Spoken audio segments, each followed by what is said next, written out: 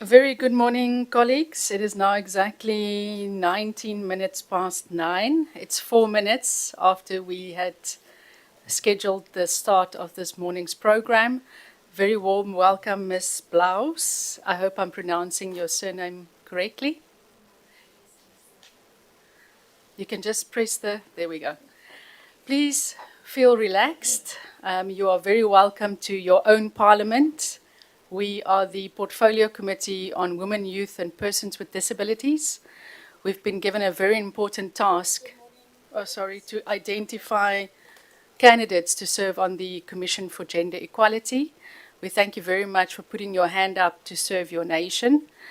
Colleagues, I want to welcome all of you. You will introduce yourselves this morning when you ask your questions. Good morning also to our support team, led by Ms. Silly, Mr. van der Westhuizen, Ms. Abrams, Ms. Levendal, Ms. Matthews. Good morning to all of you. Good morning to Ms. Landu as well.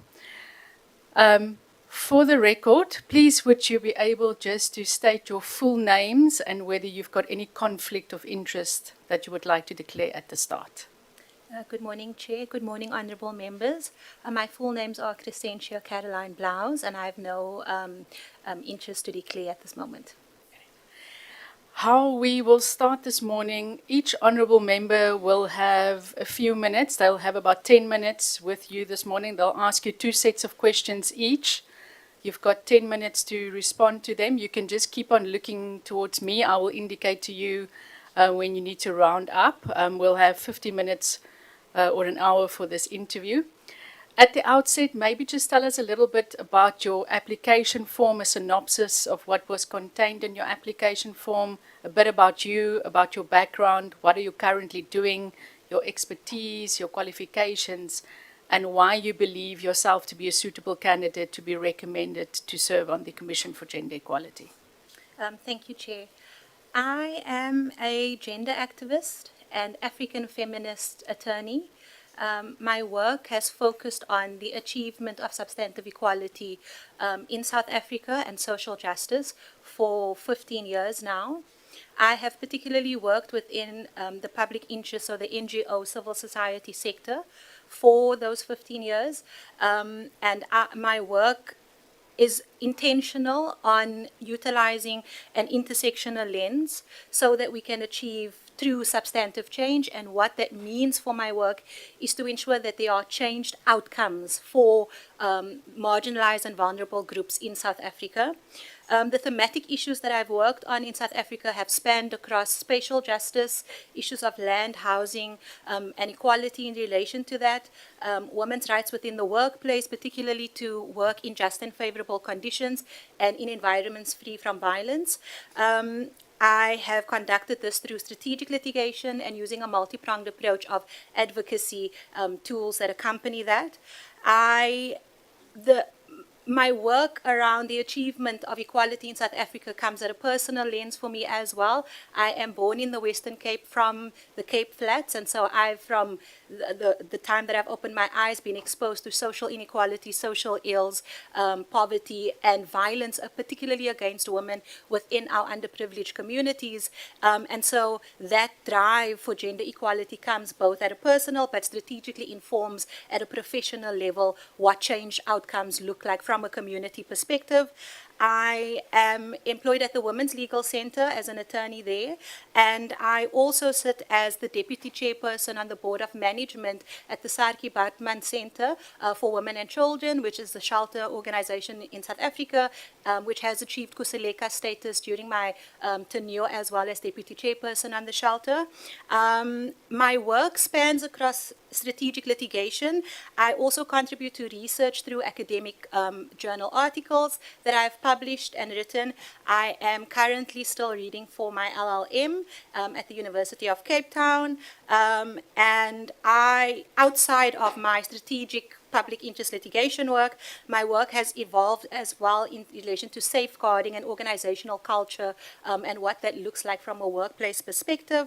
And I am a member of many networks and coalitions as well that seeks to enforce human rights, gender equality in South Africa at a regional and international level from a global South lens, as well as digital security training for human rights defenders across Africa through a human rights lens. I hope that has captured it well. Thank you, Chair.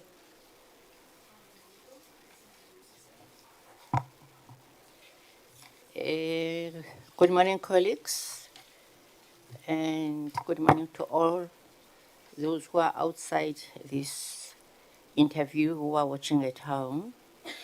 My name is Fezeka, Honorable Fezeka Mbiko. I'm the member of this committee. I'm going to ask you two sets of questions. The first set consists of first question consists of two sub-questions. I'm going to read you this little paragraph and then I'll ask you a question after that. The short paragraph that I'm going to read to you is read like this. The Commission of Gender Equality, that is the commission, in brackets, the commission, is a Chapter 9 institution, as you know, and is established with a view to strengthen constitutional democracy with a focus on the attainment of gender equality in all spheres of life. Now, here is my question to you. What is your understanding of the CGE's mandate? CGE's mandate, power and functions in terms of the Constitution and its enabling legislation. The second question is, please explain the role of a commissioner at the Commission of Gender Equality. Are two questions clear for now? Yes, thank you, Thank you, Honourable Madam. Member. Sure. Thank you for the question, Honourable Member. In relation to the mandate of the CGE finds its mandate in terms of Chapter 9 of our Constitution, which is the cornerstone of our democracy in South Africa. In relation to Chapter 9, the CGE has a sole mandate of achieving gender equality in South Africa.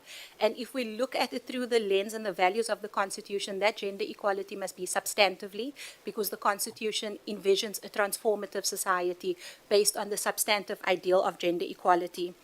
The CGE has the mandate to monitor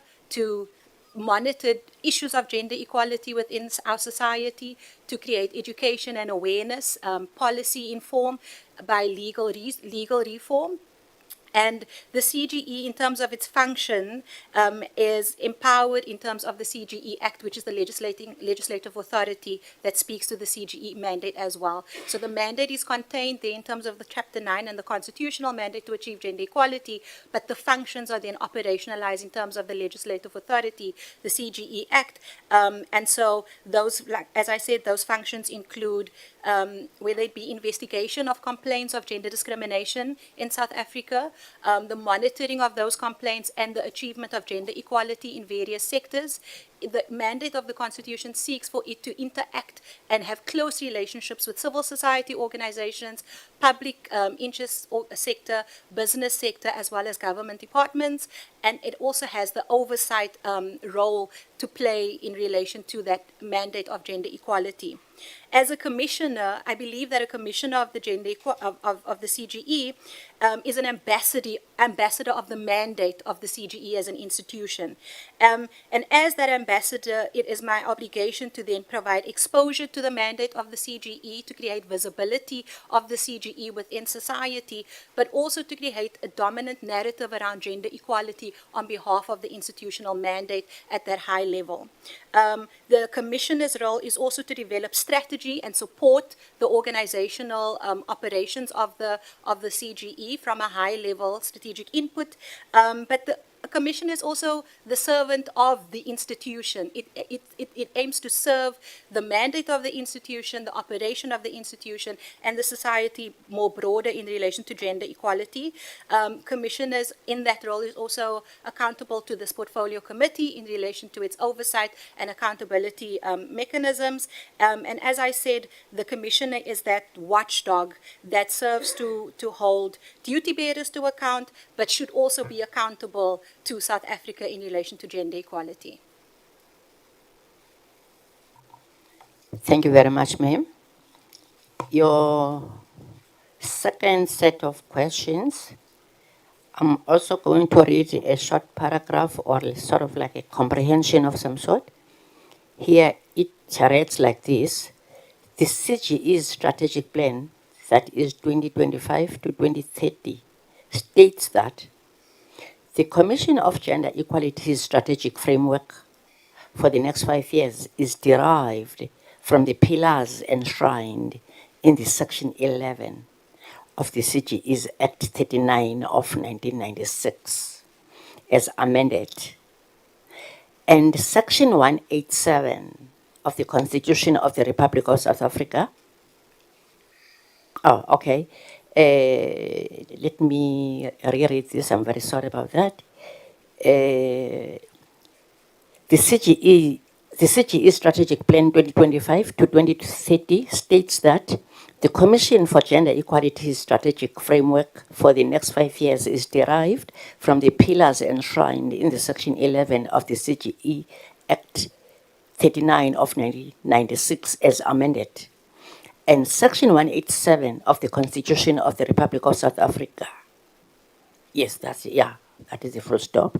And then the Commission's constitutional mandate addresses the gender imbalance and other injustices inherited by the country and provides a blueprint for CGE's role in helping to build a society free from gender discrimination. Did you get that?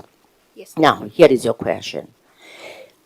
In your own view, is the Commission for Gender Equality making an impact in the public sector?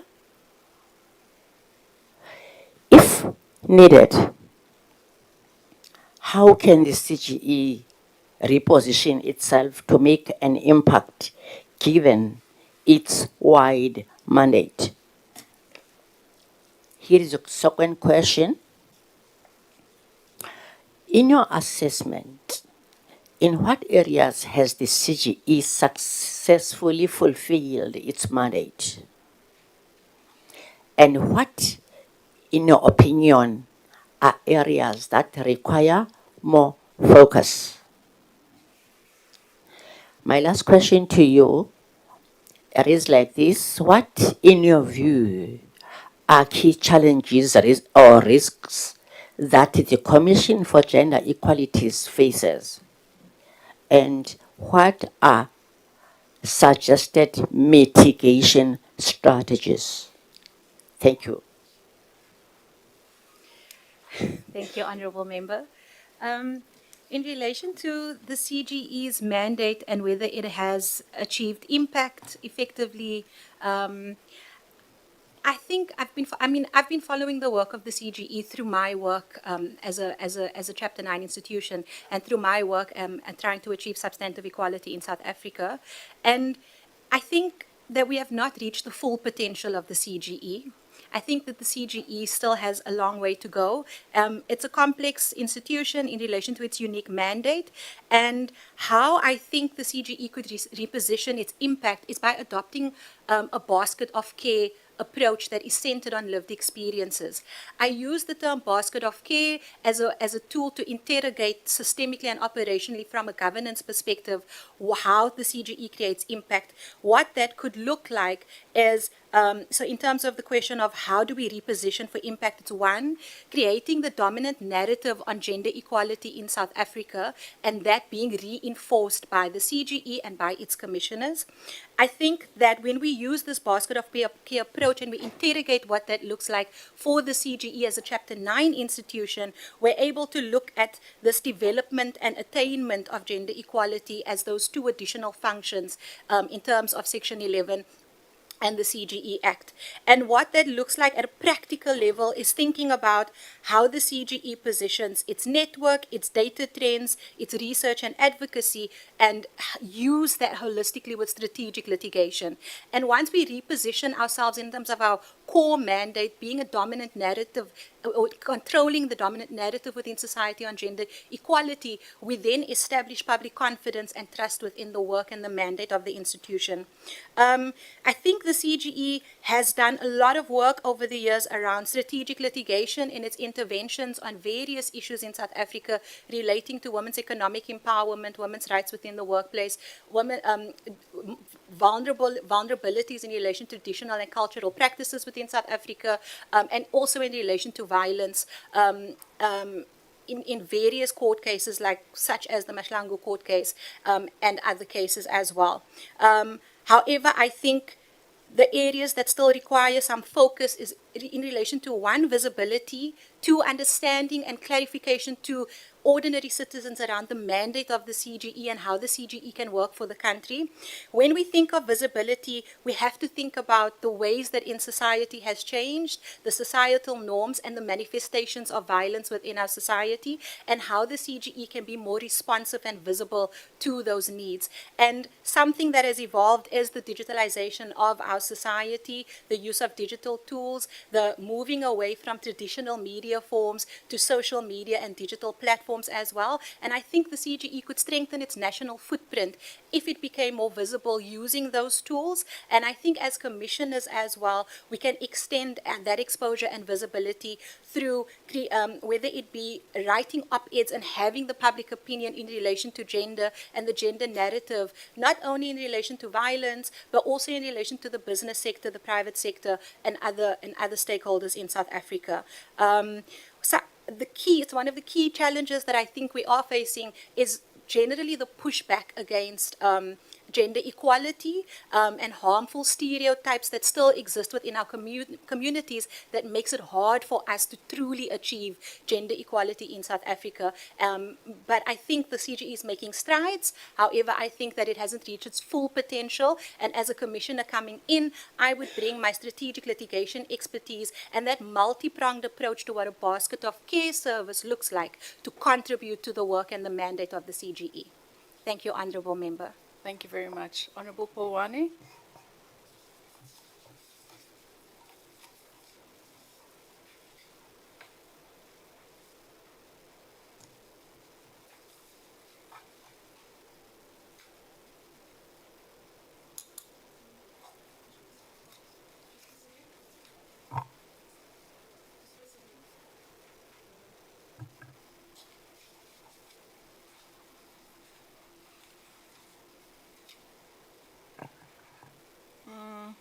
Good morning, Chair.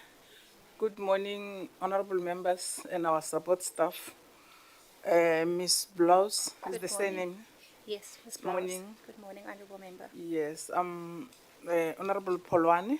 I'm a member of this portfolio committee. I've got a few questions for you. The first one is maybe before I ask you the question, let me say a key strategic outcome two of the Commissioner as per his strategic plan 2025-2030 is conducted advocacy initiative and develop a manage a public education intervention with sector partner in the promotion of public understanding for gender equality and access for gender justice. My question is, I've got only two questions on this one. Do you think that this has been done successfully, according to your understanding?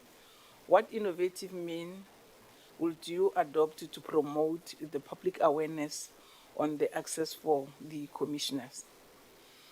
Let me take these two questions for you. I'll come again for the other questions.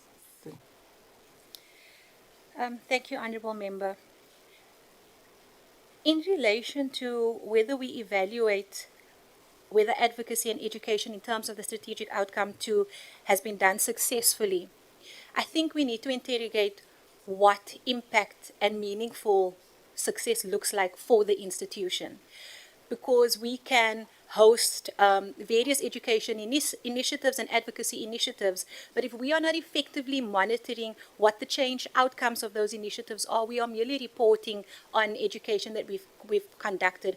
And I think how we measure success is by changed attitudes within society and within communities.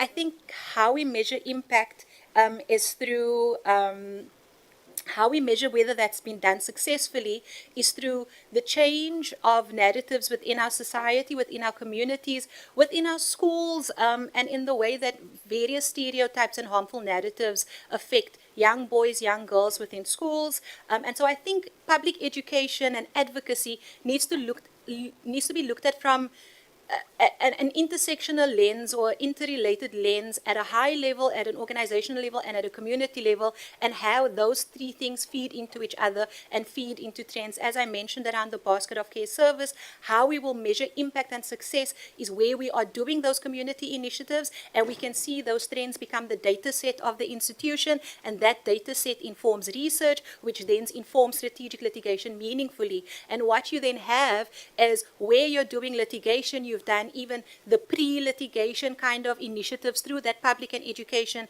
initiatives, and that can help inform post-litigation strategies around meaningful implementation as well. And this helps us overcome where we have laws and policies that we see that look good on paper but hasn't really changed for the society that we live in. In relation to innovative means for public awareness, I had mentioned earlier around the digital change within our society, where young people find themselves using digital tools and social medias to be updated on the news every day, to be updated on debates within our society. And so public education has really moved a lot away from the more formal ways of gathering within communities, also understanding different burdens within society. And I think the institution should be innovative to meet the society where they are at, and use platforms that are available to both incorporate the more traditional forms of public advocacy and education, but to also be innovative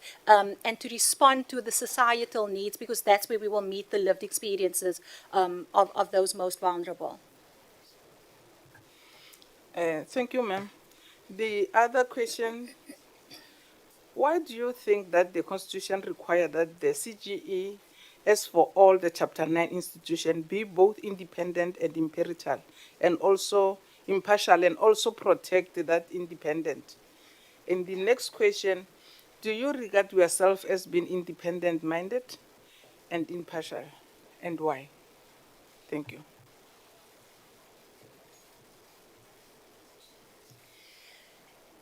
Thank you, Honourable Member. As an attorney, we're often trained around what impartiality looks like, especially within the legal system. I have directly challenged what the idea of impartiality looks like within the legal system, and being intentional around the need to advance gender equality, particularly through an African lens within our society. And so I believe that I am independent and I can be impartial in my operations as a commissioner at the gender equality.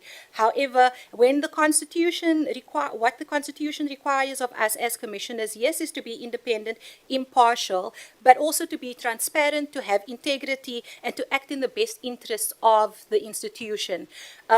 The Constitution does that because, as much as it enables the CGE in terms of Chapter 9 of that Constitution, it does so in relation to its Bill of Rights and all of the founding values of the Constitution, which is to achieve a society that is non-racist, non-sexist, and free from violence. I hold myself to a high standard for those in regards to those constitutional values in relation to my strategic litigation practice, in relation to my personal life as well. And I do not believe that there's anything that hinders me from being independent, impartial, or acting in the best interest of the CGE. Very much. Over to you, Honorable Peterson. Thank you so much. Thank you so much, Chair. Good morning, honorable members, members of the public, and Ms. Blouse. I'm Honorable Peterson, and I'm a member of this committee. My questions to you today would be about corporate governance. So my first question would be, what is your understanding of corporate governance insofar as the operations of the CGE is concerned, and specifically your potential role as a commissioner? Additionally, have you ever been accused or insinuated on unfair discrimination prohibited by Section 9(4) of the Constitution? And would you consider yourself a proper person to serve as a CGE commissioner? Elaborate on why that is. Thank you. Thank you, Honourable Member. I will start at the last two questions. I think they go together. I have not been accused of discrimination in terms of Section 9(4) of the Constitution, and I do deem myself to be a fit and proper person to serve in the role of Commissioner for the CGE. I believe that not only because of the legal and ethical standards that I'm regulated by in terms of my strategic legal practice, but also because I believe deeply within the values of the Constitution and within the CGE mandate itself. And I think that I'm fit and proper to serve as the commissioner role because while my work has spanned across the NGO sector, that work I think can contribute to the vision, the mandate of, and the strategic value of the CGE, as the CGE's part of its mandate as well is to work alongside NGOs and civil society sectors to achieve change within grassroots communities. In relation to your first question around corporate governance and my understanding of that at a CGE Chapter 9 institution level, is that we have the commissioner role, as I said earlier, which is one ambassador, watchdog, but also accountable to both the organization and this portfolio committee. And in relation to those principles of corporate governance, it's about having that fiduciary duty of accountability, transparency, ethics, being fit and proper, and serving the best interests of the organization impartially and in an independent manner, meaning we are not influenced by other narratives, stakeholders, or partners. We remain loyal to the mandate of the institution and its performance plans and strategic values.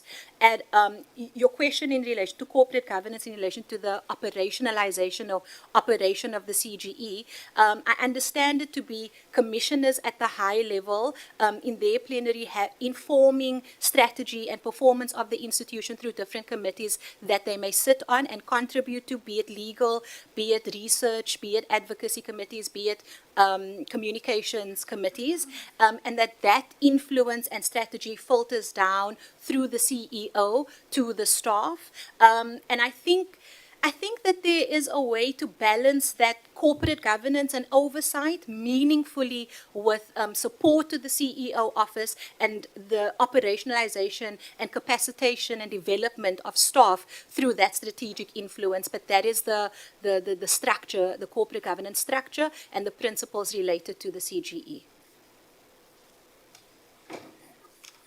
Thank you so much. And then my next set of questions would be with regards to gender equality and gender mainstreaming.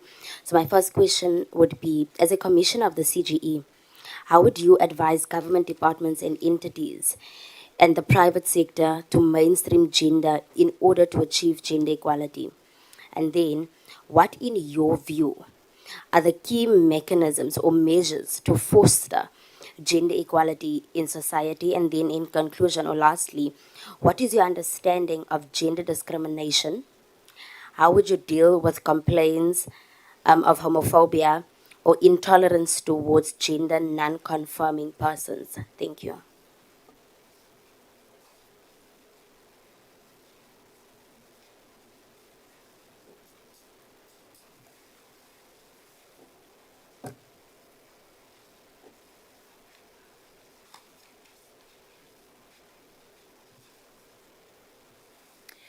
Thank you, Honourable Member, for the question. 3 questions. In relation to the first one, and how government departments, I just want to make sure that I've captured the question correctly. Government departments and private sector can mainstream issues of gender or mainstream gender. So, in relation to gender mainstreaming, this has been a big aspect of my work, and I think it should be the core mission of the CGE as well.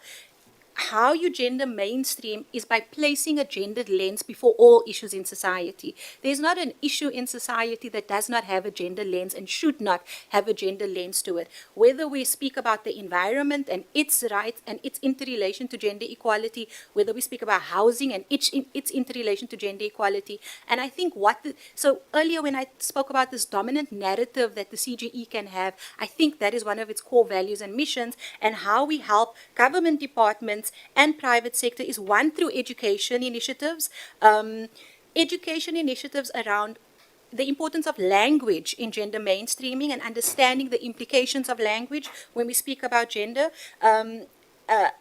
placing the gendered lens at the forefront of litigation, submissions that we make to various government institutions and initiatives that we have with them.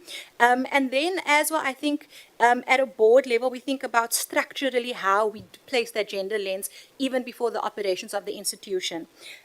An example in relation to business sector, we could easily think about how we work with business and big retail stores that navigate grant payments and social payments at the end of the month, when we think that at a lived experience level, predominantly it's women, mothers, grandmothers with children who queue for hours on those days to attain social grants and then spend those social grants within certain retail stores as well. And so what do we do, and how do we, for example, integrate with business, have a conversation with them around education and the lived experiences of women, particularly in that case as vulnerable groups on those particular times, and how do we create initiatives that are simple, that can be meaningful and impactful, whether it looks at having more tellers at a retail store that can help facilitate women's hours and other duties. And I'm using that as a practical example, but I like to merge the very theoretical and high-level things into practical change outcomes that shows that when we think of things innovatively, it doesn't require massive budget often or massive processes. We can actually think about how we collaborate in different sectors to achieve that meaningfully, similarly with government departments. Key mechanisms to foster gender equality has been this multi-pronged approach that I spoke to earlier. Litigation won't take us there by itself. Litigation is often inaccessible, and sometimes the litigation and court space itself comes with various patriarchal norms and stereotypes against people who do not understand the system itself.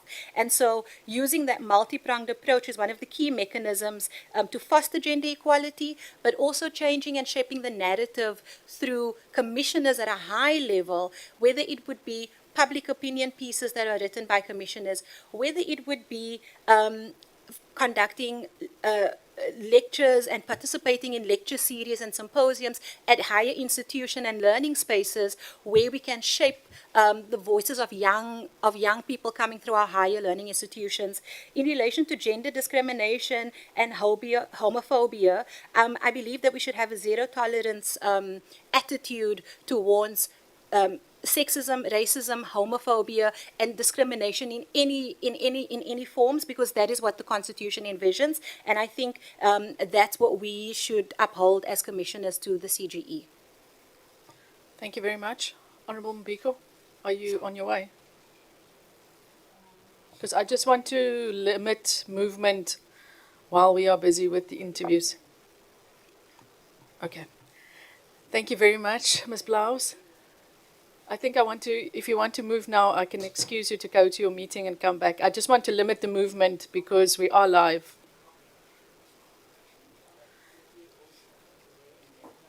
Sorry about that, Ms. Blouse.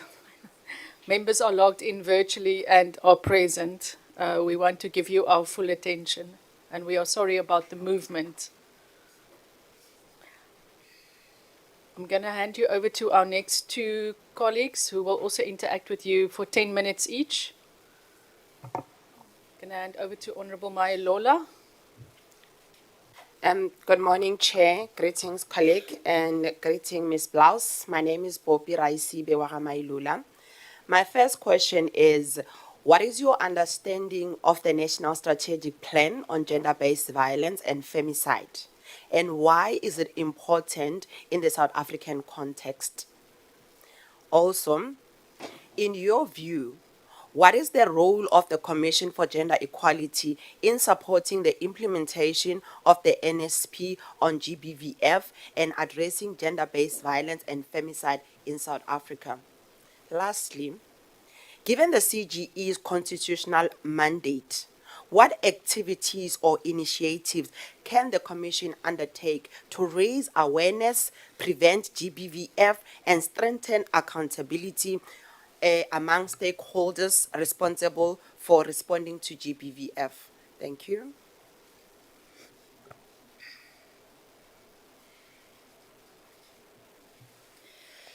Thank you, Honourable Member, for the question. In relation to the first question and my understanding on the NSP, I am from the civil society sector, and I have to acknowledge all of the activism and advocacy work that have gone into the development and the adoption of the NSP in South Africa, and I support the strategic values in relation to the various pillars within the NSP to the achievement and the eradication of violence, gender-based violence and femicide in South Africa. While I say that, I do acknowledge that because I've engaged directly with the NSP through my work, particularly on violence against women in South Africa, I have to acknowledge that there still obviously remains implementation gaps. And from your question, spoke to what some of the practical ways that we can seek to eradicate that, even from the institutional level. I think that those implementation gaps, one can be addressed through partnerships, because the NSP has this envision of a multi-stakeholder interdisciplinary approach, right? And it has that approach for a reason, because we understand that where violence manifests in society, it is linked to various societal issues, hence the different pillars within the NSP that seeks to address justice, economic empowerment, research, education, and all of those things. And so in relation to the implementation gaps that have been identified with the NSP, and through the implementation of the NSP, we can look at, for example, resources in relation to policing and their availability to give effect to various laws and legislative amendments in terms of the Domestic Violence Acts. We look at the National Prosecuting Authority and the high attrition rates within the National Prosecuting Authority. We look at health and how we can strengthen health services to give better effect to the NSP, and then we look at economic empowerment as well in relation to how violence also manifests within the workplace. And so in relation to your second question on the role of the CGE with the NSP, I think that the CGE can play a complementary and oversight role. I think it's mandated to play a complementary and oversight role. We know that the GBV Council essentially is the lead coordinator of the NSP. However, I think that the CGE in its complementary role can play that oversight in relation to accountability and operationalization of the NSP through the GBV Council. I think that the CGE can demand sensitization training at a basic level, because sensitization training also speaks to education and changing societal and community narratives that reinforce violence. I think the CGE can demand public education through the various pillars, and I think that the CGE can act and play as the independent watchdog it should be to the GBV Council in ensuring that it implements and operationalizes the National Strategic Plan. In terms of the CGE mandate, honourable member, your third question, I just want to make sure I've got it correctly, was around the prevention and awareness and strengthening of accountability. I think what the CGE actually can do is to use feminism as a tool, because feminism as a tool helps us to interrogate systemic and structural societal issues that give rise to violence. And while we know that statistics show us that women, particularly black women, are at the forefront and bear the brunt of violence in South Africa, feminism is a tool that can help one to analyze historical context, because I don't think the violence in our society is by default. It's by design through our historical and colonial disposition. And so I think if we use feminism as a tool, that tool can help us evaluate systems and help us analyze solutions that are informed by the lived experiences of those that the NSP serves to protect. Thank you, Honourable Member. Thank you again, Chair. Ms. Blas, what I would want to understand is that what is your understanding of strategic outcome 1 of the CGE, and why is it important? And also, what will be the role of the CGE be in the public sector, taking into consideration strategic outcome 1?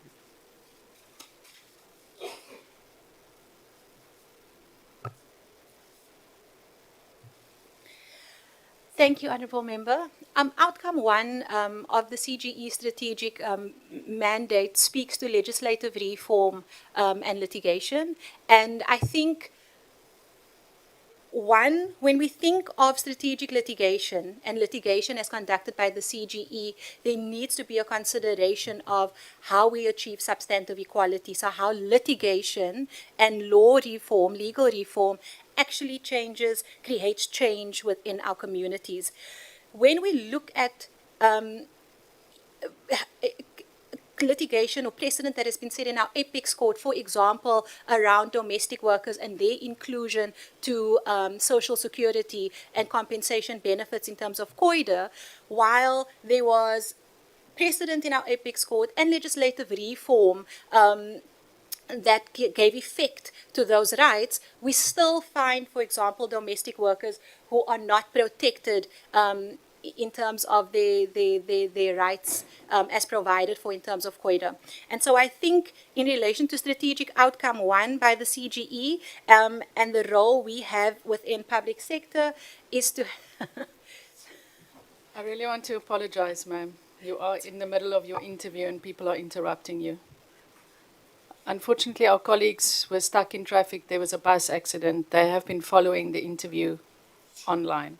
But may I ask honourable members to settle, please? Please continue, Ms. Blouse. Thank you, Chair. Good morning, honourable members. So I think maybe if I can just reframe and recapture, honourable member. Your question was in relation to strategic outcome 1 and the role that the CGE can play in the public sector in relation to that strategic outcome. So I think strategic outcome 1 for the CGE focuses on legislative reform and legal initiatives, so strategic litigation. As the Chapter 9 institution with the sole mandate of achieving gender equality in South Africa, I think that could be the lens that it places before strategic litigation. It has been doing that already through being friends of the court, but I think that there is development and capacitation that can happen at the institution level around how we develop that core value and messaging before our courts and before legislative reform policies to ensure that there is change outcomes, so tangible change for people through litigation. I think what's important is that when we look at strategic outcome 1 from a strategic litigation perspective, we have to consider what pre-litigation reforms and initiative and advocacy looks like and what post-litigation reforms, advocacy and initiatives look like.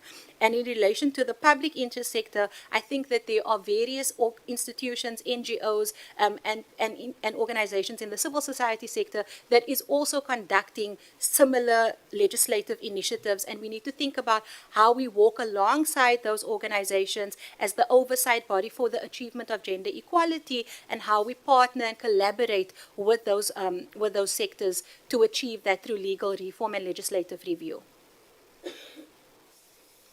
Thank you so much. Honorable Shabangu. Thank you, Chair.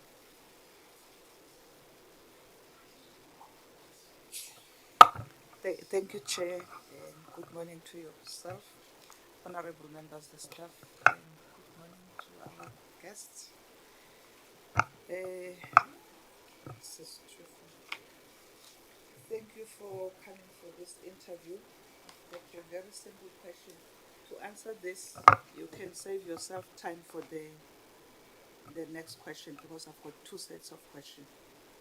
So this one will be, I just want to hear, in your own opinion, how can the CGE, am I not audible? It's at my mouth. In your own opinion, sorry for that, in your own opinion, how can the CGE strengthen its own monitoring and evaluation? And also, how can it strengthen the oversight by Parliament? Thank you.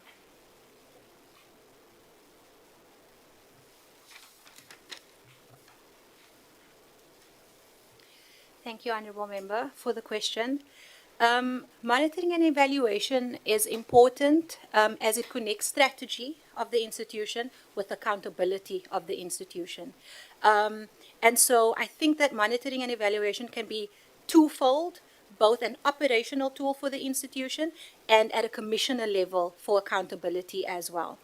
And I say that because when we look at performance in terms of the mandate of the institution, we really need to look at impact, and that is what monitoring and evaluation helps us to achieve.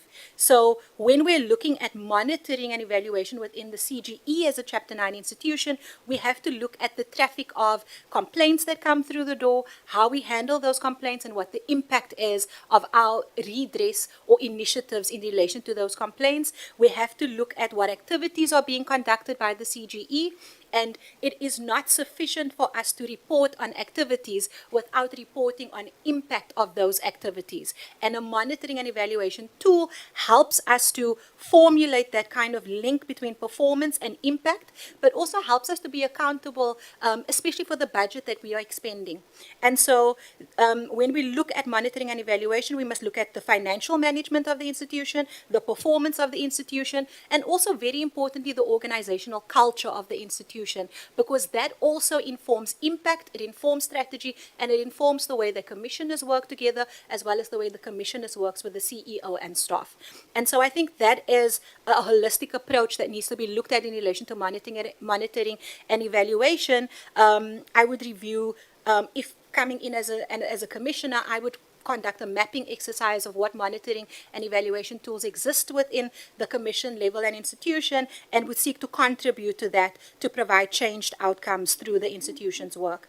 It provides us with instances for learning and accountability, but also when we are an institution that holds ourselves to our strategic value, but the impact in terms of active monitoring and evaluation tools, we will then establish public trust, because we will be seen to be an organization that holds itself accountable in terms of change and impact. And so that is my response in relation to CGE and how it can strengthen its monitoring and evaluation by looking at it through those different lenses. So financial management, performance, organizational culture, and monitoring impact at all of those levels, from a commissioner level down to the CEO and staff. And in terms of oversight with Parliament, I think that we need to be an institution as well that works closely with this portfolio committee and doesn't just come to it in crisis or response, but works with it proactively. We need to have if incoming as a commissioner, I would also advocate for a budget that is responsive to the mandate of gender equality, but to still work innovatively as a commission and as the commissioners to achieve that mandate while we advocate for budget at the same time. I don't think that, and then what we need to do with working with this portfolio committee in terms of oversight is to have this collaborative approach, to be accountable, to be transparent, and to be collaborative in how we advance not only the budget of the institution and its strategic mandate, but how we come and work with you to hold us accountable and how we hold other public interest bearers accountable as well. Thank you, Honourable Member. Thank you. My second set of questions, I will break it into three because I want this committee to get your response very clearly. And two, please don't mind us if we are busy writing, not looking at you. It's because we want to write down what you are saying, okay? So, just a quick one before I go to the real questions. This one I will ask you like a high school child. I'm sorry to do that to you. Can you give us the attributes that that you make someone to be able to communicate? Just what is it that you can say? These are the attributes of a person that is able to communicate. Because I believe that in this commission, this entity, the communication is a lot. Just give us the attribute. Don't give us example. Just tell us about the attributes of a good communicator. The attributes of a good communicator, I think, is to have clarity, to show clarity in the way that we communicate, to communicate with a sense of humility, especially at a governance level, and then also to look. So just you don't want the exam. Just so attributes are clarity, humility, comprehension. And then I think in terms of the values for attributes that make someone to be able to communicate well, is to have a clear understanding as well, to have a sense of leadership. Okay, thank you. And can you tell us, you have said it in your introduction, then most of the questions that you were answering, you were demonstrating that you have leadership skills, you have management skills. With regard to that, can you give us an examples where you have exercised your leadership skills successfully and your management skills? You answer that in 2 minutes because you now left with 3 minutes for the rest of my question. Okay. Please. Thank you, Honourable Member. I have exercised leadership and management skills at an organizational level and as a board member level as well. At an organizational level, I have managed directly junior attorneys that have worked within my supervision, and that management pertained to resource management, to their practical legal training and skills to be able to determine them fit and proper to meet the Legal Practice Council requirements and for them to be admitted as attorneys. And so that management takes place over a 2-year period of conducting articles of clerkship to enable them to be admitted as fit and proper and to be practicing as attorneys. And so that has been management of people within an organizational level. At a board level, I sit as the deputy chairperson on a large shelter organization that specifically focuses on violence against women and children, and I provide leadership and management skills there, but at a strategic level by assisting the executive director and her operationalization of the strategic values of the institution. Thank you. My last question. Do you have litigation experience? Do you have advocacy experience? If so, can you talk to us about your experience in those two aspects, litigation and advocacy experience? Thank you, Honourable Member. I have extensive exposure and experience in strategic litigation and advocacy. I think the two go hand in hand.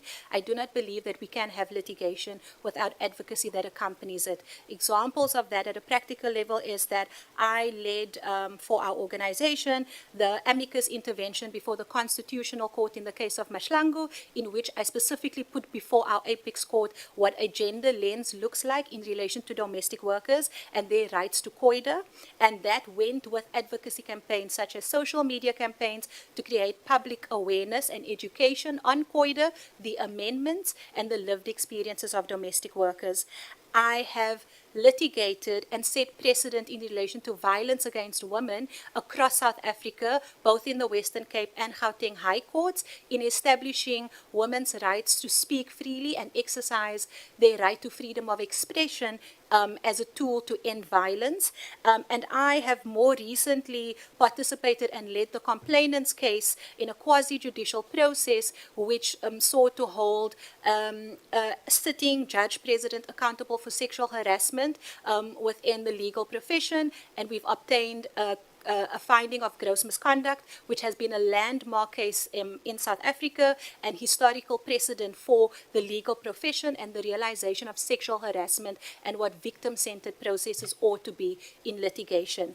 The advocacy tools I've used to accompany all of that strategic litigation, but I also have extensive advocacy exposure in relation to making submissions through Parliament and to various committees on legislative reform. Advocacy at an international level. I attended CSW last year as a representative for my organization, and advocacy in relation to various initiatives that accompany the strategic litigation, as I said. Thank you, Chair. Ms. Blouse, is there anything that you would like to say to us in closing, or is there anything you would like to ask?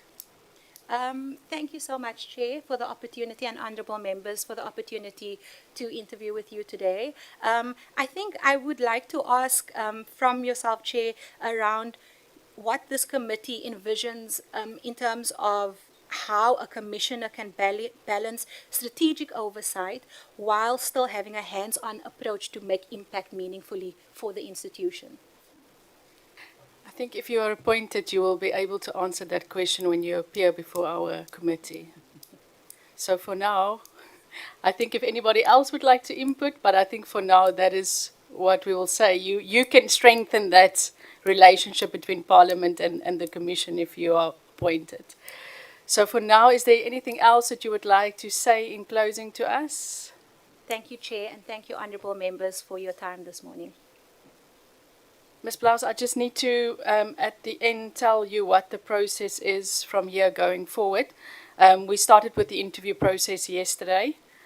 We will continue today.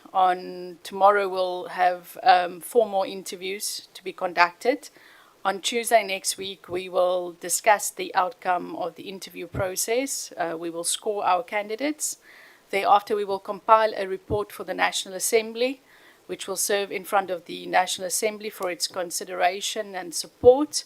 And once we have concluded, or the House has concluded that process, our recommendations will be sent to the President of the Republic.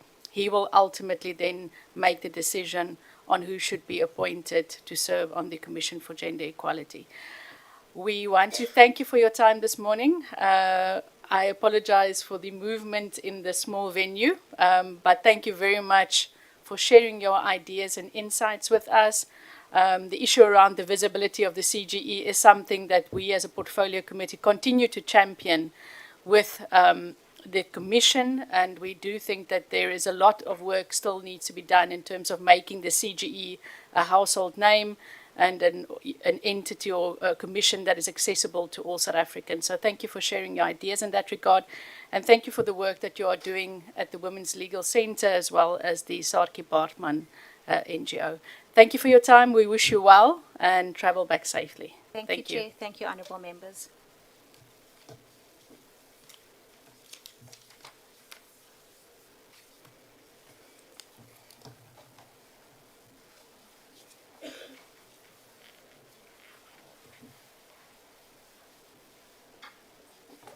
Colleagues, the next candidate is candidate Ngobo, candidate 2. Jasmine, I think you'll do 1 and 2, or do you want to do 1 and 2, Honorable Shabango? Okay. Honorable Jasmine, you'll do 1 and 2. Honorable Pulwani, you want to do 3 and 4? 3 and 4. Honorable Angel, 5 and 6. Honorable Mkrunu, 7. Honorable Mailola, 8. 9 and 10. 9 and 10. Give Angel 2. I've given her 2. It's 1, 2, 3, 4, 5, 6, 7, 8, 9, 10.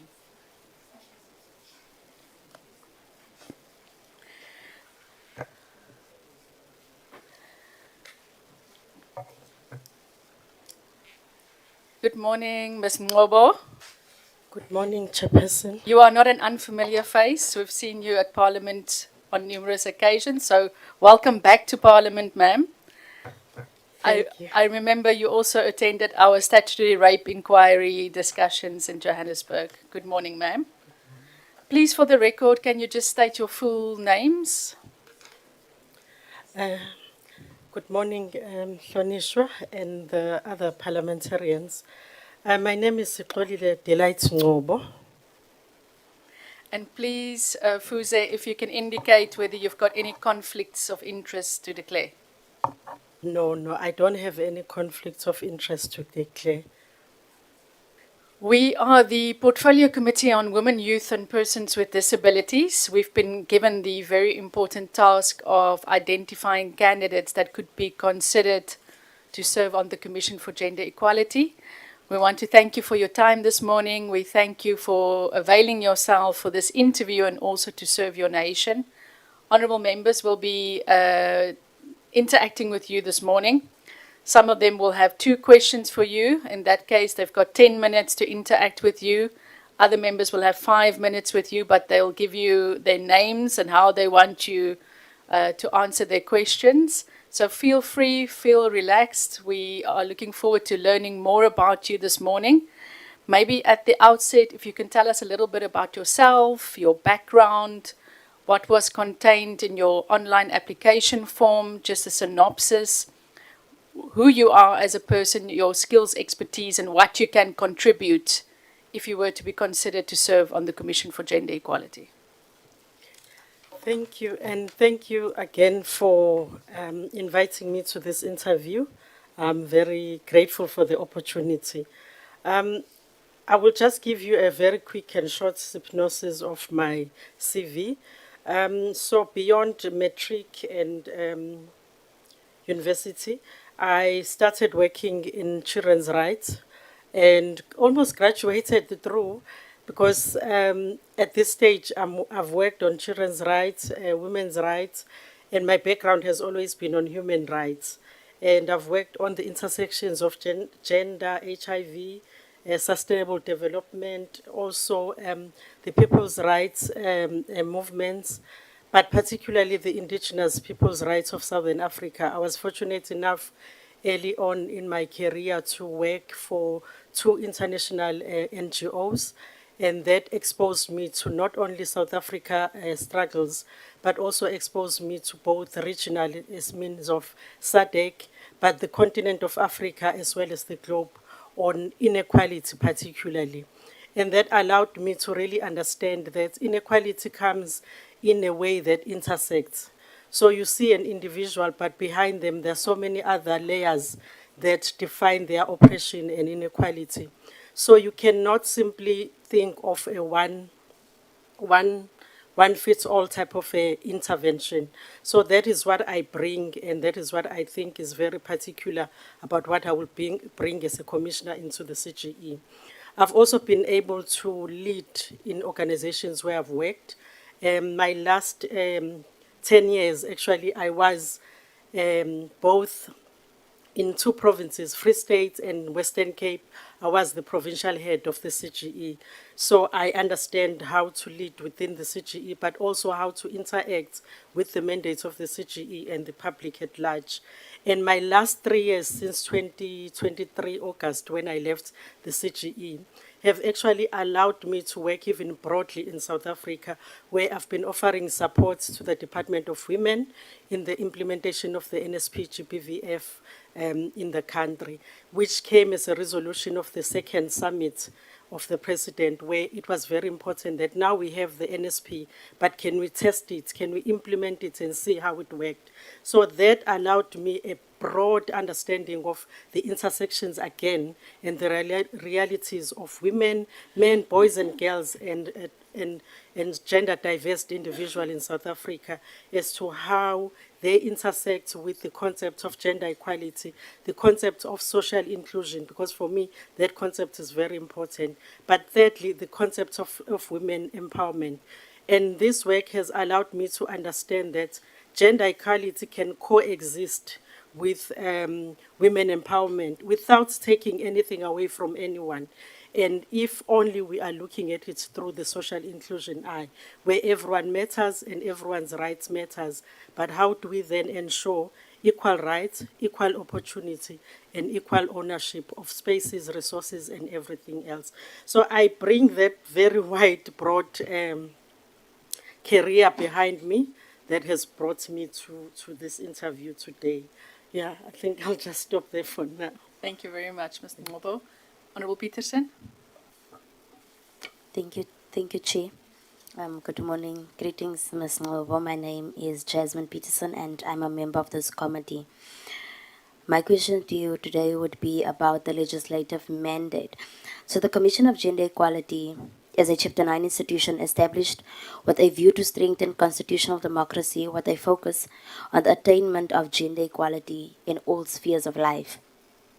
So what is your understanding of the CGE's mandate, powers and functions in terms of the Constitution and its enabling legislation?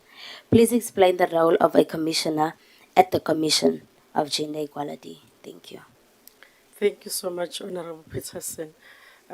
So first and foremost, the mandate of the CGE is to protect and promote gender equality and the attainment of gender equality. Where the CGE does this through ensuring that there's enabling legislation. This will mean if there is legislation that is proposed or legislation that already exists, the CGE will have to go through it and check what are the nuances in that legislation that impede on us achieving gender equality. Then the other one is through research, where the CGE can conduct research or can even consider research that looks into why are we not attaining gender equality in South Africa? Why are we not able to deal with discrimination and oppression that leads into gender equality? The third one is around the CGE being an information space where the CGE should educate the public, but they should also formulate information that the public can use on its own to know and learn what it means to be in a gender equal society. And then also in that manner, they will also need to monitor the state's policies, the state practices, and also be able to be a port where the public, private sector, and everyone who is anyone in the Republic is able to get into what is gender equality. But the powers that they have as the CGE are to monitor, but also to investigate, and also to make recommendations, particularly to Parliament. But also those recommendations, they come in different forms. As a commissioner, my role will be to ensure that we move beyond compliance. I think for a very long time, the way we've been looking at gender equality has been through the lens of let me be compliant so that no one asks me any questions. So my role as the CGE commissioner will be really pushing the envelope to beyond compliance. We already have a framework that speaks about gender responsive planning, budgeting, monitoring and evaluation and auditing. So how is that framework then? As a commissioner, I will use that framework to make sure that we move beyond compliance and make sure that the policies that are in place, advise on policies that are in place that are going to be more on the gender responsive side, but also help us move towards transformative society. I see the role of a commissioner as more of an advisor, a leader, and a strategic thinker, and also someone who understands, who brings in the lived experiences of being a South African and how gender inequality intersects with daily lives of people in South Africa, and use that experience to inform what could we see in policies and practices and the general conducive space where gender is really lived from an equal perspective. So that's what I see for that particular role. Thank you. Yeah. Thank you so much. My next set of questions would be, in your view, is the CGE making an impact in the public sector? If needed, how can the CGE reposition itself to make an impact given its wide mandate? Additionally, in your assessment, in what areas has the CGE successfully fulfilled its mandate, and what, in your opinion, are areas that require more focus? In conclusion, what, in your view, are key challenges or risks that the Commission of Gender Equality faces, and what are the suggested mitigation strategies? Thank you. Thank you, Honorable Peterson. So the public sector, I will think you are referring to the public sector as in government, or you're referring to the public at large. Public at large. Okay, thank you. So then it means then it is across the society kind of an impact that we are looking at. So I think CGE has made impact in different spheres of life. For example, they've made a good impact in the public administration life, where there's that daily and yearly interaction with laws and policies. And through the parliamentary office, they've been able to even inputs on legislation, but also do what they call hearings and investigation on transformation. When it comes to the private sector, it's a touch and go, because the private sector is a very, it's sectored, so you need to really understand from your financial to your mining, to retail, to production. I think it's a big space where the CGE can still do more work. In terms of the public, I mean, individuals and citizens in South Africa, that's one space where I feel that the CGE can still do more. Why I say that? It's all good and well to inform the public what is the CGE's mandate. But what becomes important is how, when we tell the public what is the CGE's mandate, how do we move from the norms that feed gender inequality, the beliefs that feed gender inequality. So for me, I still believe there's quite a lot of work that we need to do with the citizen, because gender equality is actually a democracy project. Before 1994, gender equality did not exist. So we cannot then assume that by 1994, everyone now understands that gender equality exists. Of course, it exists in a paper. As the you paper round called up. the institution, the constitution. So I really think there's more work with the individuals. That's why I see that as an area where we can move forward. Mitigation. For policies and practice in all the spaces, I believe that by now we should have an online gender maturity model, that anyone who wants to see where they are in terms of gender equality, they can put in their details there, and somehow the machine works out and tells them you are gender blind, you are gender targeting, you are gender responsive, or you are gender transformative. So, and that it also then tells you how do you move from being gender blind to being gender targeting and so on. When it comes to risks and challenges, I think CGE is such a small organization, 91 people having to serve over 60 million of South Africans. I think we need to really come up with better ways of how we do that, and I see that as the biggest risk for the CGE. Thank you. Thank you, Ms. Ngobo. Honorable Polwane. Eh? Yes, okay, Honorable Shawango. Just hang on, Honorable Polwane. Honorable Shawango wanted intervention. It's just a quick one, Chair, because I don't want to ask at the end. If you say private sector is a touch and go, there's more work to be done in the public. I just want, in few seconds, for you to clarify that, because I believe that private, it's also a very huge industry. If you say it's a touch and go, more work must be done in the public. Can you clarify that for us? Honorable Shabangu, I had said the work that has been done in the public sector, meaning government, is good, it's on par. But the work that has been done with the private sector is almost a touch and go. It's not yet a complete task. So there still need to be more work that is done with the private sector. I say this because in 2022, I was fortunate enough to partner and walk a journey with a very big mining company. And the first thing when I asked about gender and sexual harassment, the company said we don't have incidents like that. But by the end of the year, they had actually fired people who were sexually harassing others.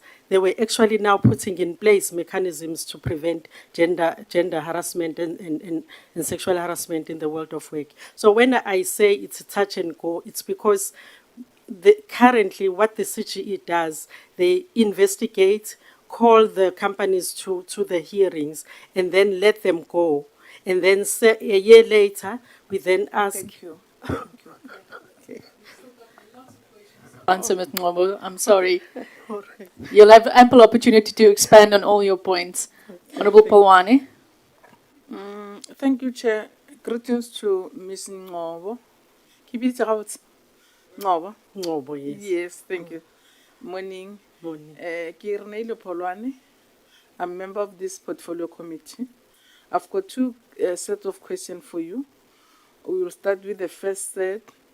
The first set, maybe before I can ask the question, can I check with you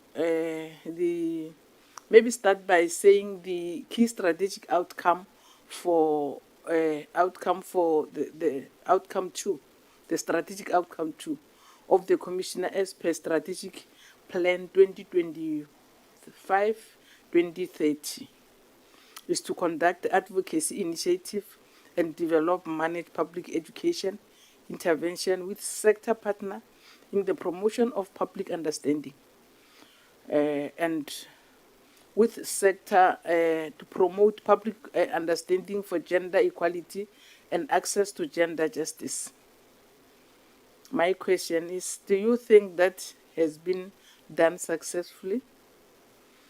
That's the first question. The next question, what innovation mean will you adopt to promote the public awareness to access for the Commissioner?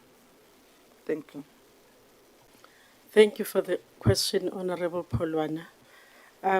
This one is the one where the CGE needs to manage and design public education and also do public information projects. So from my instance, what I think the CGE has done very well in raising the point of there's something called gender equality. They've done very well in that. They've also done very well in discussing what are the tenets of gender equality. And also through the programs that they've run throughout the country in all 9 provinces, they've actually really helped the public to understand that there is something called gender equality and that they need to adhere to. So that one, I think they've done very well. What I could think of as innovations, so the CGE currently have what is called a gender mainstreaming program that they partner with various institutions to make sure that gender equality is being understood. So one of the innovations that I think should come in that concept is the concept of moving beyond just gender mainstreaming, because gender mainstreaming allows organizations to consider and commit to a strategy.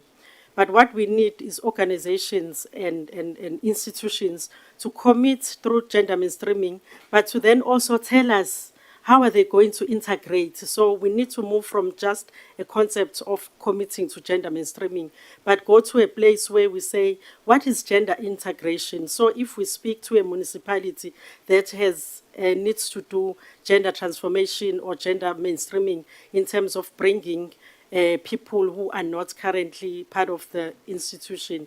So what are the steps that they need to take? So I think that is where the CGE really needs to start strengthening its public education space and also strengthening its interventions in terms of advocacy. Because it's one thing to come into a council and advocate for gender transformation, but then what then needs to happen? So it's important to just start looking at how gender mainstreaming is then integrated into, if it's a municipality, into an IDP, if it's a department, into an APP, if it's a private sector, into their broader diversity and inclusion strategy. So how do we inform those things?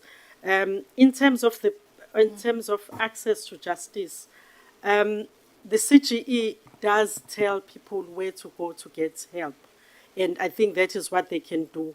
But I think I can expand more on the other outcome that fits into the access to justice as well. I wouldn't Thank want you. to. I think it's enough for now. Honorable Polwani.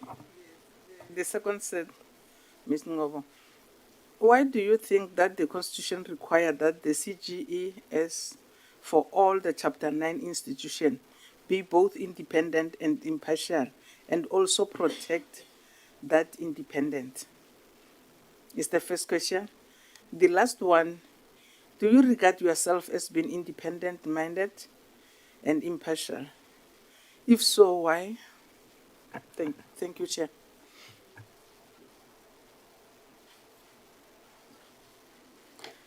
So thank you, Honorable Polwane.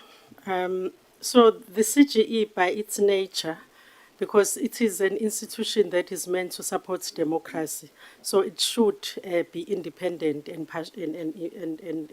impartial to protect itself first and foremost. So what that means, it means what the CGE does on the left hand must be able to do on the right hand as well.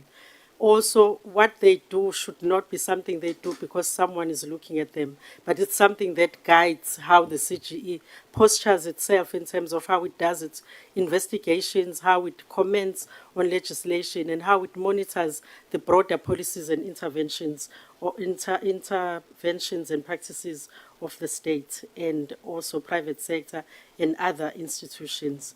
So the partiality is very important, because it means you will give an advice that is based on what the law says and what the Constitution allows you to, particularly the understanding of Chapter 9, which is the chapter on equality.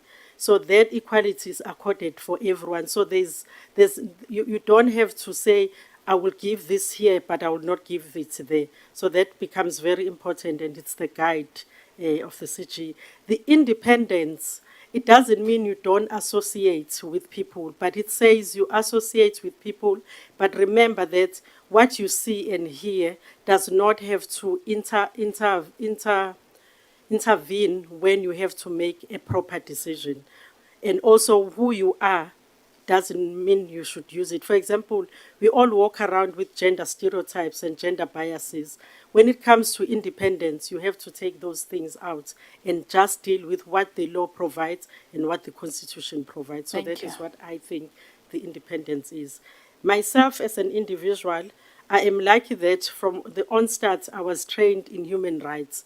So human rights say everyone is human, and Ubuntu comes as part of that. So I believe that I'm a very independent person, but also I'm able to exercise my impartiality on things that come across me. I'm not a a subjective person, I look at what is the process here and let's run with the process. What are the rules of this game? Let's run with the rules of this game. So Thank you. that's who I am as a person. Thank you, Ms. Ngobo. Honorable Kanile, you can take your 2 questions and your 10 minutes. Thank you very much. Good morning, Ms. Ngobo. Morning. My name is Angel Kanyile. I'm a member of this portfolio committee. I have a few questions for you. The first question that I have is, what is your understanding of corporate governance insofar as operations of the CG is concerned, and specifically your potential role as a commissioner? The second question that I have is, have you ever been accused or insinuated on unfair discrimination prohibited by Section 9, subsection 4 of the Constitution? And the next one is, would you consider yourself a fit, proper person to serve as a CGE commissioner? If so, can you please elaborate why?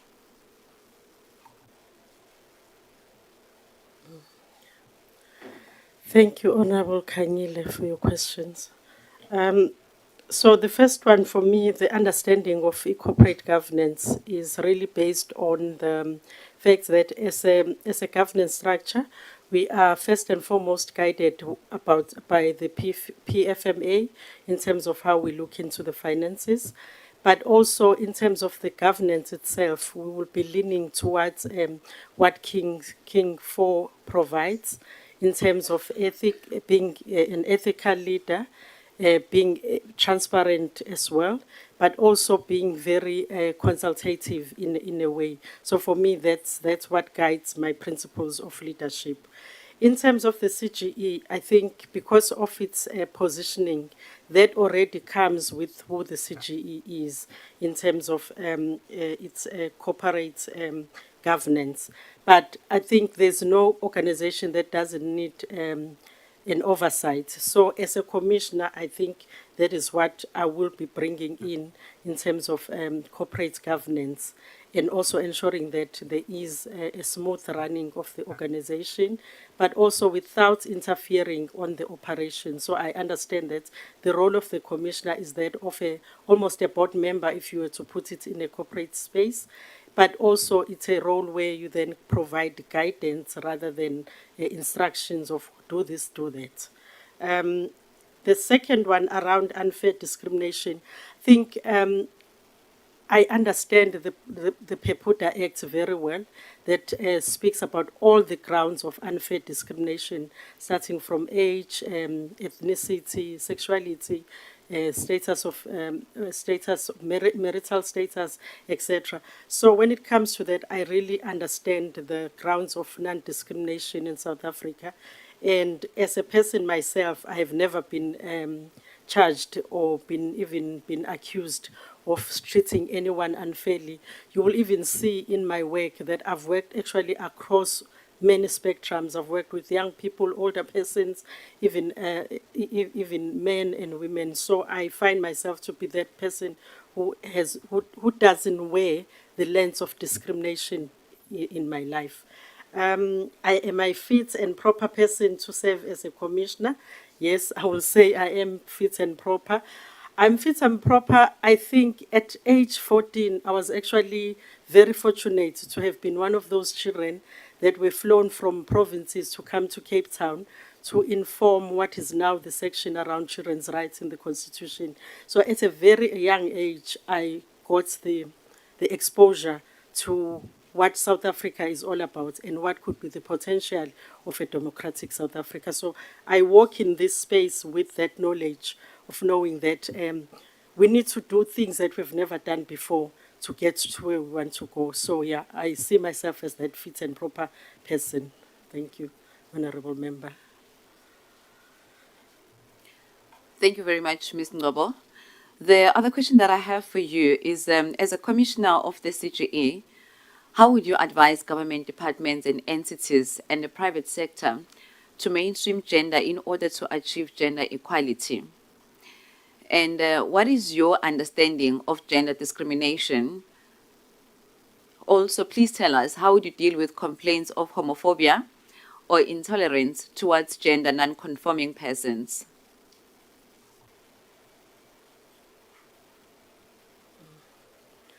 Thank you, Honorable Kangile. So I will then say, from the investigation that would have been done and maybe probably the hearings that would have done as well as the CGE, then the next step will be offering the advice, particularly in terms of how do we get to gender equality. And I'm being mindful in that advice that when it comes to gender equality, it is the balancing of getting gender equality but bringing along women's empowerment as well. So that's why my advice will always be through the lens of social inclusion. Because if I take the lens of social inclusion, I then understand that the government or private sector or anyone who comes for advice is actually confronted with a very huge dilemma, because they have to fit in very diverse people in one space. And those diverse people in one space need to first and foremost feel that they're being included, but also feel that they belong. So I look at how the policies are framed. They allow for entry, which means we meet the equity. But what it doesn't do is it doesn't call us to understand how do you enable an environment for diverse people to exist. As I spoke earlier on about the grounds of discrimination, so those grounds of discrimination, now we need to look at them as every person who comes in that particular space where the company is at, or the department, have all these potential grounds of discrimination by the organization itself or by the people around them. So that's why for me the social inclusion aspect becomes very important, because I, as a black woman who is of my age, and then there's someone next to me who is a man of their particular age, race, and gender. How do I even socialize and interact and see this person as my team player or my co-worker or whoever? So the journey of gender equality doesn't stop at equity. It actually moves beyond equity. That's why inclusion and belonging is very important. So my advice to a company or anyone will be: consider your equity, consider your diversity where we are taking all these people, but make sure that when they come in, their diverse individuals, they are able to be included and also belong. Because if those two are done properly, we wouldn't be sitting with 2% of executive CEOs who are female, who are sitting at 2% since 1994. Because those females go into companies, they find the environment unable to be conducive for them to exist, and then they leave. So that's why we're not getting the equity right. Even when it comes to political representation, we've gone down, because even within the spaces of politics, the enabling environment has not been really worked on. So we have policies in place that allow entry, but we don't have the steps on how to stay and be conducive in that environment. So that would be my first advice, and to everyone. As you wrap up, ma'am. As I wrap up, I think I've explained around gender discrimination, and when it comes to gender diverse individuals, I think this is where really we need to work a lot, because the fact that we are in a space where the spaces allow heterosexuals to go around freely, but the moment you identify yourself as a trans man or a trans woman, everyone looks at you like, oh, okay. So I don't understand why is there something like that. So that's why for me it's very important to normalize gender identity. To normalize it, because that person, that is their identity. I don't have to interfere with it. Therefore, when it comes to dealing with homophobia, it's actually teaching heterosexuals that you have a privilege of a world that has always spoke about heterosexuality as normal, and then said other people are diverse. We even say diverse people, and for me that doesn't sit very well. Everyone is a person, umuntu. Whatever identity they choose to have or sexual orientation they have or they are born with, I don't think it's really something that it should be problematic. I think we should problematize the fact that people have the right to be hating. I mean, there's a law around hate speech in South Africa, and I don't think we are implementing it a lot. We are not even making examples of people that do hate speech, people that have homophobic attacks. We don't make enough examples of how that is not allowed. It's not a human right of a heterosexual person Thank to you. offend someone who is gender diverse. It's not a human right. It's a human violation. Thank you. Yeah. Thank you, Ms. Ngobo. Honorable Mkhunu. Thank you, Chair.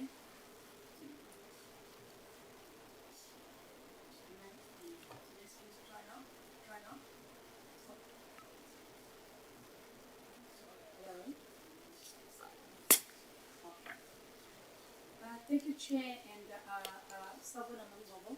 Yebo, Honorable Mkhulu. Okay, my questions to you are, what is your understanding of the MSP on GBVF?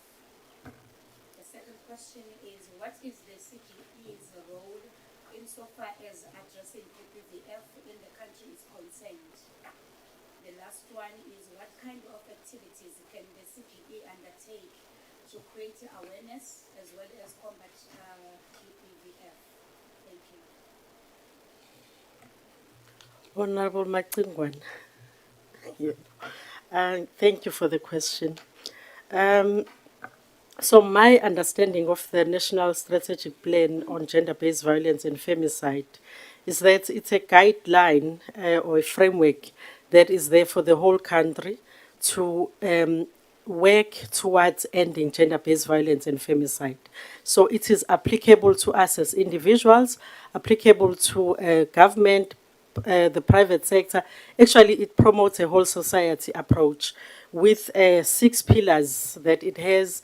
A pillar that is big is on governance and coordination, accountability and leadership. Pillar 1, Pillar 2 on prevention, Pillar 3 on access to justice, Pillar 4 on response and healing, Pillar 5 on economic power, and the last pillar is Pillar 6 on research and information management.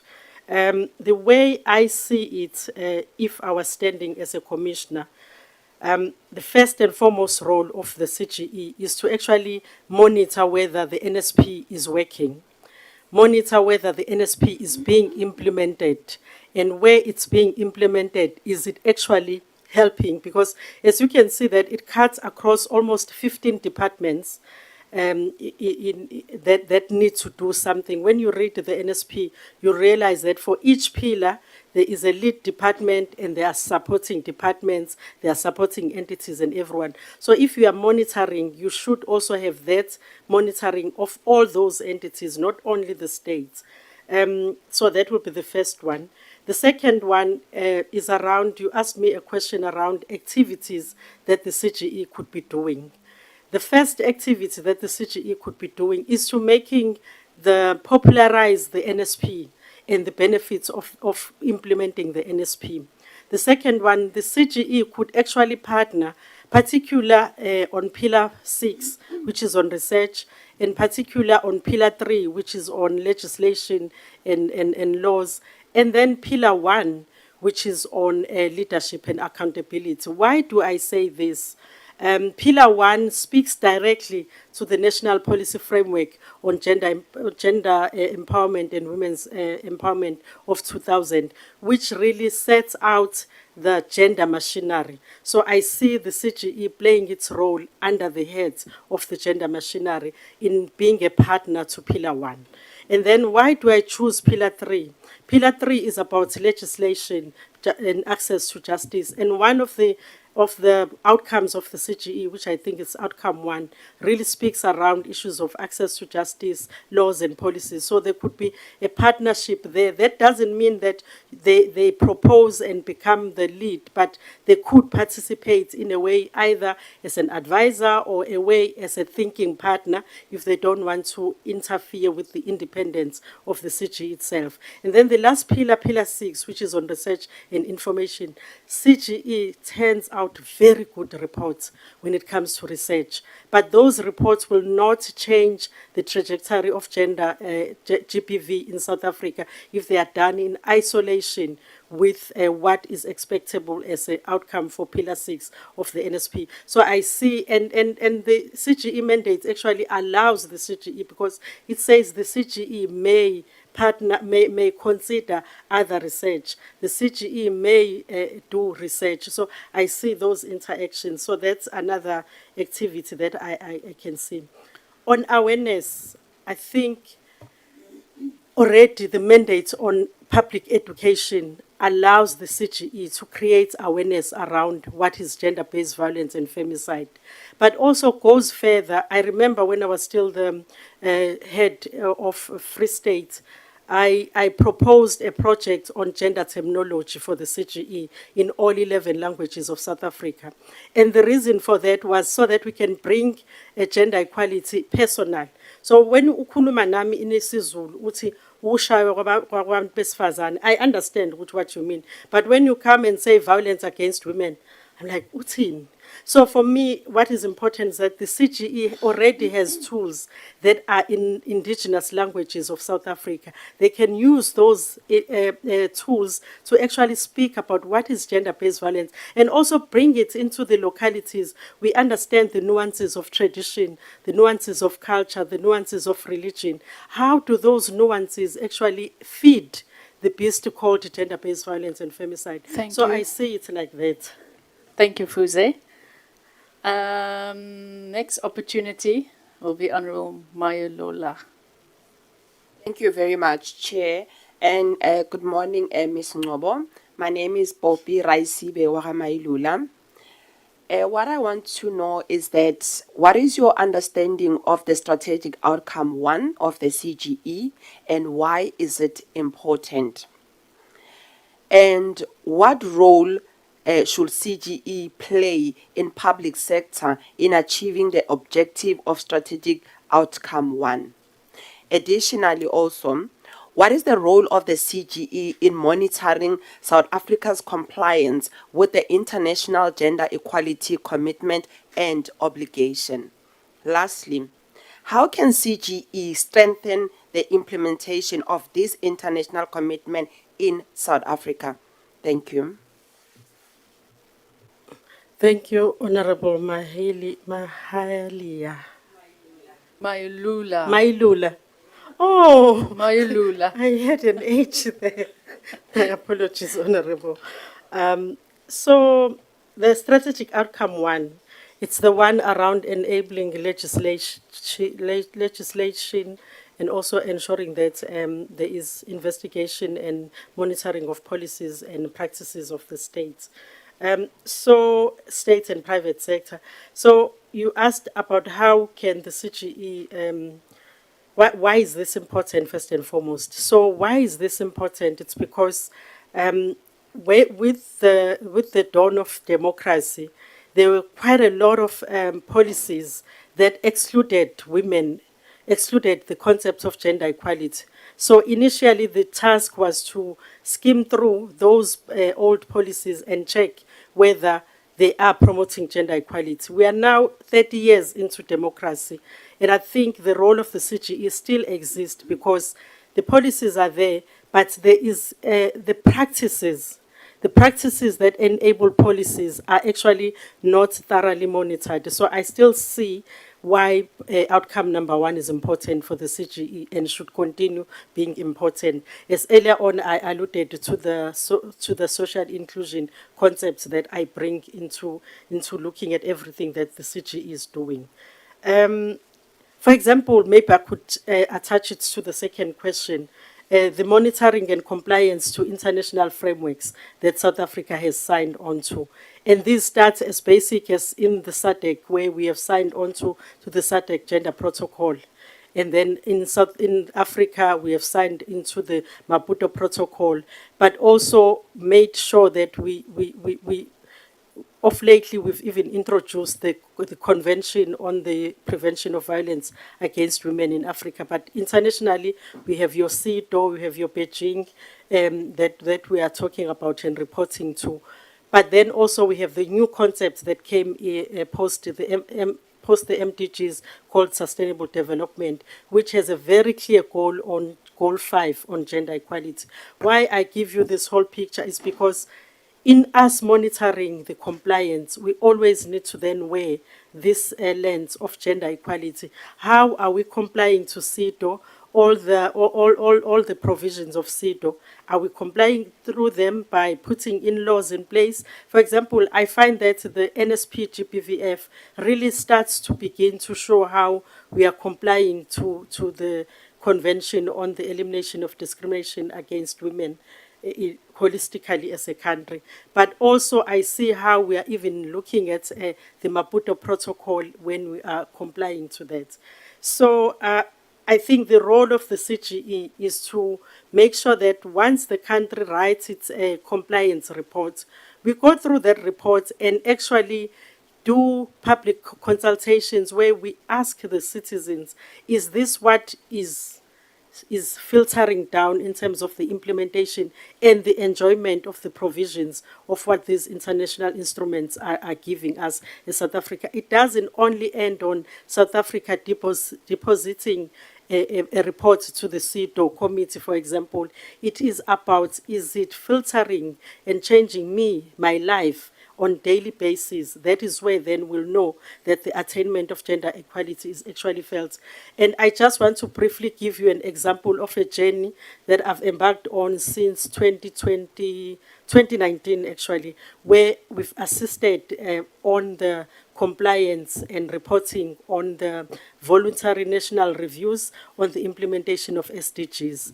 And in that process, I was still at the CGE, that enabled a whole Leave No One Behind dialogues, where you go to a particular village, township, or locality and speak to citizens and ask them, are you feeling the goal of ending hunger, poverty, gender equality, and all that? And then ask citizens to rate how in their locality are they receiving and getting life that is changed, because South Africa is now implementing what they've signed onto at an international level. So for me, I think it becomes very important, and it's a place where I think the CGE can still strengthen what they do in terms of monitoring the compliance, particularly when we take that work and match it with the outcome number 2, where we need to do public education and raise awareness at a community level. That is where we can then take that all the international instruments that South Africa has signed to, make them to summarize them in a way that makes me understand when we say violence against women. Women should not experience violence. What does that mean? And tick according to where I am in my locality and be able to interact with it. Because it's one thing to say the country has signed onto these things, but the intention of the country signing onto international frameworks is for those international frameworks to provide safeguards for citizens of that particular country. So I think we can push the envelope to that. We can even have something called a citizen scorecard when it comes to CEDAW, a citizen scorecard when it comes to how they are feeling the provisions of CEDAW or Beijing or the SADC Gender Protocol or the Maputo Protocol. But I think for me, it's that part that I'm not really seeing, and I see it as something that the CGE can still do. Thank you. Thank you. Honorable Shabango, for your 10 minutes.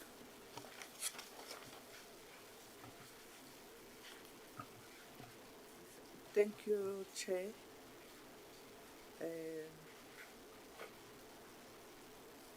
Am I audible?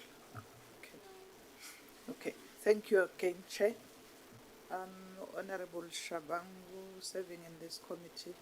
Mapolova, good morning. Good morning, We're Honorable going to Shabango. start with a very short question. In your own opinion, how can the CGE strengthen its monitoring and evaluation? And how can it strengthen the oversight by Parliament? Thank you.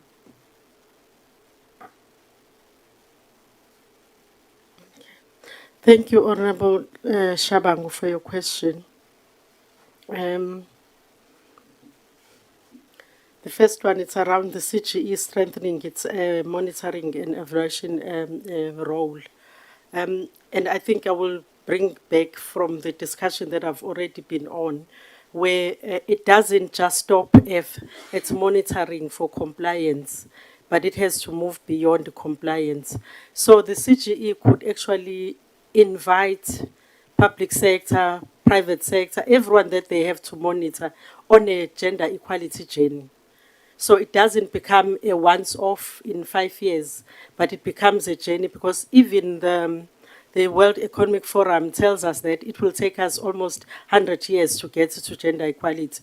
So we can never then do the monitoring as a once-off and then leave it, come back again. So there must be a journey that we are working with the sectors on in terms of gender equality. So that will be my first improvement or the strengthening that the CGE can do. I think the second one comes from a place where the CGE will see what is wrong, but will never tell you how to fix it. And I understand why they will not tell you how to fix it, because then when they come back again, they are now referring their own game. But I think there is a role, secondly, where the CGE can actually partner with, for example, the National School of Governance to make sure that there's proper gender mainstreaming and gender integration course that is for private, public sector people. We have a cohort of people called gender focal persons. Those gender focal persons exist for a purpose in the structures of the gender machinery. They are all positioned in departments, municipality, and everywhere. But they need to have the capacity that is technical, that will help with, once the CGE has monitored and pointed out the things that are not working, there needs to be technical input so that they move into the next level. So the partnership with Department of Women and National School of Governance will be about creating a capable state of gender practitioners who are actually able to assist. And then we can find ways as well to partner maybe with the institution of higher learning, where we also offer this course for anyone who is in the private sector, any other sector that is not able to be trained through the National School of Governance. Because why I say this, gender is a technical issue. Gender is not about how passionate you are.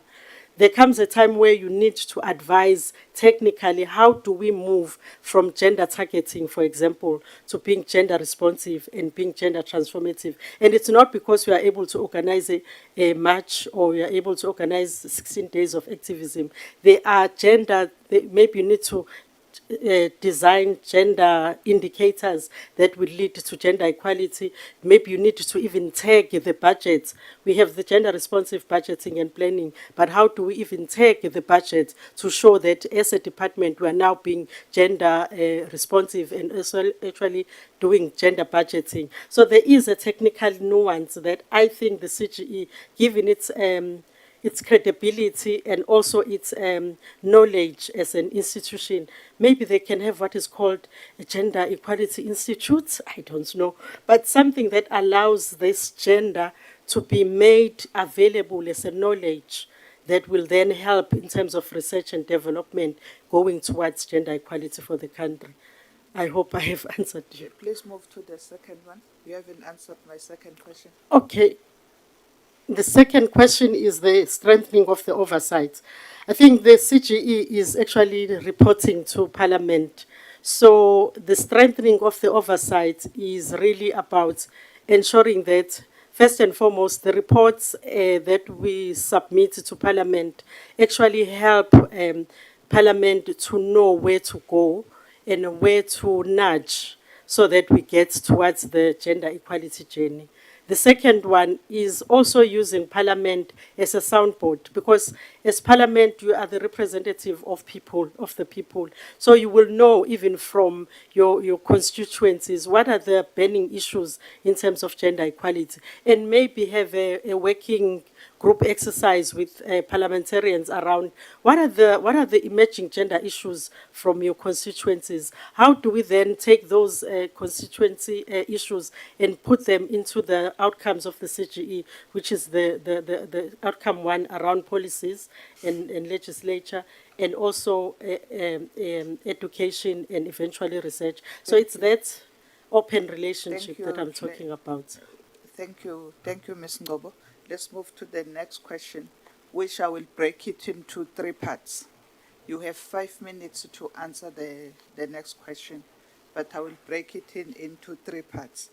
One, I want to believe that you do have the leadership skills, you do have the management skills. In answering this question, whether you have or not, I want you to give us the scenarios or experience where you have exercised your leadership and management skills successfully. And you still have 2 questions to answer in the 5 minutes. So please just compress your answers. Thank you. Okay. First and foremost, my leadership. I believe in what is called quiet influencing in my leadership.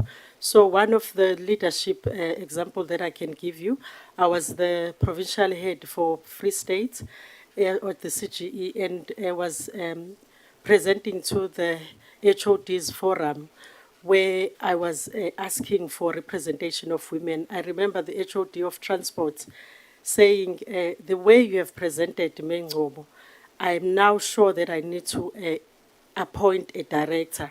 And 3 months later, a director was appointed by the Department of Transport. So for me, that is where I use my leadership and quiet influencing to drive gender equality.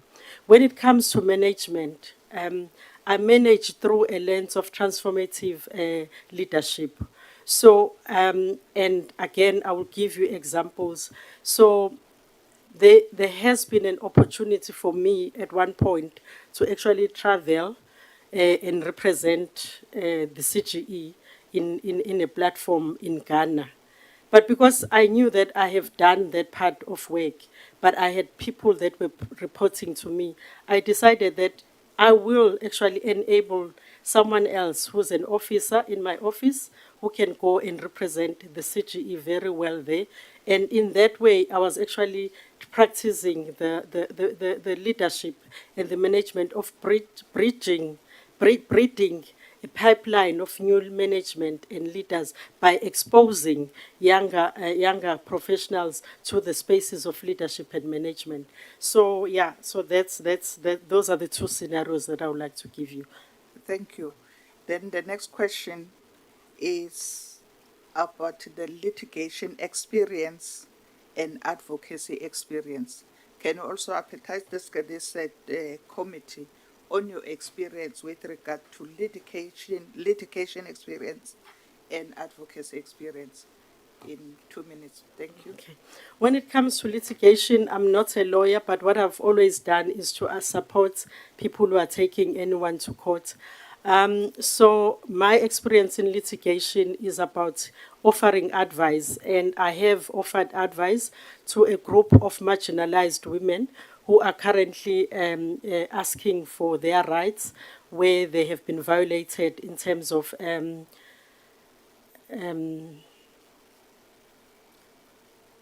their access to health rights. So my advice there has been around helping them put together the terms of reference for the lawyers that will support them, but also help them to understand the international laws and local South Africa laws that support their claim in terms of their violations. So I've always been an advisor rather than take someone to court when it comes to litigation. When it comes to advocacy work, I've advocated for many causes in my life, but one cause that really sits very well with me, and I remember it vividly, was when there were consultations around the Children's Act, and I was still based in KwaZulu-Natal by then. I remember having to go to the KZN legislature and present why the rights of children are important. And for me, that was an experience that first and foremost made me understand how you influence. So you don't influence aggressively, but you put the pros and cons of supporting and not supporting. And to date, I'm happy that we now have the Children's Act in place, and it's supported by all political leaders in South Africa, and it's an act. And in that moment, again, I was not just presenting for myself, but it was as a culmination of consultations that informed the advocacy aspect that was presented to the legislature back then. Thank you. Do you regard the ability to communicate as the key to the position of the commissioner? And if you regard that as key to the position of the commissioner, why? And please just name 3 attributes that that makes someone to be a good communicator. Thank you. Yes, communication, I will agree with you, Honorable Shabangu. It's very important. So it's one of those things that is needed, because when you communicate, number one, you set the bar for the expectation. But what you also do, you are very clear on what you want and how you want it. So communication is important.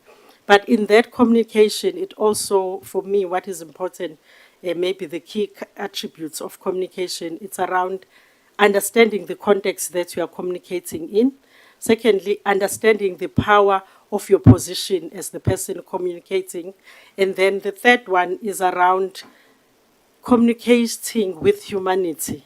So not losing Ubuntu when you communicate. So those are the 3 attributes that I think are important. I consider myself to be very able to communicate and explain even deep concepts that are not understandable. So I will say I do have communication skills that are important. But also when I communicate, I also communicate with a listening ear. Because sometimes we have the tendency to communicate what we want to be heard and overshadow what we are listening and hearing. So one of the attributes that I forgot, which is attribute number 4, is listening. Yeah. Thank you. Mapaloba, tell me, we had some CGE staff members applying to be considered to be commissioners. Do you think that there should be a cooling off period between being a staff member and being considered to serve as a commissioner, in your own view? So in the past, Mhlonishwa, I've heard that there was once happened, and the cooling off period was almost 2 years. That was recommended in the past. I will say I'm a fond advocate of CGE staff members applying as commissioners, because there is this recipe of the insider information, which can help you to direct in the right direction or totally take the organization to the wrong path. So, but for me, the opportunity is very important, because then it helps to get people who understand the complexity of what is the Commission for Gender Equality. Is there anything that you would like to say in closing? First and foremost, I think what I want to say is to say thank you, Ngiyabonga kakhulu, to being shortlisted and given this opportunity. The second one, I think it's a question that I would like to have the honorable MPs just to help me with. So you've been going through this process of wanting to find the right candidates for the CGE. What could be the one advice that you can give to someone who becomes a CGE commissioner that really aligns with your vision for the CGE? Honorable Shabanga, do you want to answer?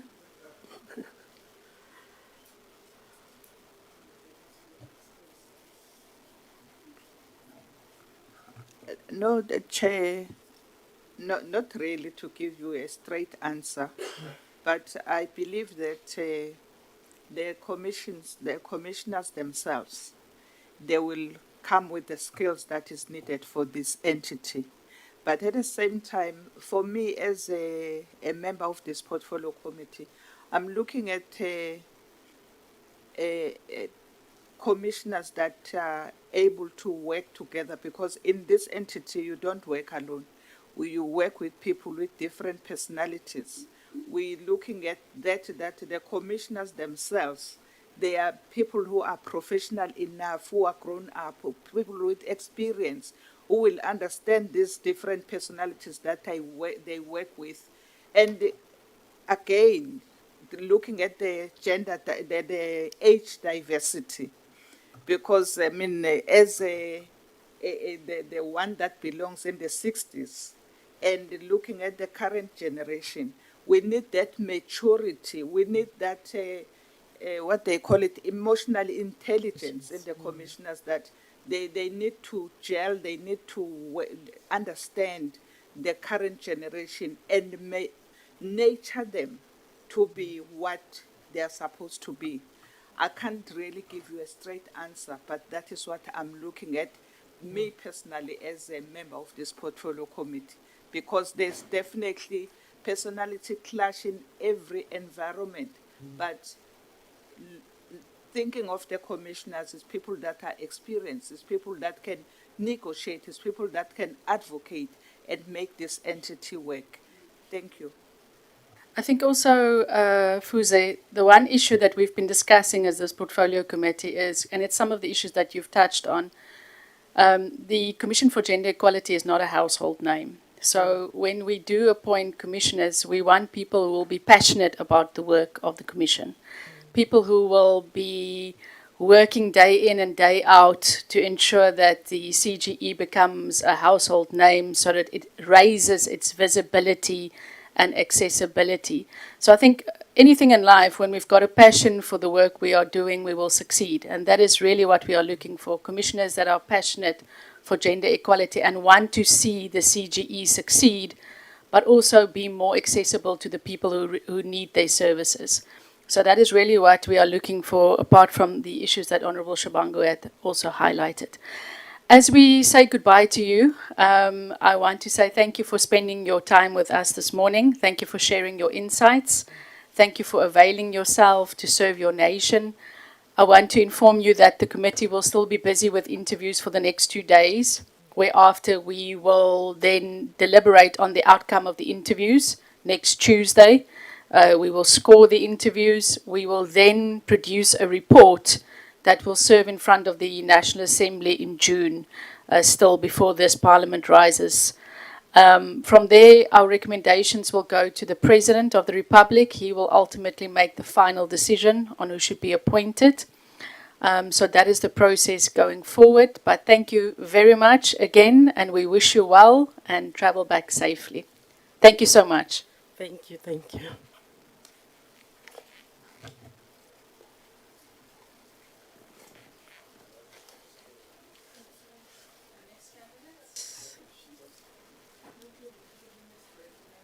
Okay. Small and Yana break for 2 minutes.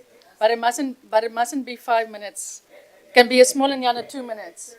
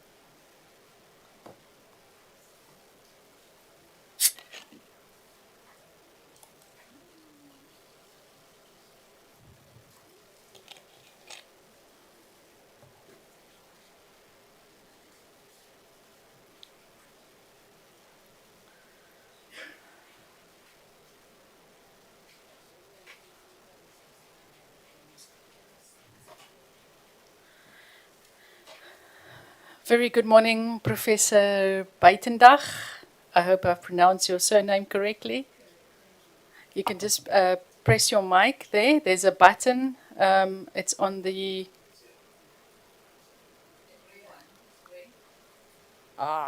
There we go. Thank you. Warm welcome to Parliament. Please feel very relaxed. This is a session to get to know you better. We are the Portfolio Committee on Women, Youth and Persons with Disabilities. We have been tasked with the important project to look for suitable candidates to be recommended to serve on the Commission for Gender Equality. How this morning will work, each honourable member will have an opportunity to engage with you. They'll have 5 minutes each with you, so if you can be a little bit succinct with your answers. And that is also for fairness, because we are giving each of our candidates 1 hour this morning or throughout the interview process. Maybe at the outset, ma'am, if you can just for the record again state your full names and whether you've got any conflict of interest that you would like to declare. I'm Cornelia Davis Buitendag. I do not know of any conflict of interest that I need to declare. Okay. Then maybe if you can start off by telling us what was contained, a synopsis of what was contained in your application form, a little bit about yourself, your skills, your background, where you currently are employed, and why you think you've got the skills and expertise to be considered to serve on the Commission for Gender Equality. Well, I'm a passionate gender-based violence activist. I've got a known track record for my work. I've done so for the past 13 years. I've done extensive research in the field. I am an associate professor at University of Johannesburg, where I supervise multiple studies on gender-based violence. I've just completed a PhD study with a student on policy in private higher education institution. I'm supervising another PhD study on intervention in a poor community, Morateli municipality, as well as 3 other master studies in gender-based violence. It's a passion that I pursue. It's an area of great interest to me, given the circumstances that we have. As we know, gender inequality is a key driver of gender-based violence, and I've committed my career to pursue a change in this area, and that's why I'm here. Thank you very much. The first honourable member, please introduce yourself. Thank you, Chair. Good morning, Ms. Davis Buitendag. My name is Angel Kanyile. I'm a member of this portfolio committee. The first question that I have for you is as follows.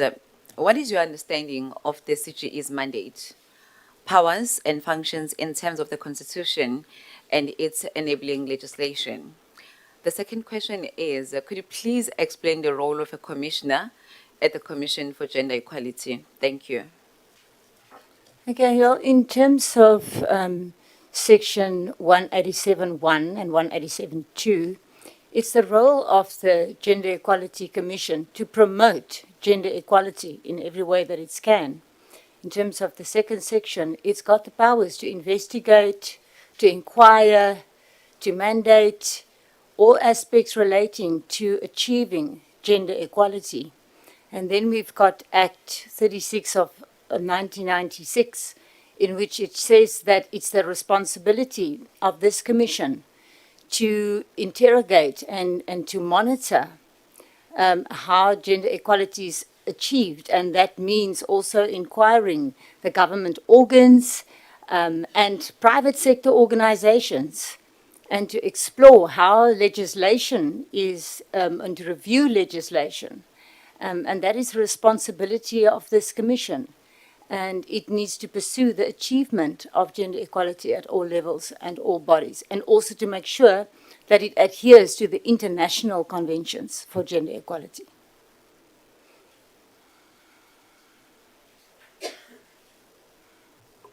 Thank you so much. Another question that I have for you is that, could you please tell us, in your own view, is the Commission for Gender Equality making an impact in the public sector? If needed, how can the CGE reposition itself to make an impact given its wide mandate? Look, it is making some impact in the sense that it is monitoring and evaluating at the moment. It is, for example, visiting police stations at the time, monitoring Tutuzela centers, and working on GBV policy. But we got a number of shortfalls that the Commission needs to address. For example, the Commission reported in 2025 that we are dealing with the issue, for example, of statutory rape. And there is a problem there in terms of what it identified as accountability issues. For example, the teachers failing to report. It's said that families are being bribed into not reporting, that the police is not reporting sufficiently, that the National Prosecuting Authority is not pursuing the cases, and that there's a general lack of accountability, and that really needs to be pursued. And that is something that we need to attend to. And I believe that there's a role for the Commission to play a stronger role. And then also, of course, we have the issue of the National Register for Sex Offenders. That's been a long-standing issue. The Commission has been very vocal about this issue, but we're still sitting now at the point where those details are still undisclosed, and some of those perpetrators are currently being employed and moving freely around without records of their guilt and their participation in child sexual abuse.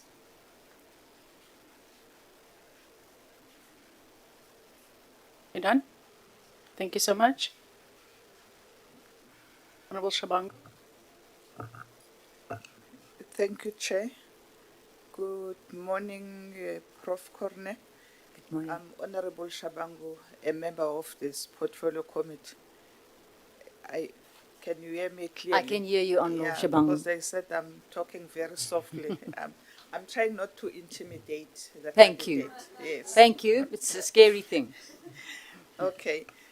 A key strategic outcome, too, of the Commission is to conduct advocacy initiative and develop managed public education intervention with sectors partners in the promotion of public understanding of gender equality and access to gender justice.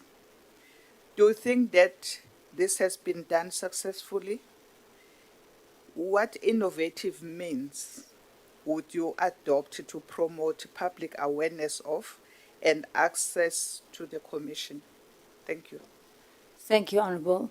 I don't think this has been done successfully yet, because if you look in terms of the numbers, if we look at the statistics, like I said, I've been an activist for the past 13 years, and what I've seen was a situation that's worsened, not improved. I believe that there's a lot more room for this communication to be more effective. An example of my work is on the ground. I do a lot of research in the field. For example, I've interviewed with Prof. Gustav Dalal from Sweden. We've interviewed first responders in the Family Violence and Sexual Offence Unit. Our report will be published shortly. And I'm aware that there are major gaps to be filled in terms of communication and in terms of awareness. You will also be aware of the statistics, Honourable, that we have this tremendous issue with child sexual abuse and child pregnancy. And that, for me, means that our communication has not yet been effective, that we cannot get to the point where victims come forward to report. As we know, what I've heard from police officers directly is that victims disappear before charges can be laid.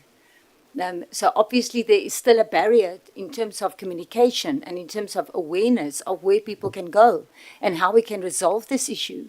And I feel that there's a lot more work to be done, also in terms of accountability. Because if we look at equality, then we also have to look at society. Because in the case, if we look, for example, that you have the records of children giving birth to children. There have been people witnessing those children, and that has not been reported. So how can parents and teachers and bystanders see children being pregnant and giving birth to babies, but nothing is being reported and it's not pursued. Surely that indicates that there's a lot more work to be done, that we need to create far more awareness, and it indicates that people are still too scared to come forward. That means that we have not addressed that crisis and that there's room for improvement, and that then we need to work to create platforms where people can communicate. We also have another issue.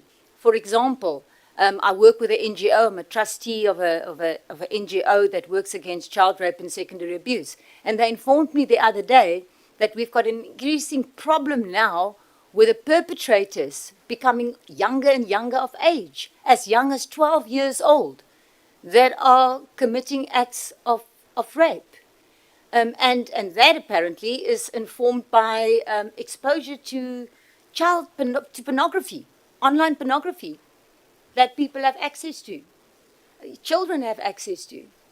And that means that we need to explore what is happening on the digital platforms, and why there is such access to information, and why this is causing such an increase in younger perpetrators of sexual violence. These are areas that we need to investigate, and we need to find solutions on social media platforms particularly. And there are other problems there, but there are many areas there to address.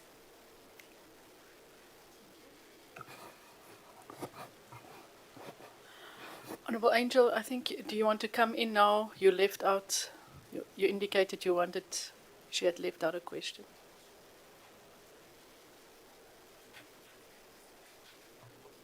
Absolutely, Chair. Thank you so much. Can you please tell us, in your own assessment, in what areas has the CGE successfully fulfilled its mandate, and what, in your opinion, are areas that require more focus? And the last question is, what, in your own view, are key challenges or risks that the Commission for Gender Equality faces, and what are suggested mitigation strategies? I thank you. There are areas. I look, for example, at the strategic plan that I believe that the Commission has touched on very accurately. For example, that we need to change from individual complaints to look at systemic issues that need to be addressed. That I believe is spot on, that we need to do that. Another area, and that this did come out also, about the manosphere and the red pill and incels, where we're seeing that there's an increase in the promotion of GBV on the social media platform, and that's actually increased in April 2026. So there needs to be a counter strategy to address this. There needs to be an online strategy that we can see that we can change that. For example, when we can use and engage more with opinion leaders. Something that hasn't come up that I've seen in my research is also the issue that you have got girls, if you're looking at the issue of blessers, and you're looking at that phenomenon of OnlyFans, where you've got influencers where girls are now beginning to promote sexual exchange. Look, for example, at the case of Lily Phillips, where she had the whole campaign that she could sleep with 100 men in one day.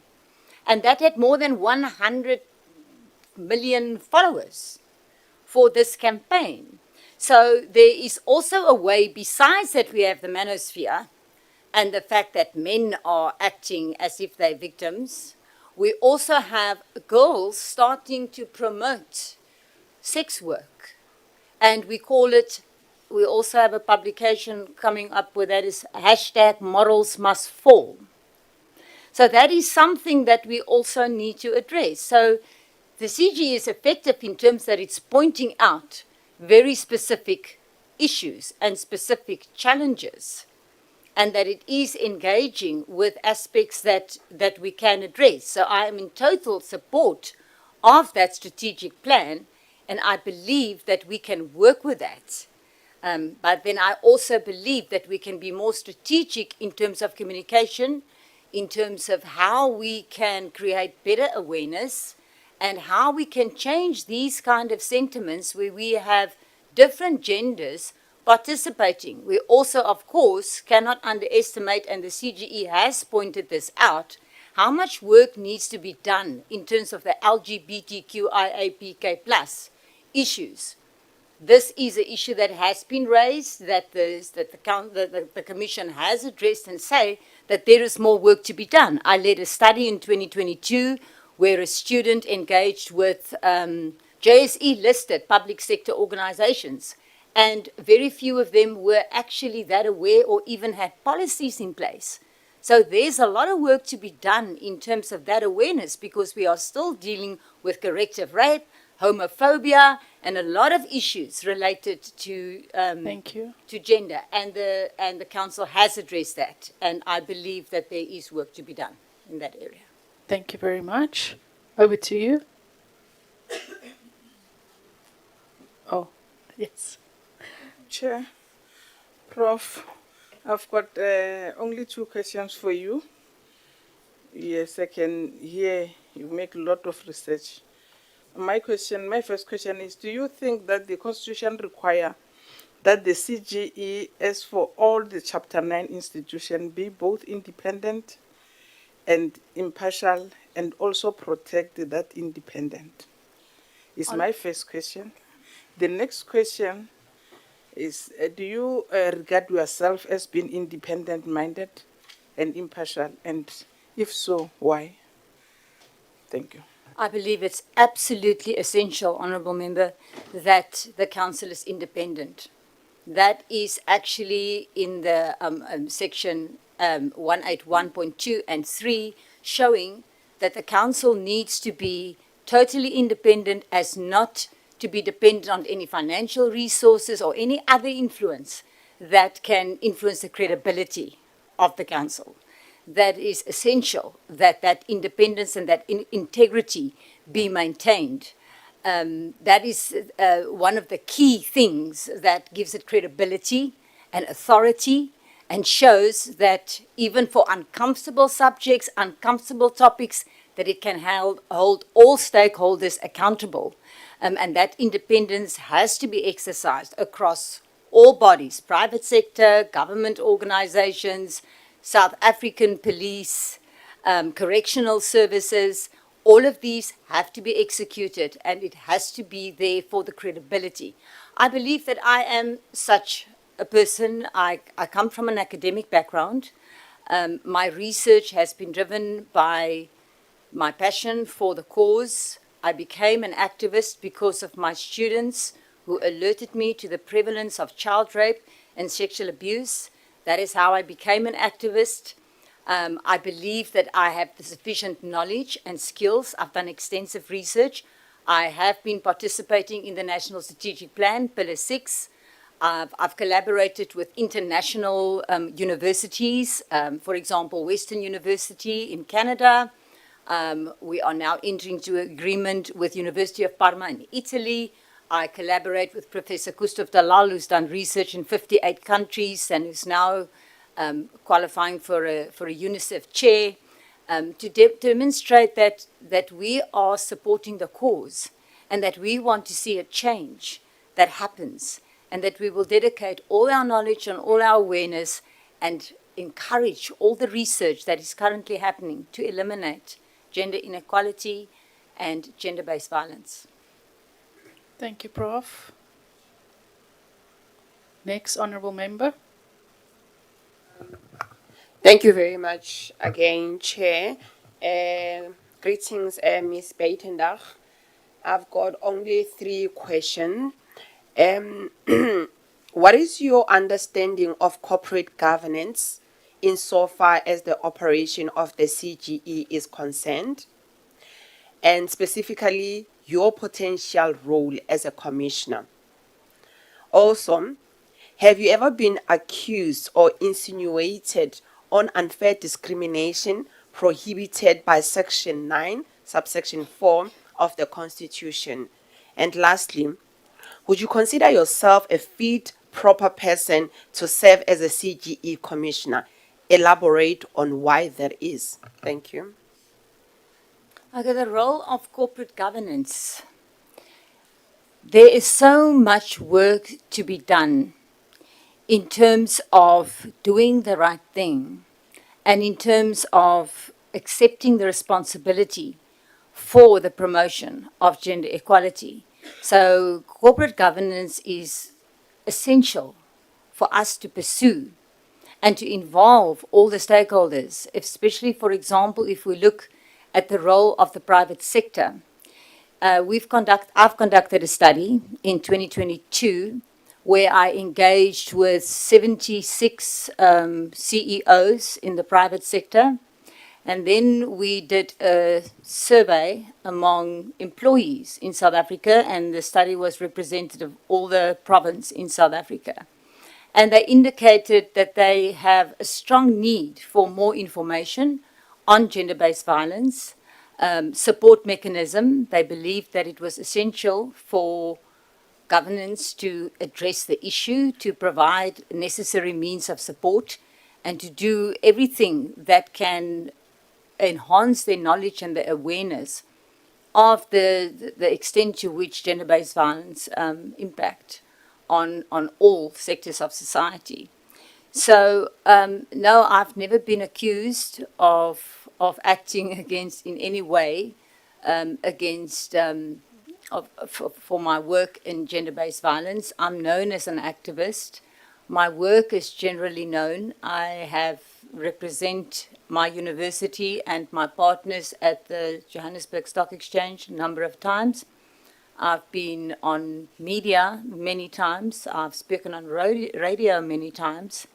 And I've never had any accusation of me doing anything contrary to my purpose. I'm very passionate about it, particularly because I'm informed by people who have experienced the consequence of not addressing the issue effectively. I do believe that I'm fit to purpose. I have done extensive work in the field, and I'm dedicated to doing more work in the field. I believe that we have a major responsibility. You know, South Africa has been mentioned the rape capital in the world so many times, and we're still looking at the consequences of not focusing on gender-based violence sufficiently and gender equality.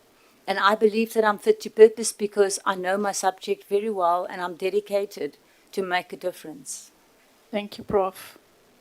Thank you very much. Honorable Mkhunu. Thank you, Chair. Greetings to you, Prof. My name is Kukulethu Mchono, a member of this portfolio committee.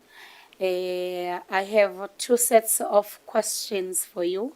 I will ask the first set, and then after your response, I will come back with the second set of questions. So the first one is, as a commissioner of CGE, how would you advise government departments and entities and the private sector to mainstream gender in order to achieve gender equality? The second question is, what, in your view, are the key measures to foster gender equality in society? And what is your understanding of gender discrimination? How would you deal with complaints of homophobia or intolerance towards gender non-conforming persons? Thank you. Okay, so you asked about what I would advise in terms of addressing. Yes. I believe that we do need to do more at what is happening at the moment. Even though there is an awareness and that a lot of work has been done, you would look that, for example, the Gender-Based Violence and Feminism Fund has been collaborating with private sector organizations. There have been certain groups, for example, the banking sector. There's been a lot of movement. I've been invited to a think tank to start discussing about what needs to be done. But I believe that advice means that we need a lot more commitment in terms of specifically the private sector. So we're calling about mainstreaming, gender mainstreaming, where it means it's not just saying that we are neutral and that we are aware, but we want to know what is happening in the policy. You know, there's been a lot of emphasis on sexual harassment. Most organizations have developed policies in terms of sexual harassment, but we're still not seeing where is the policy intervention in terms of support in the workplace. You know, many times people make the assumption that gender-based violence is a poverty issue, that it's only happening in poorer communities, but we know that it's present in all socioeconomic sectors. So we need to advise that we need to have a lot more vigilance, a lot more awareness, and a lot more intervention to make sure that we get it onto the ground level. I believe that there's too much top-down and too little work that's being done in the community themselves. And I believe that is where we need to make a difference and where we can look at the actual work in community themselves. So I believe the CGE must be far more on the ground, more obvious, more verbal, and more outspoken into the actual level where it happens. Because if we did, why do we still have the problem where most cases are not important or not reported, where most cases are not reported? And why do we have the situation where I mentioned to you that I have personally engaged in interviews with first responders and the family violence and sexual offense units, where there's an absolute lack of resources, and where we find the issue where most cases against perpetrators are being dropped. The cases are dropped, the cases are withdrawn. So there is a way that we need to increase the communication, the visibility, the interaction actually in the field itself. And the only way to do that is to actually work in communities themselves. Okay. The second set of questions, what is your understanding of the NSP on GBVF? What is the CGE role insofar as addressing GBVF in the country is concerned? What kind of activities can the CGE undertake to create awareness as well as combat GBVF? Thank you for that question. I feel very sensitive about the NSP. As we know, we've only recently, there have been 10 roles ascribed to the members of the council for GBVF. And at the moment, like I said, I am a member of the NSP of Pillar 6. And we know also that a lot of the people who are participating in the pillars of the national strategic plans are working without much support, insufficient resources. And I believe that it's a key role of the Commission to look at the role of the national strategic plan and how it's going to be rolled out. You may also be aware, Honourable Member, that there's been a lot of concern from civil society that the council is going to be without authority, that there's insufficient power to execute their role. And therefore, I believe that it's a big role of the Commission to make sure that the National Strategic Plan is being executed and that it actually fulfill its role.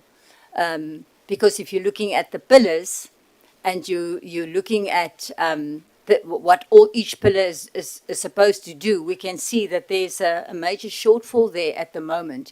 There isn't protection and safety. There isn't justice in place. We know how many cases are not even reported. That was one of the things that the Commission reported specifically in their report to Parliament in November 2025. So we know that there is a major shortfall at the moment, that the National Strategic Plan is not acting in terms of how it should. and that we are not seeing the results and outcomes yet, and that there's a long way to go. And I believe that that is one of the key roles of the Commission, to make sure that the National Strategic Plan is being executed. Thank you, Prof. Over to you, Honourable Peterson. Thank you, Chair. Greetings, Prof. I'm Honorable Peterson and I'm a member of this committee. My questions to you today would be based on the strategic outcome 1, right? My first question would be, what is your understanding of strategic outcome 1 of the CGE and why is this important? What would the role of the CGE be in the public sector taking into consideration strategic outcome 1? And then lastly, what is the role of the CGE in respect of compliance with international obligations? Thank you. Okay, first, that you say that with a strategic plan, one of the key roles was to say that we're not focusing on just individual complaints, that we start looking at systemic intervention, that we're looking at systemic failures that are taking place. And we know that these systemic failures are many, that we're looking, for example, like I mentioned before, we're looking at the shortfall in the police and the reporting, the resources available to the police, as I said before in my interview with them. And that is one of the key things that the Commission identified, was that it needs to focus on systemic investigations, systemic failures. And I believe that there's a big difference that can be made if we can look at how are we measuring up to the international movements that are into place. Like, for example, a big one that I feel very strongly about is the right of the child. One of the big ones, the Maputo and the Beijing Convention and all the international treaties that we are supposed to measure. Are we adhering to what the international bodies do? And I believe that there's a bit of a shortfall specifically into the Convention for the Protection of the Child. There is something that we are falling short, and I'm referring again to the issue of the child pregnancy that we are dealing with and the cases that are not being reported or prosecuted. And I believe that is a big role that the Commission needs to play. Thank you very much, Prof. Over to you, Honourable Tsotetsi. Thank you very much, Chairperson. And how are you, Prof? I'm okay, thank you, sir. Yes, I believe that at this stage, you are not just a consumer of knowledge, you are a producer also of knowledge. Now, I just have actually I have 8 questions for you, but I'm going to start, I'm going to request you to deal with these 2 first in 10 minutes. We must have concluded all our questions. How do you think that the Commission on Gender Equality can strengthen its own monitoring and valuation? The second aspect of that question is, how do you think it can relate with Parliament in as far as oversight is concerned? Is there anything to strengthen or is there anything to improve? Please deal with those and then I will come and back with others. Okay, so how can the CGE strengthen the work that they are doing? That was your question. Yeah, how it can. Look, we understand that that we're dealing with a complex issue. It's not a simple issue because it exists on multiple levels. And I believe that the CGE needs, while it's independent, like we said earlier, it's independent and it's got its strength and its mandate, it cannot work in isolation. So to do so, it means that the CGE has to collaborate with partners in industry. For example, I'm an academic at University of Johannesburg, and the work that I do in terms of monitoring and doing research, I have full support from my organization. And I believe that there are more stakeholders that can be involved to collaborate. I think one of the biggest problems is that so many people work in isolation, that they don't know what the others are doing. Sometimes, especially if you look at the NGOs working on GBV, and a lot of success has been with the work of, and I've seen some of the report that the Commission has published, a report on the success and the failures of the National Strategic Plan. And the report said that some of the work that has been done was done by non-government organizations. And I believe if we want to increase the monitoring and evaluation, we need more collaboration with people who are working in the field. For example, if you collaborate with our universities, there are, like I say, many studies that are taking on projects and doing work. And I believe that if we collaborate more, that we can address this problem that we experience more effectively by collaborating. Thank you, Prof. Let's now get into you as a person, as a leader.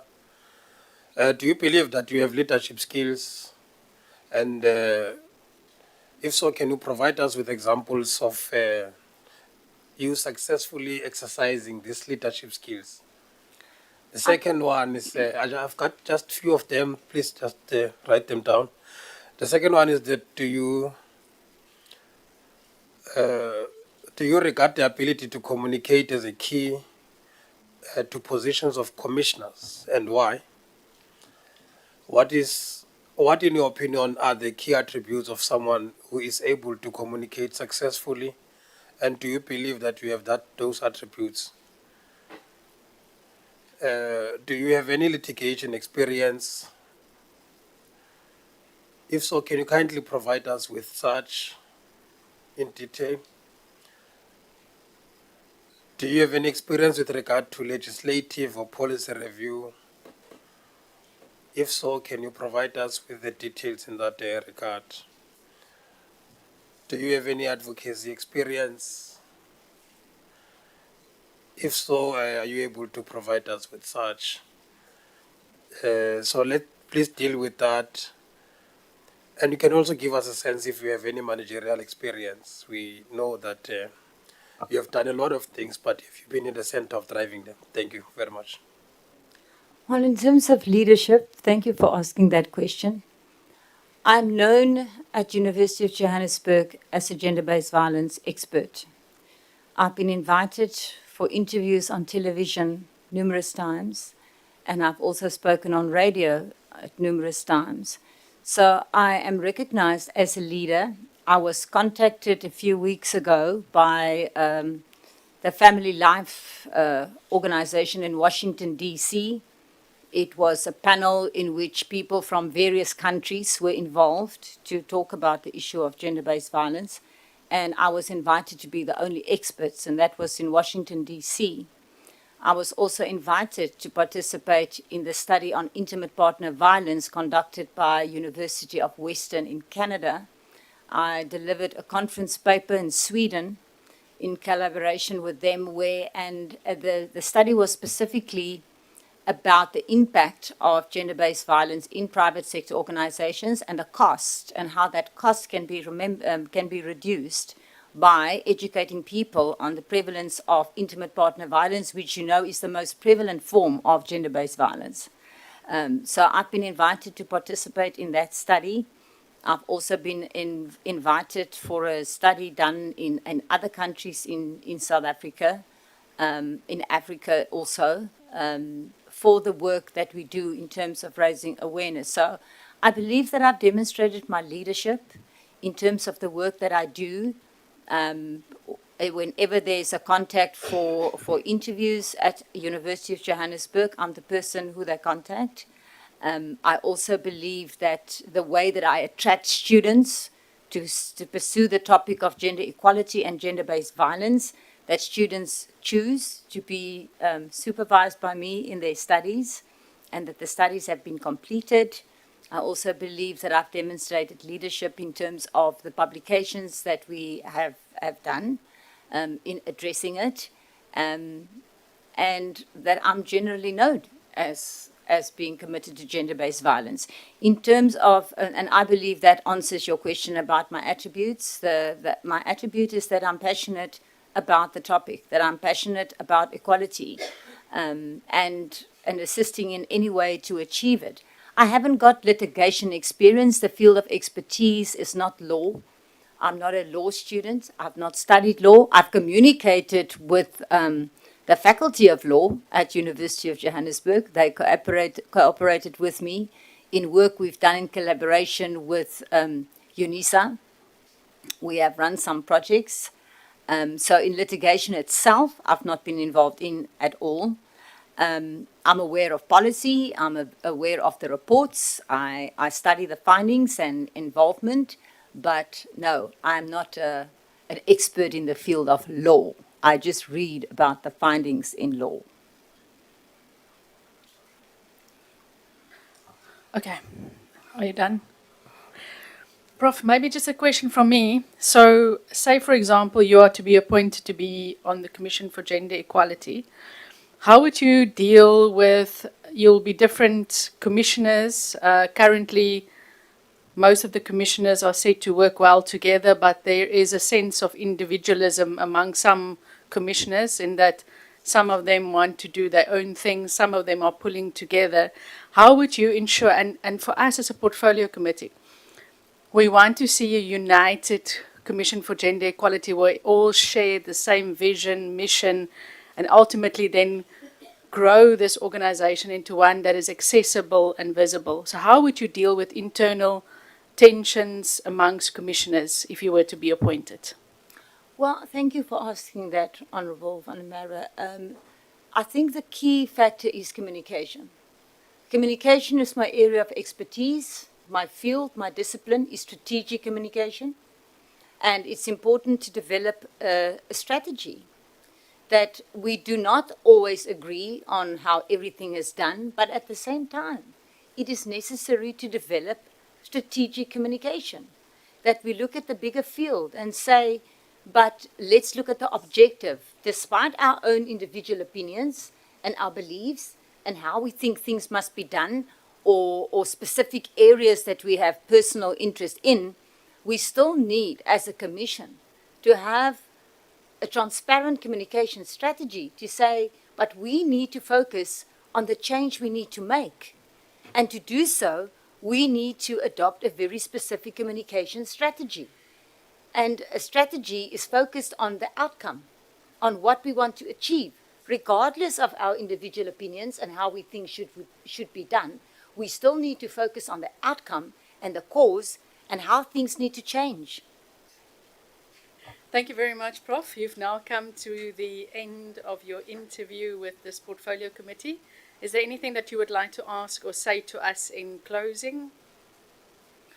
I really believe that this commission is an absolutely essential commission. And I believe that whether I participate or not, I follow your reports, I read your research reports on your website. I have got great respect for the work that you are doing.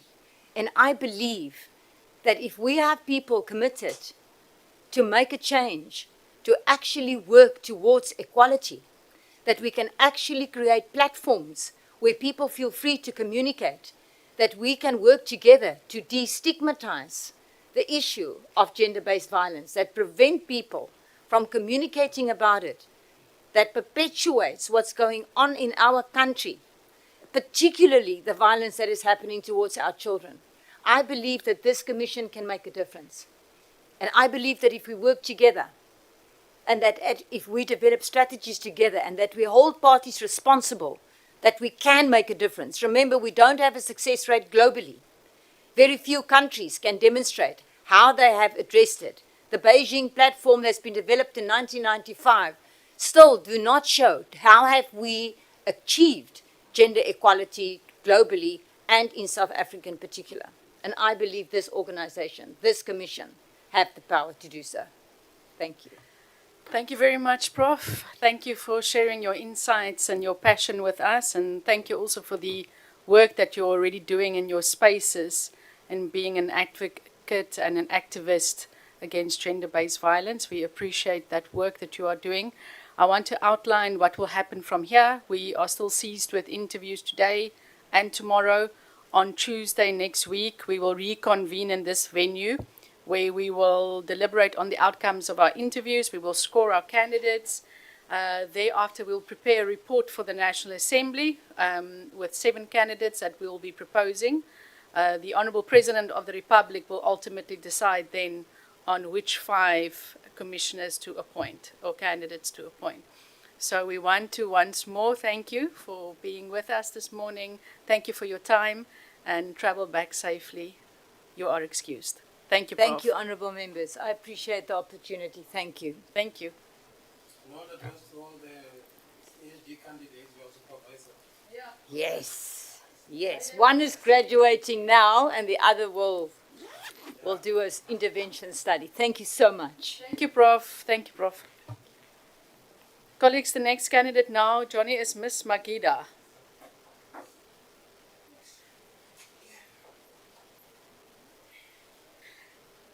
Are you still wanting to stay in your sequences?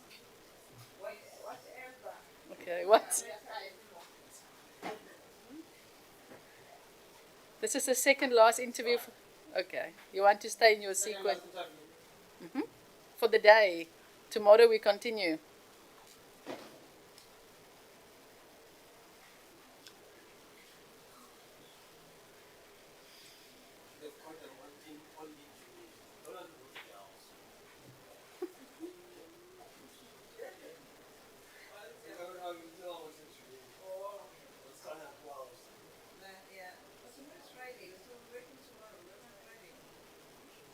But you're working on Zoom tomorrow. Remember, there's virtual plenaries tomorrow as well. So instead of being in the virtual plenary, you'll be in the Zoom interview.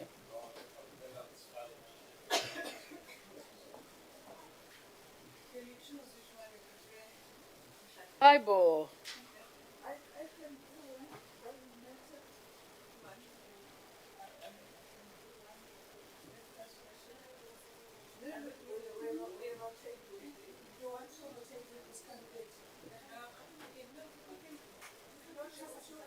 No, they want to stay in the. You can take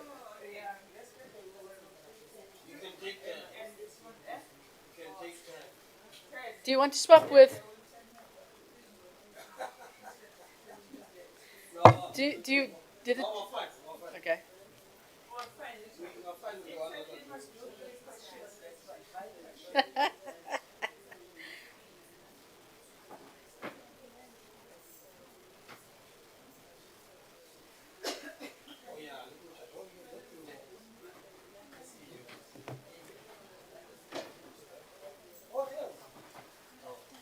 Hello, hello.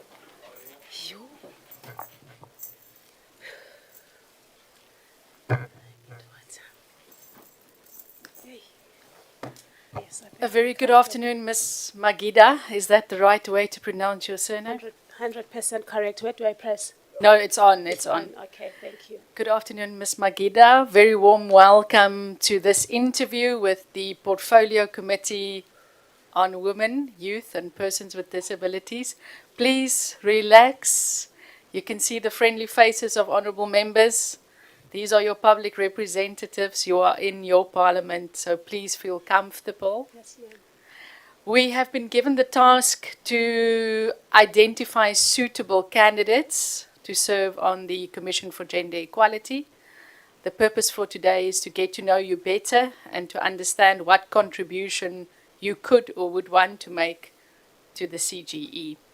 So maybe just at the outset, take a big breath, just relax. I can see you feeling a bit nervous. Yeah, I need to. Because my time is actually an hour earlier. It's fine, it's fine. You are prepared. Yeah. So please start by introducing yourself. Tell us, just for the record, your full names and whether you've got any conflict of interest that you would like to declare. Okay. Thank you so much, Honorable Chairperson. Good afternoon, honorable members. My name is Nonyameko Makita, and I have no conflict of interest to declare. Thank you, ma'am. Then start by telling us what was contained in your application form. Tell us about what you are currently doing, your expertise, your background, your skills, your values as a person, and why you believe yourself to be a suitable candidate to serve on the Commission for Gender Equality. You've got 5 minutes, so I'm going to just outline as well. Each honourable member will interact with you in the next hour. They will introduce themselves when they ask you questions. You'll also have 5 minutes to respond to their questions. If you're not sure if you're going over time, you can just look towards me and I'll give you a signal. Okay, thank you so much, Chairperson. Good afternoon again, honorable members. My name is Nonyameko Makita, and I'm proudly born from Diepkloof, Soweto.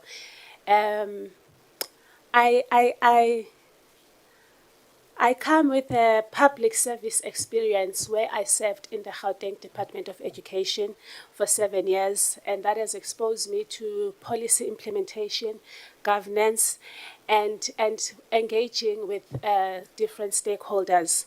Also, additionally, I am an entrepreneur where I founded Chawekazi Projects. It is a business development company where we are passionate about working with development. We have engaged mostly with private sector, where we worked closely with National Treasury together with Jobs Fund. We were appointed, our company was appointed specifically to provide monitoring and evaluation. So we were service providers for that. So that has also given us great expertise and growth in terms of engaging with different stakeholders. As a person, I believe I'm a leader who holds integrity and ethics very highly. I believe that I'm very approachable, and my leadership is driven mostly by upholding the Constitution and connecting to the grassroots. Based on my background alone, I have both lived experiences as well, because I am a person with disability. I don't know if they are visible, but here they are, yes. I rely on assistive devices to communicate effectively. So when we speak of inclusivity, I bring in lived experiences. And also, I believe that when we speak of inclusivity, it is a basic human right, not because it should be a tick box exercise. And also, lastly, Honorable Chairperson, I believe I believe I may add value into this organization because I'm passionate about serving people, and I'm passionate about advocating for equal rights of South African citizens. Is there a question that I left behind? Oh, that's perfect. Thank you so Honorable much. Chairperson. I'm going to hand over to Honorable Kanile.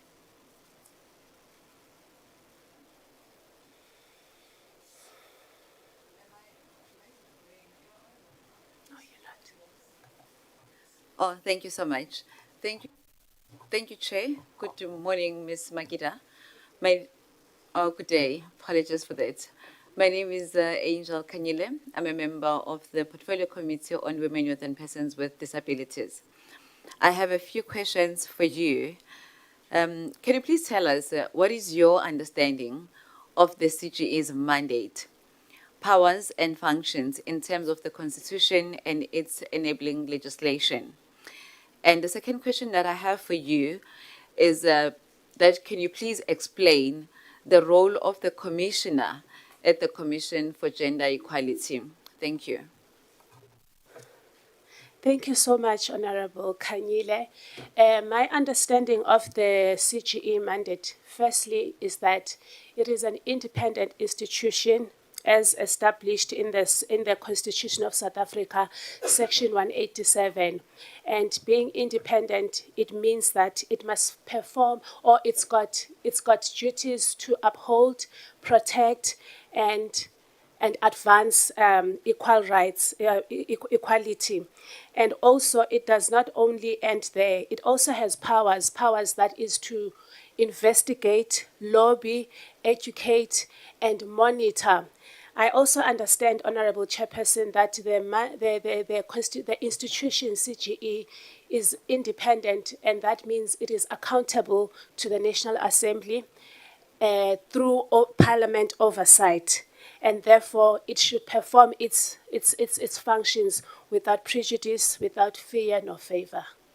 And then the role of a commissioner in this commission would be to oversee the implementation of this. Therefore, that means we engage different public stakeholders. I understand that sometimes there may be a confusion to think that when we oversee these public departments and private sector, they think that we're going to be part of those departments. No, we oversee, we advise, we investigate, and then and we should remain independent. Yes. I believe that's all. Thank you, Honorable Kanyele. Thank you very much. Another question that I have for you, I have 3 questions. You can make notes if you wish. In your own view, is the Commission for Gender Equality making an impact in the public sector? If needed, how can the CGE reposition itself to make an impact given its wide mandate? The second question that I have... Sorry, ma'am. If has it made impact? Yes. How can it improve? How can the CGE reposition itself to make an impact given its wide mandate? Okay. The second question that I have is, in your assessment, in what areas has the CGE successfully fulfilled its mandate? And what, in your opinion, are areas that require more focus?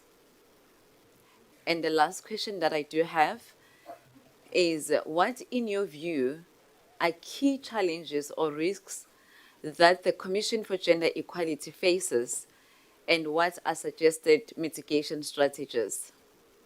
Ma'am, I am trying to note them down, Honorable Chairperson. However, if you allow me, may I first perhaps answer the first 2, and then you repeat the second 2 sets of questions, and then like that, if that's okay. Yes, it's okay. All right. So, the first question is, in what impact has the CGE made? And if not, where can it improve? I believe, Honorable Chairperson, CGE is slowly making impact. However, I don't believe that it has fully reached its capacity in terms of visibility and being known in the public.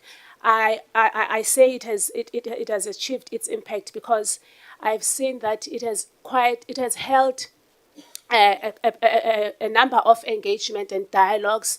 I'll give an example for a few. Recently in Mpumalanga, in KZN, it held a dialogue whereby it had boys and men talking about prevention measures on gender-based violence. And it also held a workshop. I think this workshop lecturer, it was in the Northwest University, held by one of the current standing commissioners, where they were discussing transformation. Honorable Chairperson, where it can still improve, there is a high, it's not rise. There is a concern, Honorable Chairperson, in the higher education institutions, whereby there is still a number of sexual offences that are being reported. And these sexual offences, it's believed that the cases are not really heard fully, but CGE is actively ensuring that there is protection for the victims, there is right systems, there is right channels for those that have those kind of things. And Honorable Chairperson, the areas of success that I would like to highlight is that social media visibility, Honorable Chairperson, it is there. And like I'm saying, some of these activities and dialogues that the institution is holding, we see them through social media. It can still improve because we need to think of that woman and an old man in the rural areas. We need to think of that child who does not have access to smartphone. We may take it for granted and believe that smartphones are accessible to anyone. which I don't believe is the case, perhaps it is still important for us to keep the very old ways of communication. I'll make an example about myself. Growing up, Honorable Chairperson, yes, I am also a victim of gender-based violence. And I remember when I was a teenager in high school, there used to be toll-free public phones at school, and during break I would spend time in that phone because there were toll-free numbers that I would call Love Life, and I would get counseling. So perhaps CGE should not only focus on internet accessible means of communication. We should really still consider those *121 in case someone needs response. And honorable members, I believe that CGE is doing, okay, maybe that is a question that is going to come. There's another second set of questions that I may miss. Can you kindly repeat them? I answered about the impact. I answered about how it can be improved and the areas of success. What questions am I missing? Yeah, there's only one question that is outstanding. Okay, which Can I one is it? repeat it? Yes, please. Okay. What, in your view, are the key challenges or risks that the Commission for Gender Equality faces? And what are suggested mitigation strategies? Okay.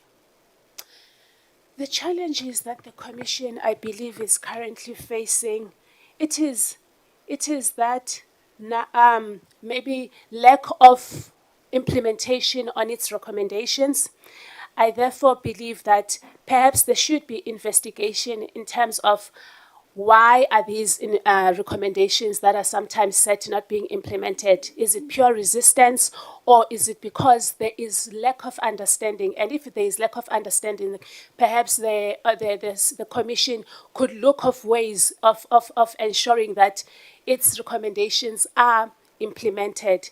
And perhaps if they are not implemented, we introduce strong feedback mechanisms and accountability, because at the end of the day, we are a commission that speaks about accountability. Thank you. Thank you very much. Next honourable member. Thank you, Chair. Ms. Magida, good day. I'm Honorable Shabangu. Come again. Oh, there you are now. Yeah, I'm trying to soften my voice so as you relax and don't get intimidated. Can you hear now?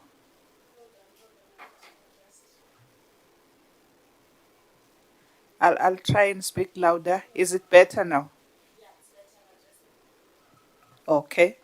I'm Honorable Shabangu. I'm the member of this portfolio committee. Good day again to you, Ms. Magida.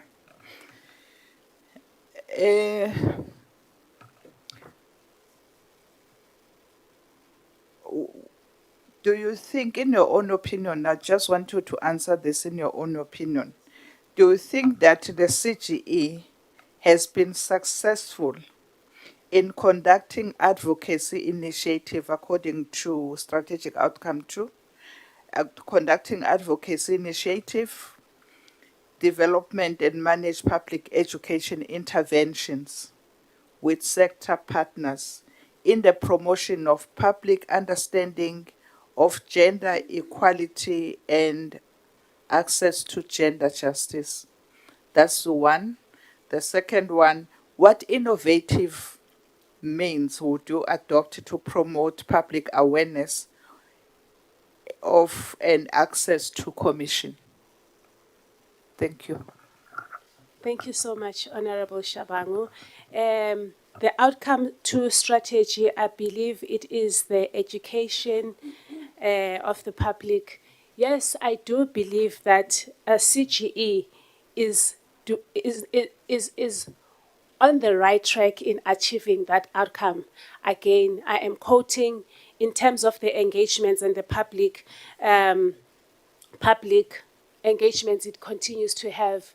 In KZN or in Mpumalanga, it also I'm not sure whether I'm confusing them, but I know it was KZN, there was Northern Cape, whereby it partnered with Department of Health and other stakeholders, where it had to share education on health access and prevention measures. Again, so these number of interventions, Honorable Chairperson, they are there, they are visible, they are happening. However, perhaps the public still has not had them enough. There is always room for improvement, and I believe that is why the Commission seeks to also get additional human capital talent such as us to see whether more fresh minds and ideas can be experienced. And then, what other innovation ways? I believe with my previous answer, I have mentioned a few. However, we still need to continue to have access and visibility across all media platforms. We know that social media these days, it is one place whereby people can access information effectively and faster. So perhaps we could also go to schools and tradition and collaborate with traditional leaders in terms of or conducting workshops. Another thing that we can take for granted, Honorable Chairperson, I think we want to talk about gender-based violence and this kind of education only to us adults. But I believe if we were to start as early as primary level, that can also be effective. I mean, I'm a product of township education. And if you allow me, and I were to make an example of little things that we may take for granted, standard 2, I can't remember what grade that was. Before class started, I remember there was this teacher that used to make us recite democracy in an alphabet way. And he would say, A is for anthem, B is for Bill of Rights, E is for equality, F is for freedom. I'm 39 years old, Honorable Chairperson, right now, currently, but I still remember that. So the kind of information that we want to teach and teach to our community, it can't always be policy language. We need to find ways whereby the same content can be reached to a child who is in a preschool, to a gogo who's never been to school, to an academic who holds a PhD level, and to an ordinary high school student. So those may be the innovative ways. And sometimes I don't necessarily believe, Honorable Chairperson, all the time new things constantly have to be introduced. There's already tons and beautiful systems I believe the CGE has in place. However, we need to tighten them. We need to work around them and hope for more positive changes. Thank you so much, Honorable Shabango. Thank you so much, Ms. Magida. Honorable Polwane. Thank you very much, Chair. Good day, Ms. Nkita. Nibize kahle? Ngiyabonga. I'm Renee Polwane. I'm member of this portfolio committee of women, youth, people with disability. I've got only 2 questions for you. The first one, do you think that the Constitution requires that the CGE, as for all Chapter 9 institutions, be both independent and impartial, and also protect that independent? The last one, do you regard yourself as being independent-minded and impartial? If so, why? Thank you. Thank you, Chair. Thank you, Honorable Member. Indeed, Chapter 9 institutions are stated by the Constitution that they are independent and impartial and should conduct their mandate without fear or favor or prejudice. My understanding of that legislation, Honorable Member, is that it means they should not be politically influenced. They can continuously work collaboratively with different stakeholders they seek to work with, however, maintaining their independence. And the importance of independence, Honorable Chairperson, is that trust gets built it builds trust, and yes, I do believe that I'm also independent. Why is that? I am a proud South African citizen, and therefore this country of mine affords us equal rights, as stated in the Section 9 of Constitution.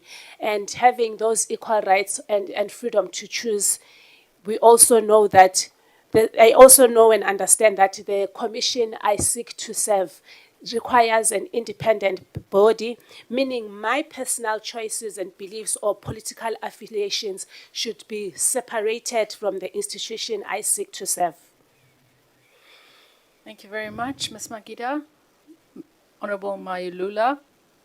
Thank you very much, Chair, and good day, Ms. Magida. My name is Bopi Raisibe Wahamailula. What is your understanding of corporate governance insofar as the operation of the CGE is concerned? Number two, have you ever been accused or insinuated on unfair discrimination prohibited by Section 9, subsection 4 of the Constitution? Lastly, would you consider yourself a fit and proper person to serve as a CGE commissioner? Elaborate on why that is. Thank you. Thank you so much, Honorable Member. Corporate governance, my understanding of it is that how can I put it? Corporate governance, it is ensuring that the systems within the CGE are ethical, they are policy driven, and everyone is able to work in harmony, and that the culture of the organization is clearly communicated and understood, and report accountability also, and monitoring and evaluation internally within the organization is important, and that everyone in the institution should be carrying themselves in a professional manner and ethical manner. And no, I have never been, what was the question? Regarded as? Have you ever been accused Yeah. or insinuated on unfair discrimination Okay. prohibited by Section 9, subsection 4 of the Constitution? Absolutely not, honorable member. I have never been accused for unfair discrimination. Instead, I believe that I always strive for equal rights for all, not only myself, but for those that I work with. And then there was a last answer, the last question you asked, do I regard myself fit to serve this commission? If so, why? Honorable Chairperson, I believe a unique combination of skills, that is a public service background, a leadership background through my entrepreneurial journey, and also my lived disability skills. I mean, disability inclusion, and also, Honorable Chairperson, I believe that being a person with disability, and when we speak of inclusivity, we do not want to be included because of our disabilities. We are very much capable, and it is our basic human right. And what better way of advocating and speaking about inclusivity than have one of us being represented in such places? So I believe that I'm fit to serve this commission, one, because also my leadership style, it encompasses empathy. I believe that I can communicate with people from all sorts of social status and background. And one of the things that I know as a leader is that being a leader doesn't mean you know everything. It doesn't mean when you go out there or when you are invited in different places, whether it be private sector, you know everything just because you hold a certain position. I believe one of the things that makes a leader powerful is the ability to listen and understand. And most of the time, with the work that CGE does and the dialogues and the outreach it does, I believe that if we go out there, yes, we can educate, yes, we can advise, but we need to allow ourselves to listen more. And we would be surprised that some of the solutions that we even seek, they can come from the public that we intend to serve. Thank you so much, member. May I have a sip? Thank you, Chair. Greetings to you, Miss Makita. I'm here. Okay, hello, thank you. Okay, I have, my name is Kukuletu Mchunu. I'm a member of this committee. I have two sets of questions for you. I will ask the first one, then you respond, then I will come back with the second set of questions. Yes. Okay. I'll be slow. Okay. As a commissioner of the CGE, how would you advise government departments and entities and the private sector to mainstream gender in order to achieve gender equality? What, in your view, are the key mechanisms or measures for foster gender equality in society? Mm-hmm. What is your understanding of gender discrimination?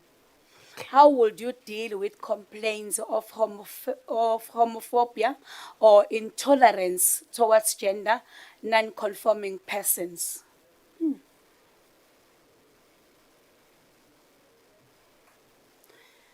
Okay, so we need to start with the gender mainstreaming question. Please repeat it for me and you pause there. Okay. As a commissioner of the CGE, Yes, ma'am. how would you advise government departments and the entities and the private sector to mainstream gender in order to achieve gender equality? Thank you so much, Honorable Matlingwan. Yebo. Yeah. I would advise our gender mainstreaming is not even an option, Honorable Chairperson. It is mandated. Yes, it is mandated and crucial.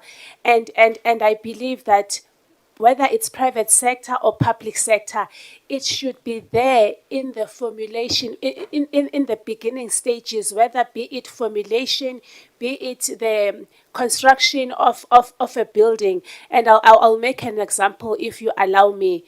When government seeks to build a school, questions such as how is this school going to accommodate persons with disabilities? How is this school going to accommodate its students that form part of the LGBTQI? I don't know how to call that those alphabets. Yes, meaning from formulation and planning stages, there should be provision made through that because, Honorable Chairperson, we are 30 years into democracy and we can no longer still be fighting about inclusivity and questions on whether, just a few days ago, there was a video I watched on social media through these blogs, obviously on Instagram, and it showed this gay lady or gay boy beaten, crying simply because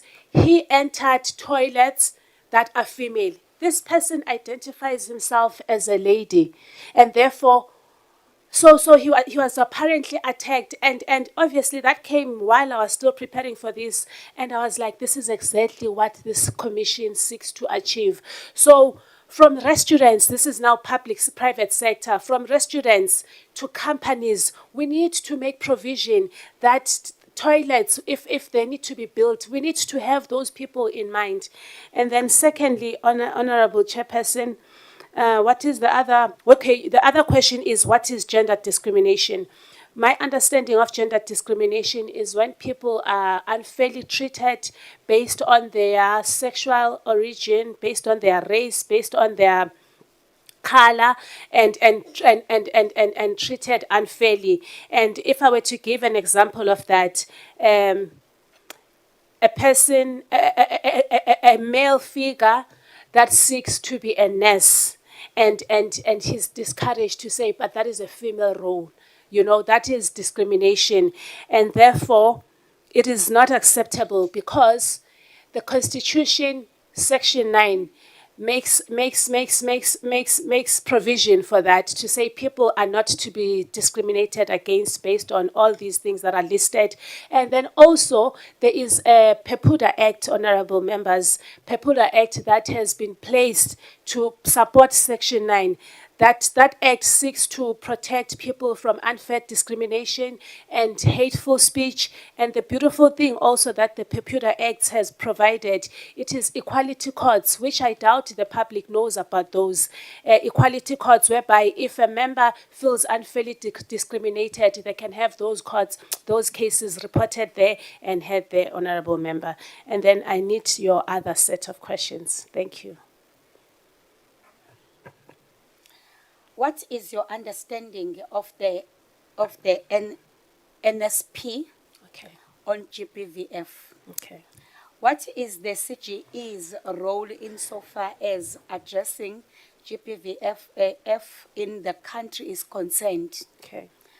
Lastly, what kind of activities can the CGE undertake to create awareness as well as combat GBVF? Okay. All right.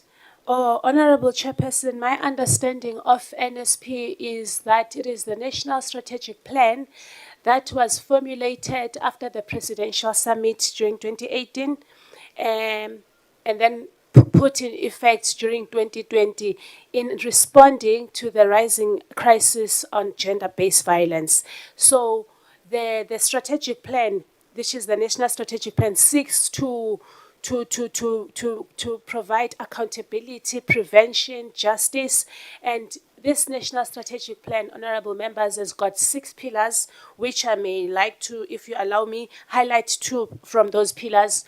The pillar 2, it speaks about prevention and social cohesion, rebuilding social cohesion. That seeks to address things from the grassroots and to guard against from harmful stereotypes such as girls belong in the kitchen and women are supposed to stay at home, they're not supposed to work. And then the other second pillar, honorable members, is that I like because of my career, I believe. It is the empowerment, economic empowerment.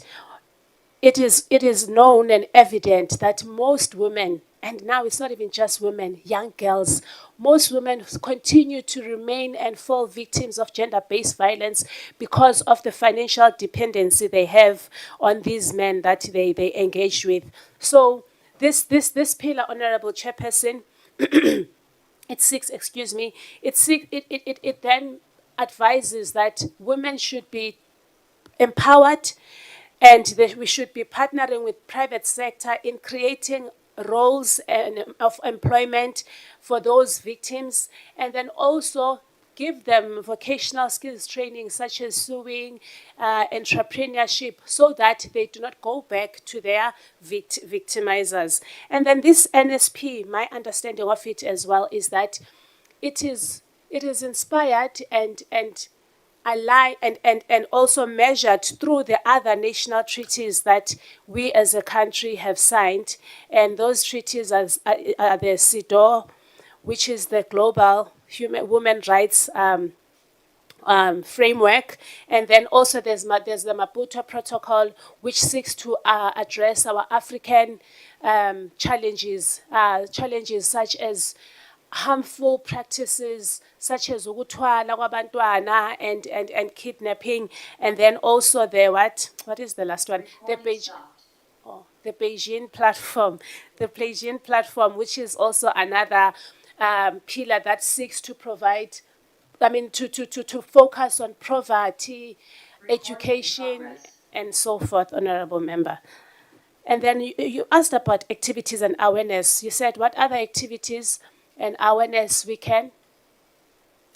What kind of activities can the CGE undertake to create awareness? Yes.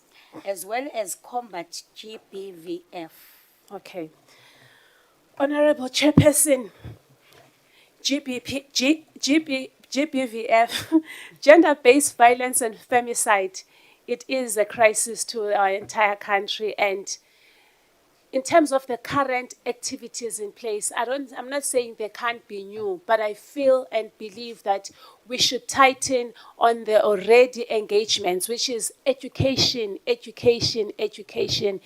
The substance abuse is another high contributing factor into the gender-based violence, unemployment. So I believe CGE should continuously collaborate with other Chapter 9 institutions as well, because we cannot win this fight on our own. So these other Chapter 9 institutions and other civil society members, traditional leaders of the society, and then other non-profit organizations, we can continue to collaborate, conduct workshops, engage, dialogues, and hopefully it will minimize the gender-based violence. Thank you, ma'am. Thank you. Thank you so much, Chair. Greetings, Ms. Kiba, Ms. Magida. I'm Jasmine Peterson, and I'm a member of this committee. My questions to you today would be about the strategic outcome one. My first question would be, what is your understanding of strategic outcome one of the CGE, and why is this important? And then, what would the role of CGE be in the public sector, taking into consideration strategic outcome one? And then, seeing that you've touched on the international treaties, right? Could you tell us what the role of CGE is in respect of compliance to international treaties and obligations? Thank you. Thank you so much, Honorable Peterson. The strategic plan of outcome one, yes, it speaks about legal reforms. I believe that it is there to investigate and check on whether the current existing policies are they understood, are they translated well beyond paper, and if not, what can be done. And therefore, if they are not achieving what they are supposed to do, I believe that, Honorable Chairperson, that's where the CGE is able to make recommendations, perhaps for amendments and for reforms for that. And then the second question for, international frameworks. No, it's fine. The second question says, what would the role of the CGE be in the public sector, taking into consideration strategic outcome one? Oh, okay. The strategic role for the CGE, it is to, like I said, Honorable Member, to continuously investigate and ensure that it monitors and oversees that these legislation are being implemented and put effect, and if not, perhaps make recommendations, because remember, at the end of the day, CGE is mandated and expected to report to the National Assembly. So if there's legislations and frameworks that are not being adhered to and implemented, then the CGE's role is to research in terms of why are they not being implemented, and also perhaps educate and then make recommendations. Thank you, Honorable Peterson. Thank you very much. Honorable Tsotetsi. Okay. It is going green. Thank you, Chairperson. I have 8 questions for you. 8 questions for you. Kill me now. I'm your chicken. Oh, no, you won't die. You won't die. I just wanted to emphasize that there are 8 and we have 10 minutes. So firstly, how do you think the CGE can strengthen its M&E, monitoring and evaluation, as well as strengthen its oversight or improve on the oversight, on Parliament's oversight? I don't know if you understand that. So I'm saying, how do you think they can strengthen their monitoring and evaluation, and how do you think they can improve on their interactions with Parliament in as far as oversight is concerned? Yeah, so I'll deal with those ones. I'll come with 6. Thank you so much, Honorable Tsotetsi. I believe CGE can strengthen its monitoring and evaluation by having measures in place, measurable outcomes, and also if those outcomes are not be and tools actually, tools to put. I just need to find a way of defining monitoring and evaluation, because my understanding of M&E is that when when we've set things in place, are we doing what they're supposed to do? If not, what can be done? So monitoring and evaluation is ongoing.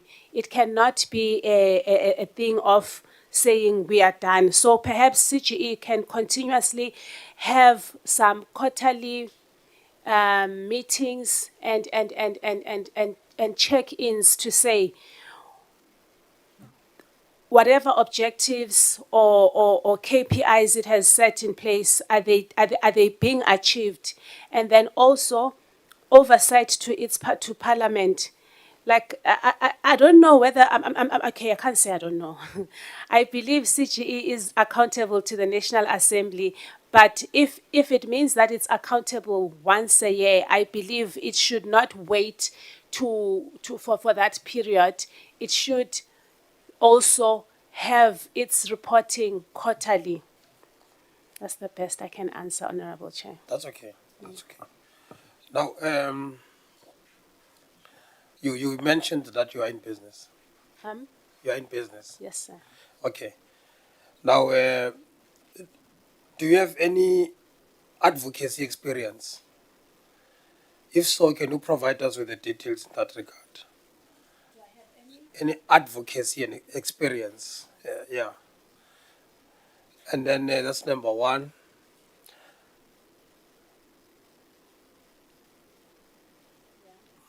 Number two, do you have any experience with regard to legislative or policy reviews?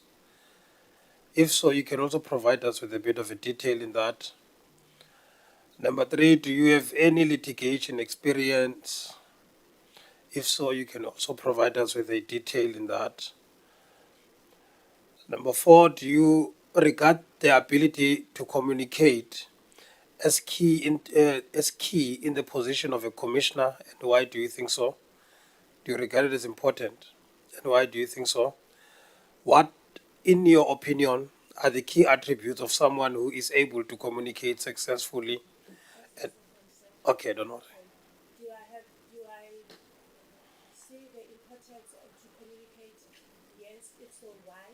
And then Do you regard the ability to communicate as key to the position of a commissioner, and why? The second aspect of that very same question is, what, in your opinion, are the key attributes of someone who is able to communicate successfully? And do you believe that you have such attributes? Number five, do you have management experience? If so, can you provide us with details of, in that regard, highlighting specific management skills that you possess? Number six, do you believe that you have leadership skills? And if so, can you provide us with examples on when have you successfully exercised that particular leadership? Please browse through quickly on those.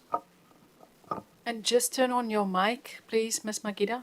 yes, ma'am. Thank you so much. The advocacy experience in business that I would say I have is where I sought to. Yes, actually, I held a seminar last year, June, for the youth in my community, Diepkloof, Soweto, and I had various different stakeholders that I had invited. Firstly, that seminar was organized in a very, very short space of time, and it sought to address the needs challenges: youth that is not employed, youth that is not educated, youth also that has that have graduated but are sitting unemployed. And I am proud to say that, and also persons with disabilities. So I had various stakeholders from the private sector, from government. From government, I even had the National Department of Small Business, part of that initiative, from Gauteng Enterprise Propeller, Department of Labor. And I believe that was good, because also the purpose of that, it was not necessarily to even just advocate. It is to say, these are the people, sometimes they need information, and here's the information, let me bring them to them, because I understand at some point that people do lose confidence in government and in the services that we offer. Some do lose the drive, so I arrange that. And then for policy and litigation experience, unfortunately, no, I don't have that kind of experience. And then, do I believe communication is important, and why? Everything is achieved through communication. Conflicts are resolved and they get started through communication. Therefore, communication is important, and honorable members, there's various ways to communicate. It could be through spoken word, it could be in writing, and do I believe that I have good communication skills? I believe so. Like I said earlier in my introduction, I believe I can engage with people from different social levels and different economic tax brackets. And reason for that, like I said, is that I understand that communication is a two-way thing. It does not come from one place. Therefore, effective communication as well would be, for me, if whatever message that is being sent across is received and you are able to achieve the results that you, or the outcome that you desire. And then in terms of management experience, Honorable Zotetsi, I do believe that I do have management experience, as I am a director of Chabekazi Projects. Chabekazi Projects is a company that was founded back in 2013. It has served public service like just 2 years ago. We have been awarded a contract by National Youth Development Agency, where we assist youth with feasibility studies and business plans.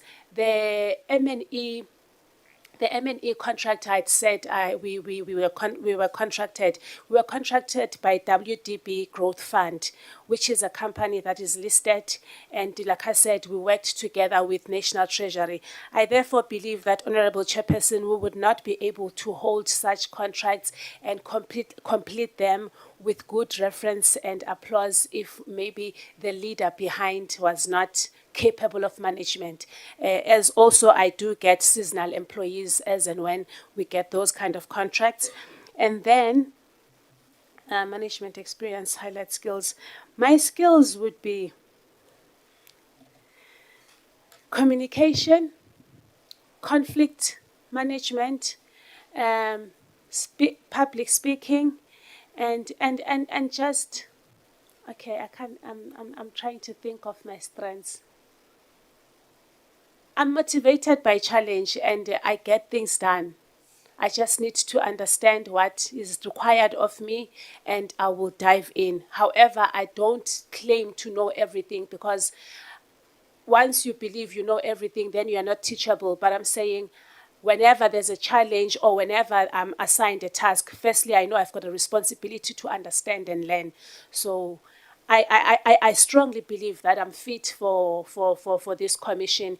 And I feel greatly honored, because even with the previous interviews I watched, I saw that the human capital or the candidates, they're quite matured. And if you allow me, honorable members, when I received that communication on the 20th, and then I saw the list, it was advocates and doctors, but I knew that my CV must have had an impact and I belong here.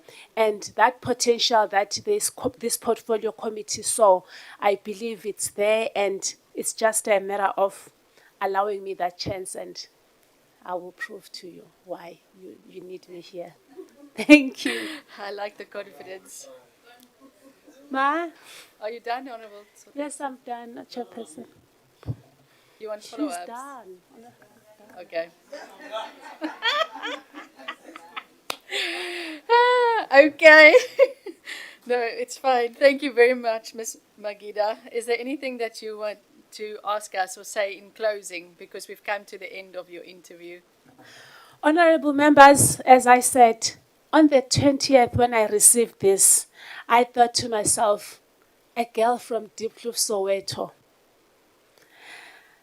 It has been CGE, CGE, CGE. Those closest to me now, they will tell you, oh, my friend, that chapter 9 institution. And, you know, because I've been breathing, eating, and that's exactly what I believe, you know, you need in this commission. I have been breathing, dreaming, eating CGE. And I want to say to you, honorable members, the work that you guys are doing is amazing. It is commendable, but there's still more work to be done. Just me preparing for this, those that are close to me, now they know about this CGE. Now they know. And you can imagine again now when I'm Pakati inside. So thank you. Thank you so much, members. That will be When you're all. Pagati insides. Hey, she's already inside. Thank you, Ms. Magida. Thank you very much for sharing that youthful energy with us this afternoon. Thank you for the good work that you're already doing in the spaces that you are occupying. We as a portfolio committee, we fully believe exactly what you are saying, that there's much more work that must be done, not only for gender equality, but in general in this space. I need to inform you of the steps going forward. We are still going to interview one more candidate today, and then tomorrow we've got 4 more interviews. Next Tuesday, we will reconvene in this venue, where we will deliberate on the outcomes of the interviews we've conducted. We will then recommend 7 names in the form of a report to the National Assembly. We hope that the National Assembly will accept or adopt our recommendations. But ultimately, it will be the President of the Republic who will then choose 5 new commissioners to serve on the Commission for Gender Equality. We are under a tight deadline because this process emanates from a Concord ruling, and the Concord asked us to be done with the process by the end of July. So we will complete our work in June, and then at the end of July, hopefully the President would have applied his mind. But thank you again for being with us. Thank you for sharing all your ideas and your passions. And we wish you well, Ms. Magida, and travel back home safely. This is the end of your interview. Thank you so much.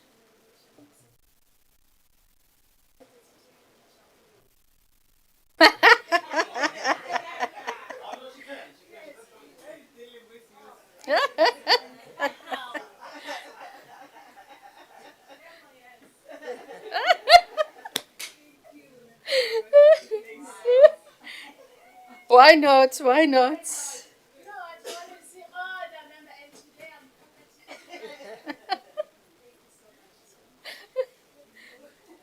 Order, Miss Magida, order.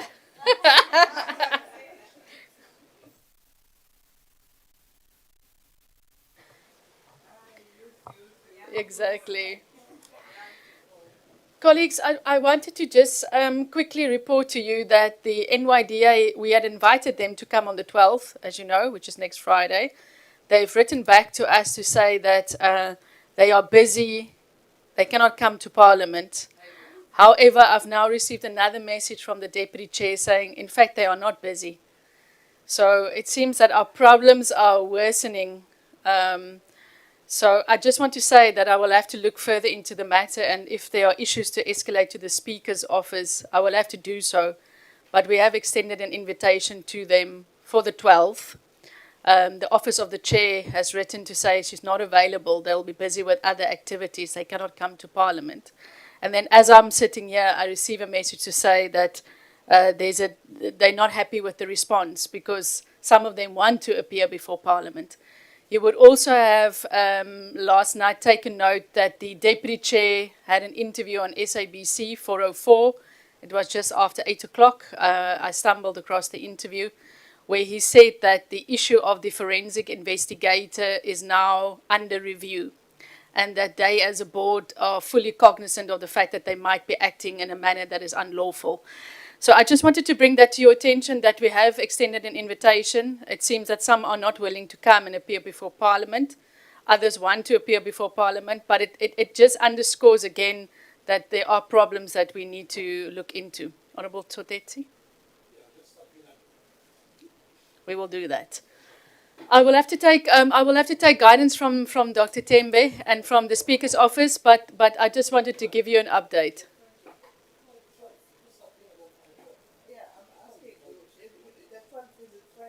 Yes, it's next Friday. And then next Tuesday we are meeting here for the scoring again here at S12A, and the meeting that we have secured, or the venue that we have secured for the meeting with the NYDA next Friday, is M514. But at this stage, as I'm saying, the chair is not willing to come to Parliament. But we will look into the matter further. Sorry?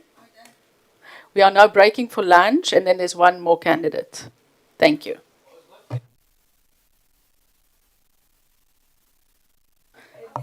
But I thought you said you want me to make you stay here.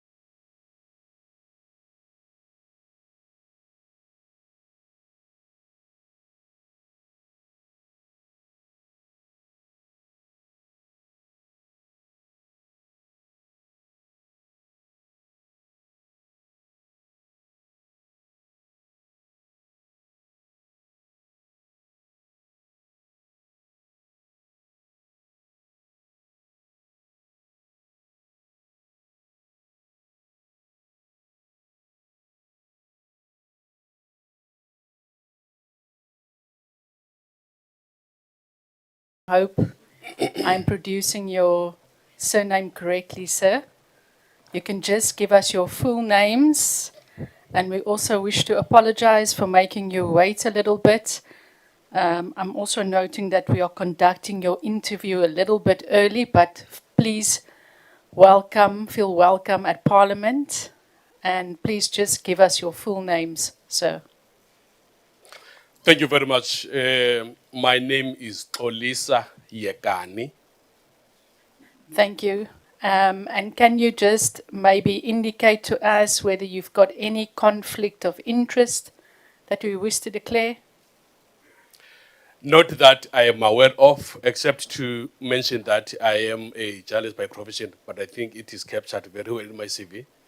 That's all I can declare for now. Thank you so much, Mr. Yekani. We are the Portfolio Committee on Women, Youth and Persons with Disabilities. We have been given a task to identify the most suitable, most qualified South Africans to serve on the Commission for Gender Equality. We thank you very much for applying to be considered for this important task, for being willing to serve your nation. I'm going to ask honourable members when they engage with you to introduce themselves. When they ask you a question, you've got 5 minutes to respond to them, and where members have got 2 questions, they will indicate to you, and then you've got 10 minutes to respond to them. If you go over time, I will just give you a gentle nudge to round up. Maybe you can just start, Mr. Yekani, by telling us what was contained in your application form.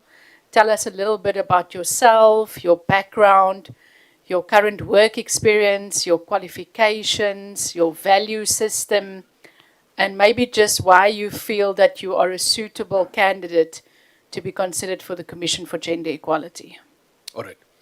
Thank you very much, ma'am, for this ample opportunity. Xolisa is born and bred Taidukwa in the Eastern Cape, Ngakata location.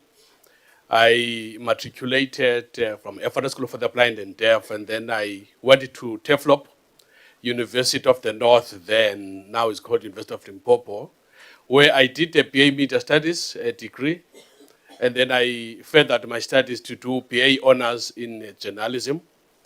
I am now currently studying towards my Master's in Applied Language Studies. I then, because I am a visually impaired person, I then involved myself in the advocacy work, where we strongly advocate for the rights of persons with disabilities, particularly blind and partially sighted people. I've been fortunate, by God's grace, to occupy a number of positions in that space. To mention a few, I've been the chairperson for SA National Council for the Blind in 2011. Then I came back again in 2019, the position that I'm still occupying right now. I further occupied the position of being the board chairperson of South African Library for the Blind.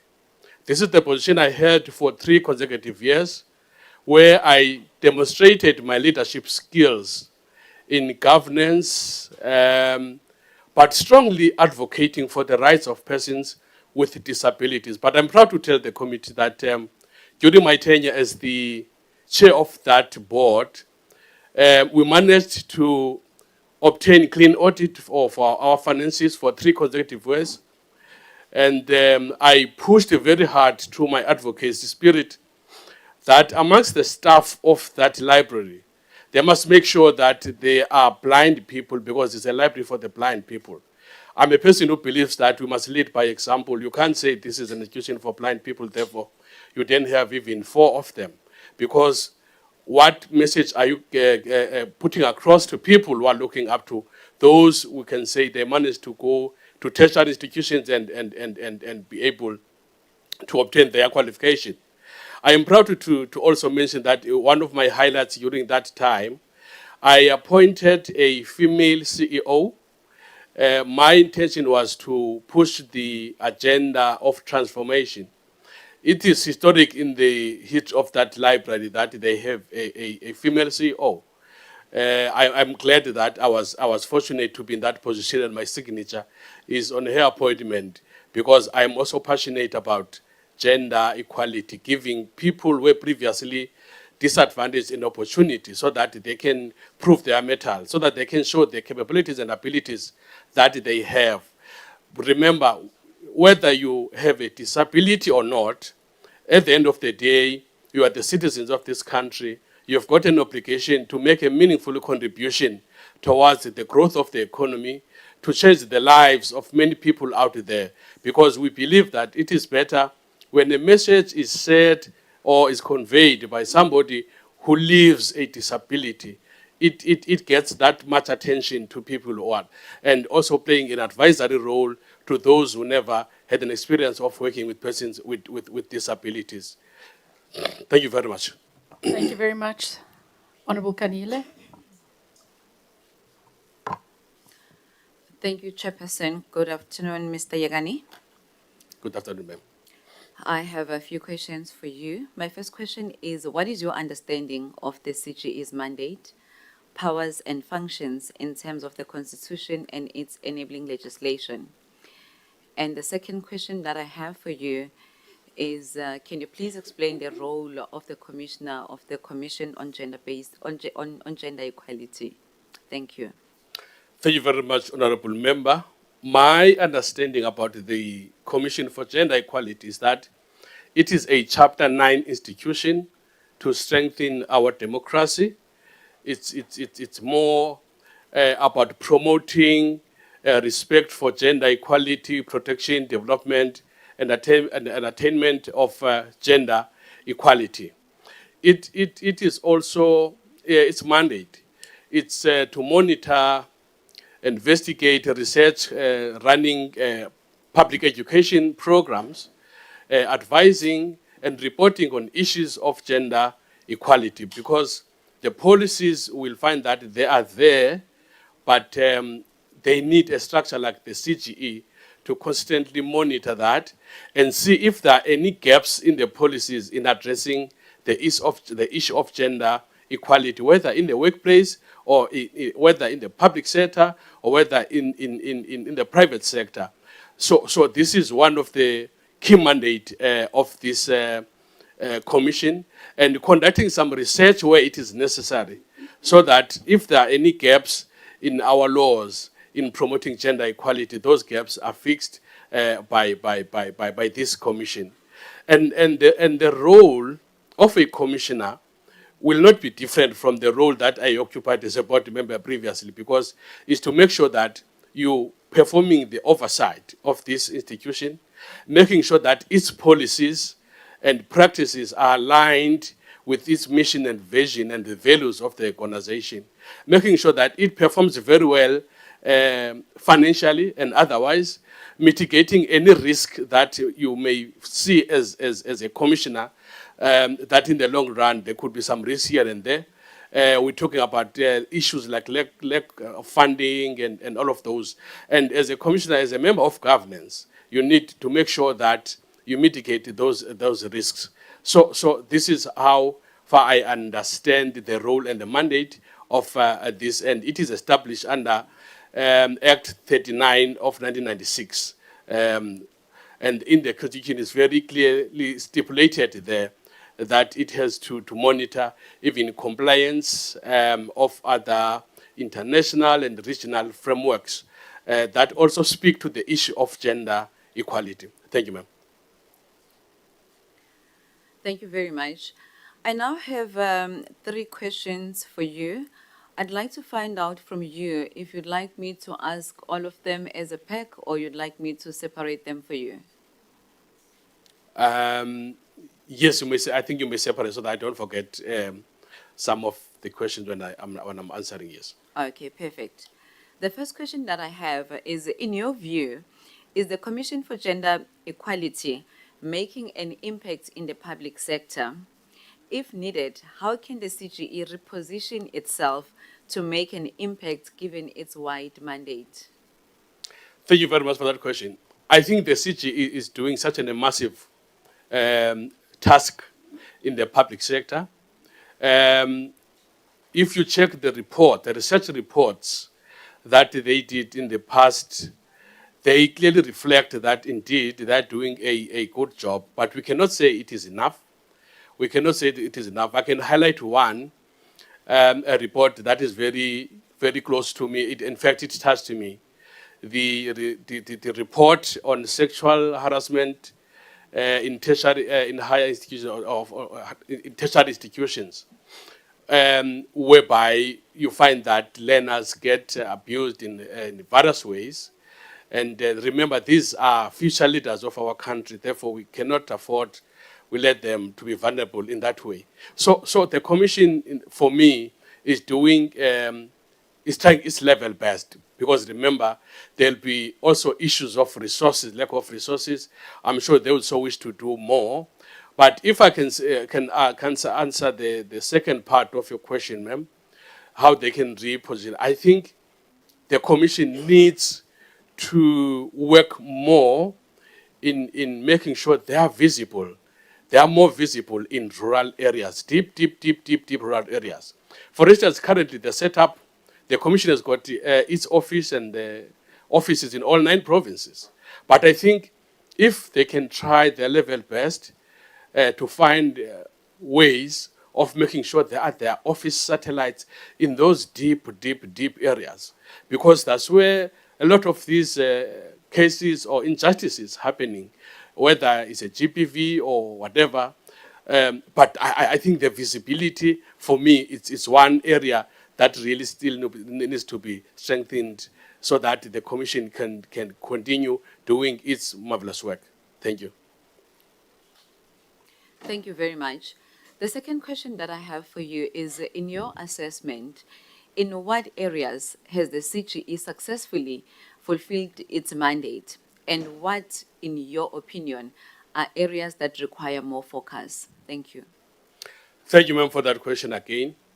One that comes to my mind right now, that we should, all of us, take our heads off for the CGE. When they challenged the Section 7 of the Divorce Act, there's work that needs to be done there to address that injustices. I'm aware that there's a process that the Parliament has to meet the court order in addressing that. And most importantly, another success for the CGE was the paternity issue. Now the fathers are now also going to have leave like women when they have to go and give birth.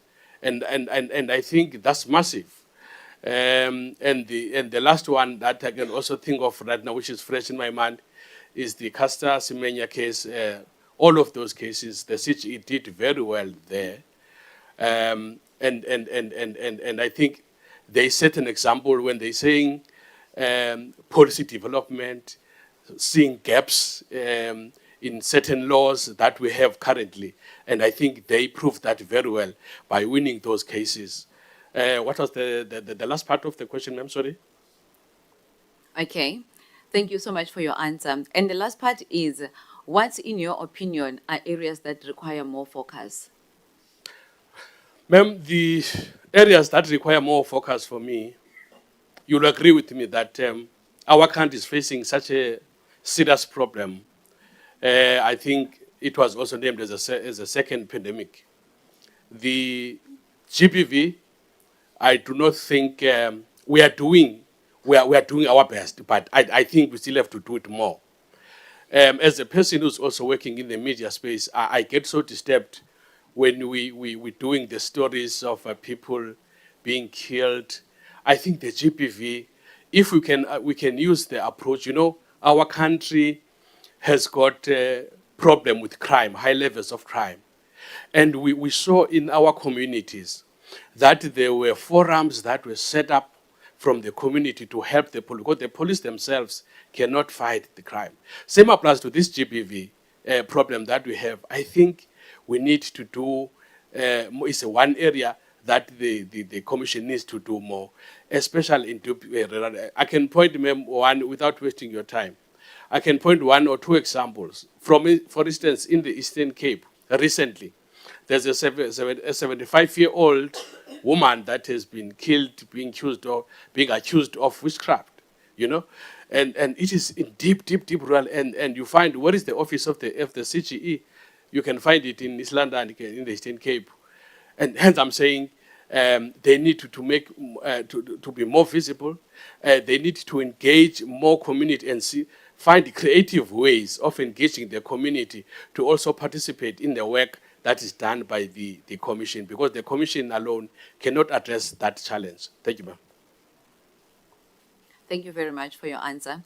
The last question that I have for you is, what, in your view, are key challenges, or rather risks, that the Commission for Gender Equality faces, and what are suggested mitigation strategies? Thank you. I think one of the key challenges is the backlog of the cases that get reported on various issues, that get reported to the Commission on various issues of gender-based violence, and you mentioned them. And I think the mitigating, having a specialized or special courts that will deal with issues that get reported that have to do with gender, that can also assist.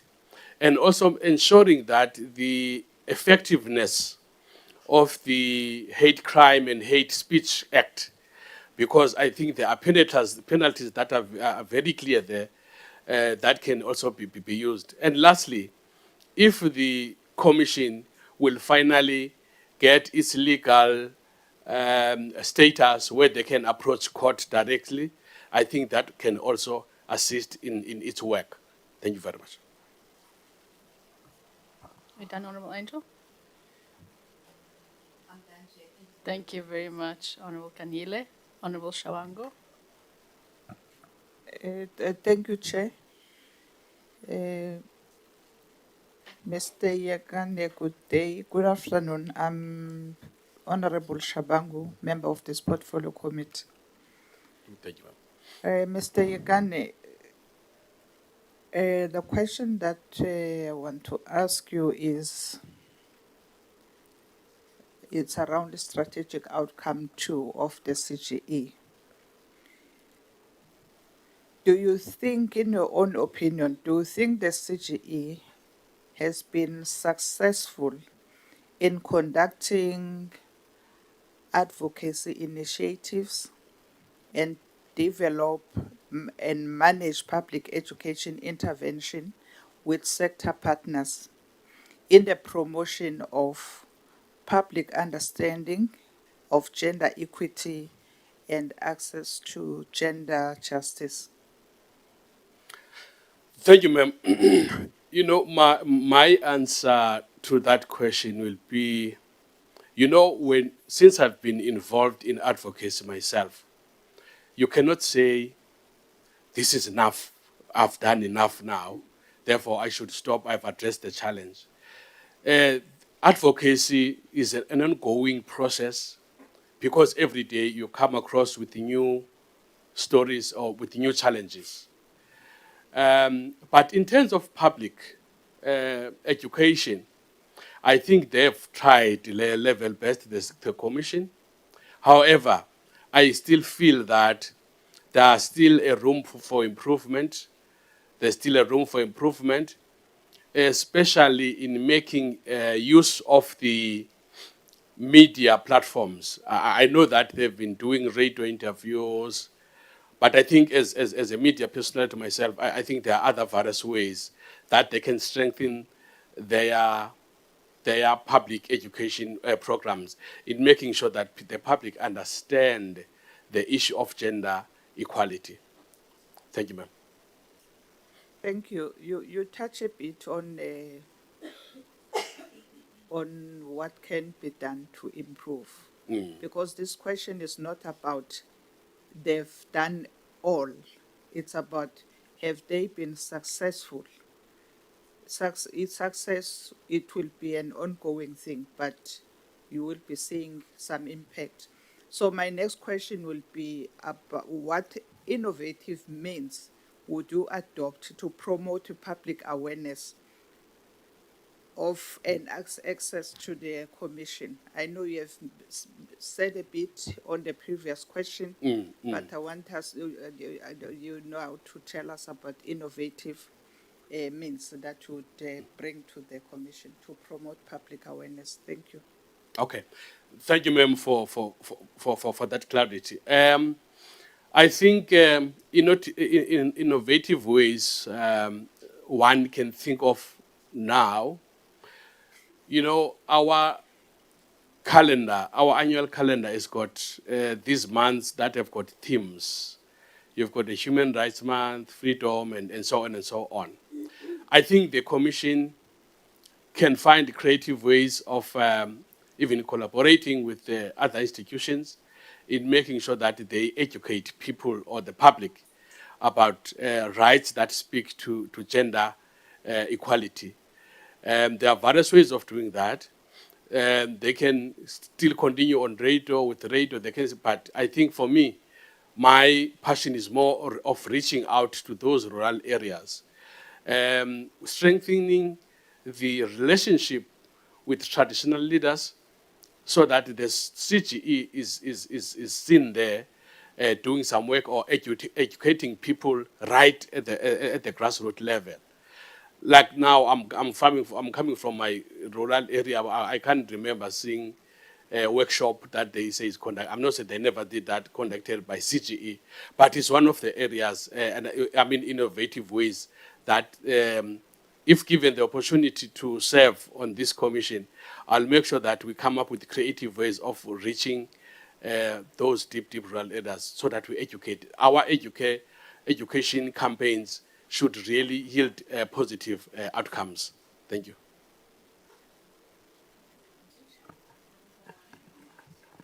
Thank you, Chair.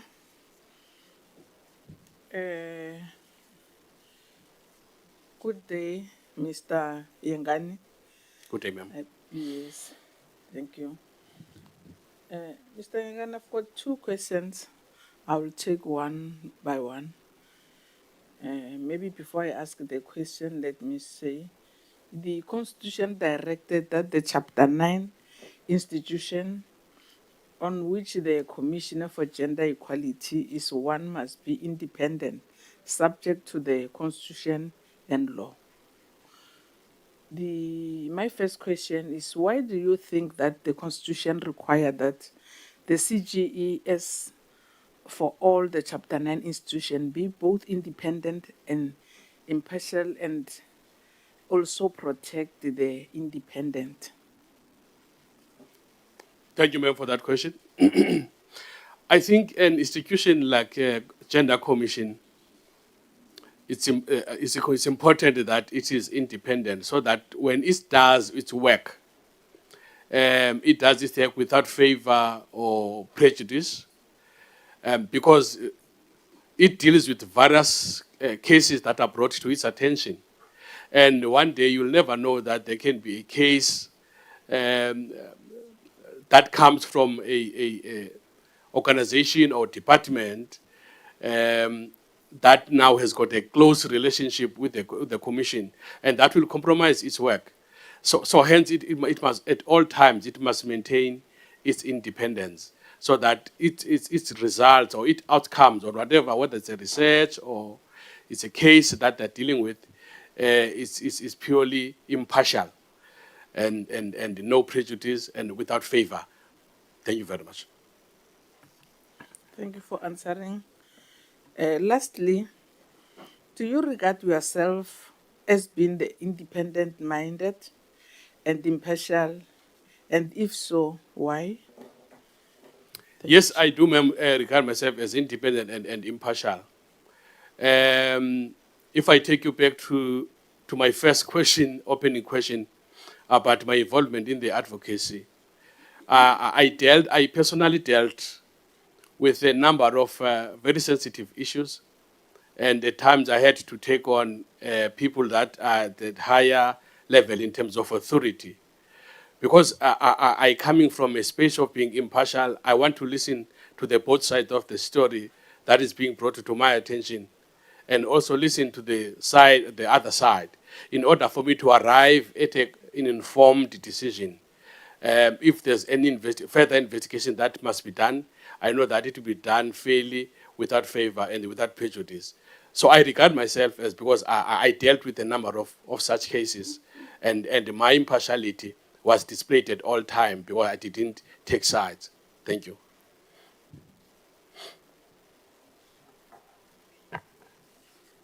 Thank you, Chair. Oh. What me? Thank you, thank you very much, Chair. Greetings, Mr. Yedani. My name is Bopi Raisi Bewahamayula. What I would like to know, Mr. Yedani, is what is your understanding of corporate governance insofar? What is your understanding of corporate governance insofar as the operation of the CGE is concerned? And also, have you ever been accused or insinuated on unfair discrimination prohibited by Section 9, subsection 4 of the Constitution? And lastly, Mr. Yekani, would you consider yourself a fit and a proper person to serve as a CGE commissioner? Elaborate on why that is. Thank you very much. Okay. So you will repeat if I forget one. I think it's 3 questions, but it's fine. My understanding of the corporate governance is simple. It's about oversight. As a commissioner, it's a system of making sure that the rules and the practices as enshrined in King 4 and King 5 are clearly implemented if you're a member of a board or a commissioner, by ensuring that you execute your statutory duty, making sure that you provide leadership in terms of the vision and the mission of this organization you are governing as a commissioner. The corporate governance has got its principles, which are very straightforward and providing some guidance for one who's a commissioner or a board member. One of those will be fairness, accountability, where with transparency, responsibility, risk management, where we talk about accountability in the work of the commission. Let's say it has conducted some research. Now you must be able, as a commissioner, to explain, to account why did you have to take that research. And sometimes you'll find that the work that you carried went over your budget, and you must be able to justify those risks because every activity gets budgeted for. So that's accountability. Fairness, you treat everybody fairly, whether employees, your stakeholders, because remember, you are the governor of this critical Chapter 9 institution. So professionalism is always key when doing your oversight role. And responsibility as one of the principles of corporate governance. As commissioners, we are responsible for hiring the CEO, making sure that the reports, which are due quarterly, are submitted timelessly, ensuring that there's stability. Fairness, that would also mean that whether there's some procurement processes that have to be followed, you make sure that as a member of governance or as a commissioner, there is fairness applied. And this is how far I understand. And you always make sure that you preserve the autonomy and the independence of this institution by providing the needed leadership in terms of gender equality, in terms of the work that is carried by Gender Commission. Then what was the second part of your question, ma'am? The second one is, have you ever been accused or insinuated on unfair discrimination prohibited by Section 9, subsection 4 of the Constitution? Ma'am, not at my personal level. I've never been unfairly discriminated, but I have a lot of experience in terms of issues that were brought, and sometimes I feel that I even forget the work that I'm employed for. I focus on advocating on this unfair discrimination. And I've used one of the instruments that we all know, that is also used by the Gender Commission. There's an act called PEPUDA, that is Promotion of Equality and Prevention of Unfair Discrimination, Act 4 of 2000. I've used that instrument. I can't remember how many letters I can find in my computer, writing to various companies and departments fighting for unfair discrimination of persons with disabilities. But at a personal level, I've never, because I was able, I think I'm able to state my case, so I cannot be easily discriminated because I know what is right for me. Thank you very much. Thank you so much. Honorable Mqunu. Thank you, Chair. Greetings to Mr. Ekani. My name is Kukuletu Mchunu. I'm a member of this committee. I have 2 sets of questions for you. I will ask the first set, and then after your response, I will move to the second set. Thank you. As a commissioner of the CGE, how would you advise government departments and the entities and the private sector to mainstream gender in order to achieve gender equality? What, in your view, are the key mechanisms or measures to foster gender equality in society?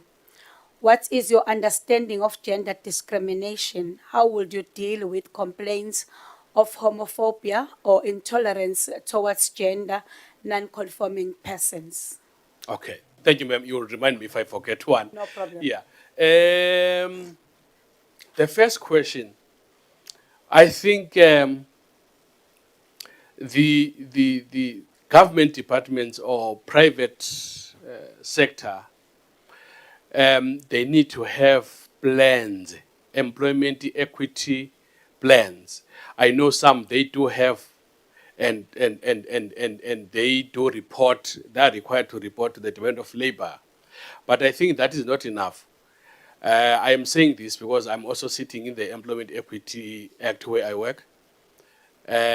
So they need to have some targets to promote gender, where we can say, for instance, 50% or 60% should be black females, or, you put certain targets.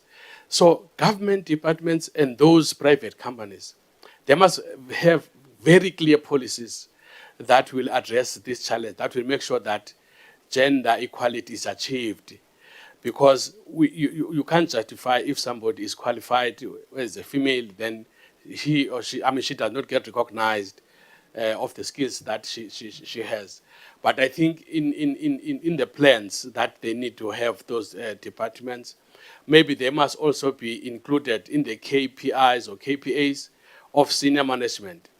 Because I remember we ran some disability workshop that to sensitize some staff at times, but you find that it does not get the attention it desires. And one of the suggestions, we said maybe it must be included in the IKPR, so they see it's compulsory that they must achieve certain targets to address gender equality. What does the second part, ma'am? What, in your view, are the key mechanisms or measures to foster gender equality in society? The mechanisms, I think, since I think I touched earlier on here, since we do not have a very strong tools that will have one held accountable when gender issue is not addressed or not given the attention it deserves. So those policies, those workshops for the public at the grassroots levels, I think can work. But in the workplace, I think there are other mechanisms that we can use to force that. Some penalties or some sanctions that will have to be addressed through certain laws of this country, your Labor Relations Act, you mentioned them, your Employment Equity Act. Those acts, I think they need to be strengthened so that they have got teeth. If you don't do this, what will be the outcome? What will be the implications for you failing to do this? Thank you, ma'am. What is your understanding of gender discrimination? How would you deal with complaints of homophobia or intolerance towards gender non-conforming persons? Gender discrimination is when a person, a female, or has got all it takes for a particular task because she's a female or otherwise, and then you say, no, we're not going to take this one.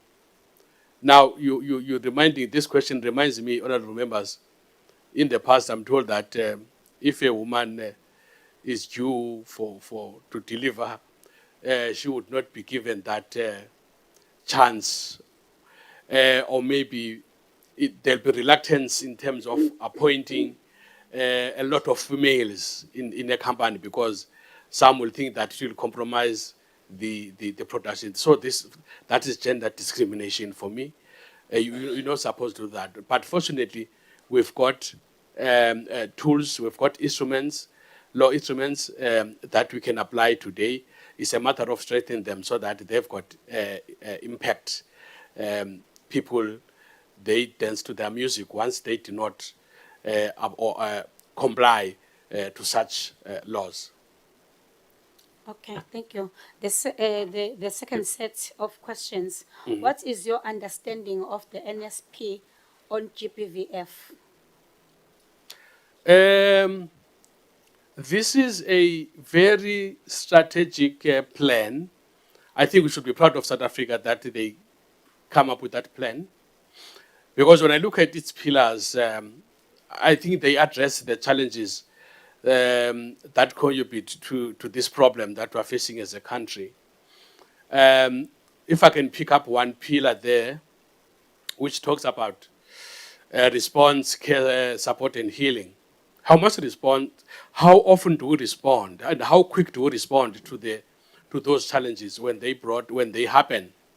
Like now, I've just gave you a story of this 75-year-old woman that has been killed. How quick do we respond to that? And how much support are we giving that? Even the family of that person, how much support is given to that? So that plan and another pillar, I think it can also is also important when addressing the GBVF. Economic power. I think you'll agree with me, honorable members, that many females that are victims of GBVF, it is a result of poverty. If we can empower women so that you don't find somebody saying that, I want to leave this marriage, I want to leave this relationship, but what am I going to do with these kids?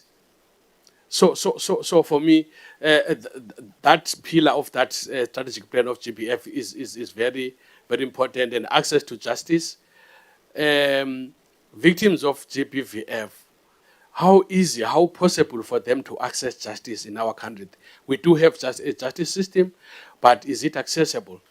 Hence, earlier on, I said we need to find creative ways of ensuring that we've got satellite offices everywhere so that if somebody, a victim of GBF, needs some help, can immediately reach to the office where she can be assisted. Thank you, ma'am. Okay, last question.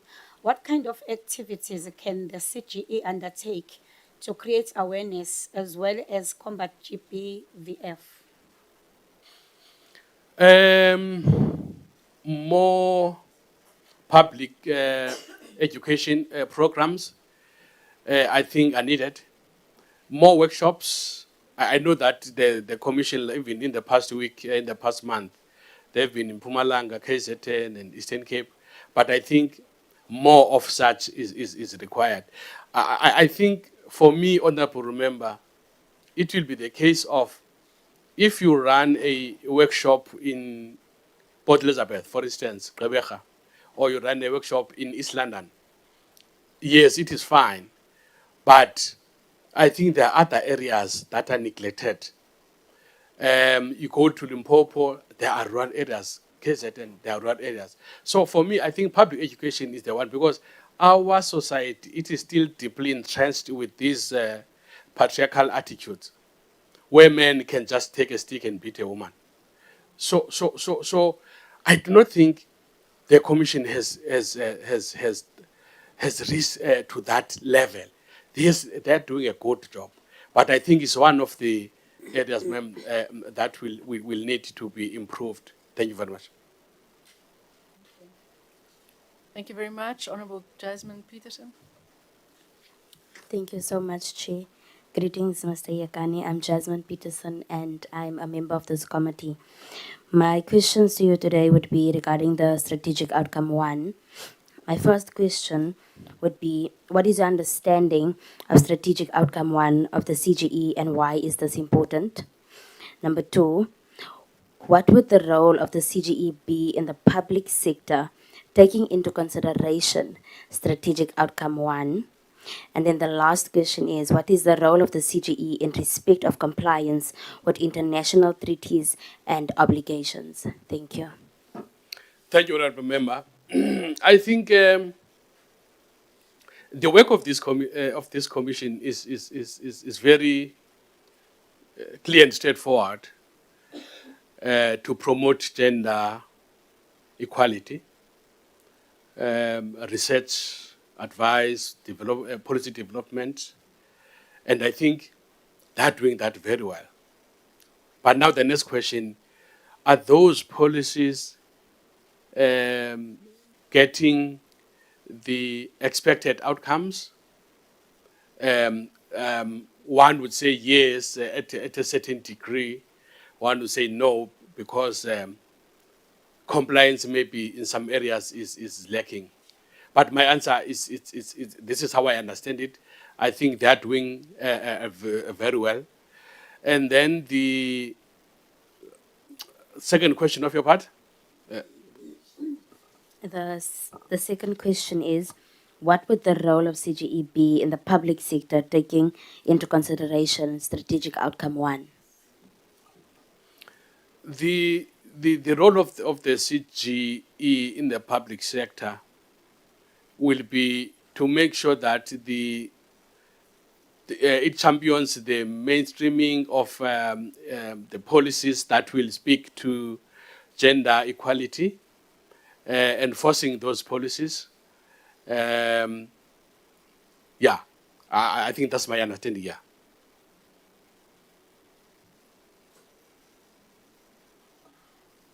I think there's another part of your question that I didn't answer. Okay, the last part of the question says, what is the role of the CGE in respect of compliance with international treaties and obligations? Thank you for that, Honorable Member. The CGE, since is an affiliate to also African Commission on Human and People's Rights, every 2 years is expected to produce an alternative report. There'll be a report of the state, and then the CGE will produce an alternative report where it reflects the work that has been carried out to promote and protect the rights of women, as clearly articulated in the articles of Maputo Protocol. And those reports will also have to be presented to this House, that is to Parliament, to see if really as a country we are doing enough, because one of the responsibility of the CGE is to monitor those international covenants and charters. So hence now it's expected to also produce that report, so that we see if there are any gaps, an alternative report, if there are any gaps, we find ways how do we mitigate those gaps. Thank you, ma'am. Thank you very much, and good afternoon to you, Mr. Yagani. My name is Tsiamo Tsotetse, who is also a member of this committee. I just have a few questions for you. I'll firstly present this section of my question and then proceed to 6 more questions that you will have to respond to quite briefly. One is that how do you think that the CGE can strengthen its own monitoring and evaluation? And the second aspect of that is also how do you think that it can interact with the oversight of Parliament? How do you think it can better interact with the oversight of Parliament? Thank you, sir. I think the first part, monitoring and evaluation. I know that there are certain cases, honourable member, that get referred to Human Rights Commission. I think if the CGE, its monitoring and evaluation, can be strengthened in a way that its research findings are binding, I know that there could be a debate in terms of the law and all of that. But I think for me, that's one way that will make sure that its monitoring and evaluation has got its impact, and it comes with the outcome, with the desired outcomes that were intended for. And then the second part of your question, to strengthen the oversight of, I think the current setup is good, but we can still improve it. Instead of waiting for the Parliament to invite the CGE commissioners to come and present their report, maybe there could be a very clearly stipulated time frames to say, by this time, you should have submitted your report to Parliament as a way of doing your oversight. Thank you, sir. Thank you very much. We proceed. Do you believe that you have leadership skills? And if so, I know that you have provided others, but can you expand more on why do you believe that you have leadership skills? Thank you, sir. I believe that. Do you mind if I deal with this, or do you want me to ask them one by one? Deal with that. No, let me deal with that one. Okay. Yeah. Thank you very much. I think I strongly believe that I do have leadership skills. As clearly indicated earlier on, the number of boards that I serve, the impact that I have done on persons with disabilities, my activism and in addressing injustices. You know, when I was a board chairperson, just to paint a picture that I do have leadership skills. When you're the chairperson or of the commission or of a board, you must be somebody that is able to identify the skills and expertise that we have around the table. And that's one area of my strong leadership skills, because once I assumed that position, people felt that they are part of this journey, because I was able to bring strategic direction. I was able to identify this one can help, is strong with this in this legal space. This one is strong.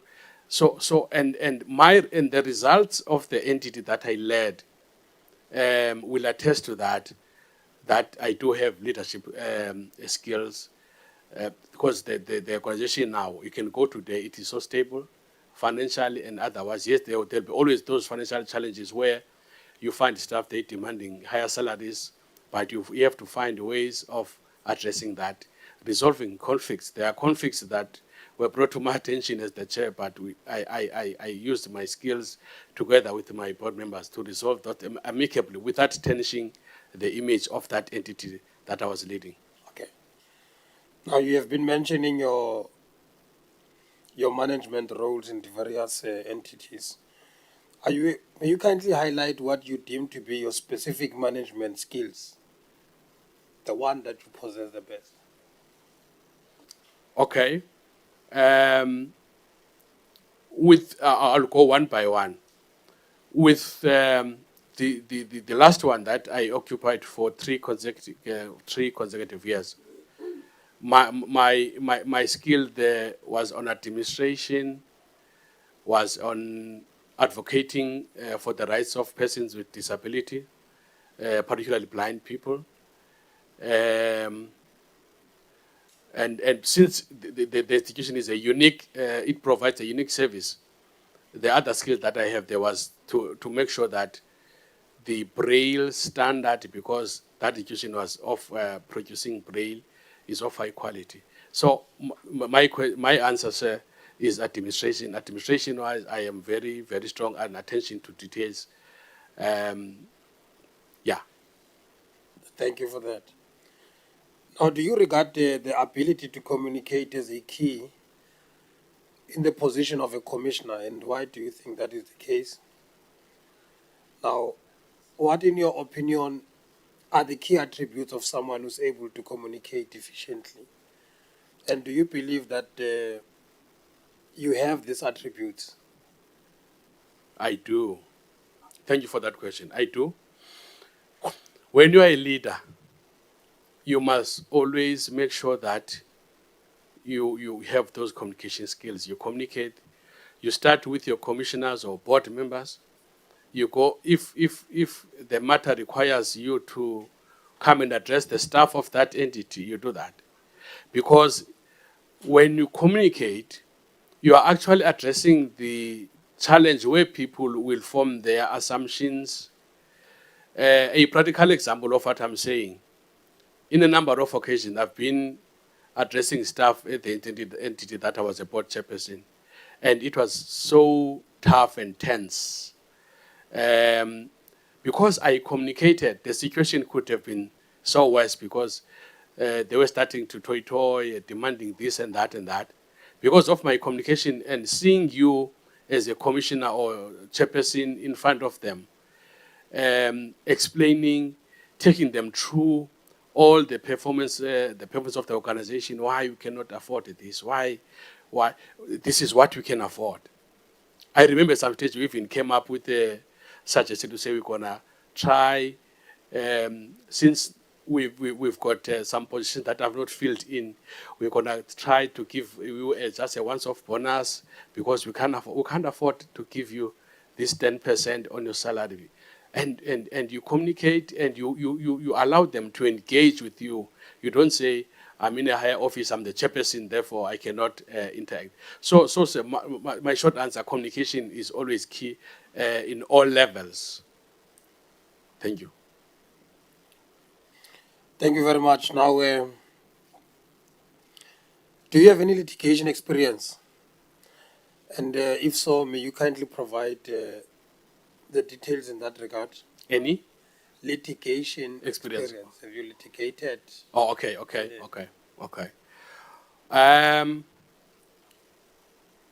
No, sir, except to say when I was on the verge of litigating some cases that were brought to my attention, things turned the other way around.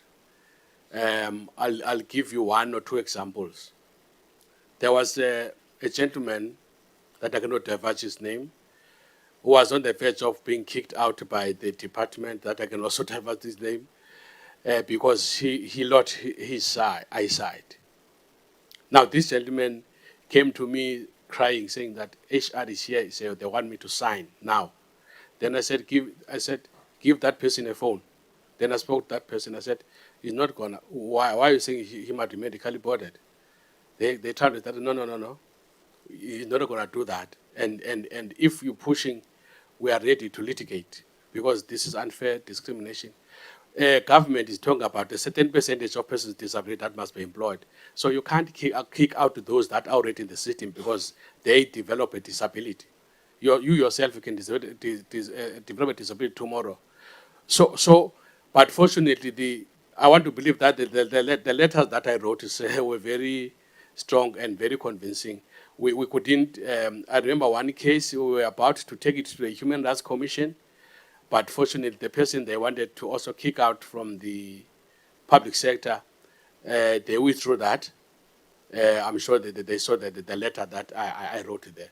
So I was on the verge of litigating. So I'm being just honest and and showing the committee the kind of work that I've been involved in. Thank you, sir. Yeah, so you almost litigated. I almost litigated. Yes. Thank you very much. Now, do you have any experience with regard to legislative or policy reviews? And if so, if can you provide just a brief detail of that? One would regard that as experience. Thank you very much. I'm not sure, but I've been involved in a process of reviewing some policies, and not only policies that deal with persons with disabilities, any policies, because I said even where I've been a board member, chairperson, I remember I even introduced a policy called the reasonable accommodation policy, because they did not have that. But this one speaks to persons with disabilities, because there were stories when I addressed them that way came to me very shocking. Then I said, you can't afford not to have this policy. So I've been part of policy review. I do have some. I can pick up what needs to be fixed in a policy, but I never did it at a school level. That okay, this is my major of policy development. I'm being honest with the committee. Thank you. Okay, no, thanks. Just the last one. I'm sure you realize that this part of questions, there's more to do with you, with yourself. Now, you have mentioned how you have advocated for others. In what I've picked up is that it has been more of within the organizations that you have been involved in. Yes, that's true. Do you have any experience of advocating for others externally in the organizations? And if you do, can you give us the details in that regard? Okay. So when I when I refer to my advocacy was in the organization that I was involved in, maybe let me paint this picture of the committee that South African National Council for the Blind is an umbrella body of organization for blind people in South Africa. But you do not only assist people that have got organizations that are affiliating to you as Council for the Blind. So anybody that comes with a problem who needs your intervention, I immediately jump. I've got a number of them. If I can put them here, they will say, Mr. Ekani, thank you that you heard my story. I now have my job. Because you will hear committee members that I'm always referring to a job, practical example. It's simply because what we picked up as people who are doing advocacy, persons with disabilities get discriminated once they become disabled. And it always affects their job. There's many of them who heard of me or of us doing advocacy after they even allowed to resign. And then I asked the question, why did you resign? Why did you not come to us? And people will say, no, I think it was out of ignorance. We heard about this or about that. So my shortest answer is, we assist anybody. I've got a number of them that I've assisted externally, not only members of the organization that have been part of it. Yeah, no, I would have liked you to give me details in that regard, but it's fine. I believe you. So I think that will conclude. No, it's fine. I can try, but without revealing name. Yes, you can go ahead. No, that's okay. Don't worry. Okay. That's okay. I think let's conclude it there. Thank you very much, Chairperson, and thank you, Mr. Yekan. Mr. Yekan. Yes. Thank you very much. Mr. Yekani, is there anything, we've come to the end of your interview this afternoon. Is there anything that you would like to say to us in closing, or perhaps anything you would like to ask from the honorable members? Okay. Thank you very much for that. Honorable members, firstly, I would like to thank you for considering me to give this opportunity even to come before you. and try to explain how I understand the work of the commission. My primary objective for me to apply for this position, to serve here, is simply because I have picked up that many of us are victims of what the commission is doing, but nobody is listening.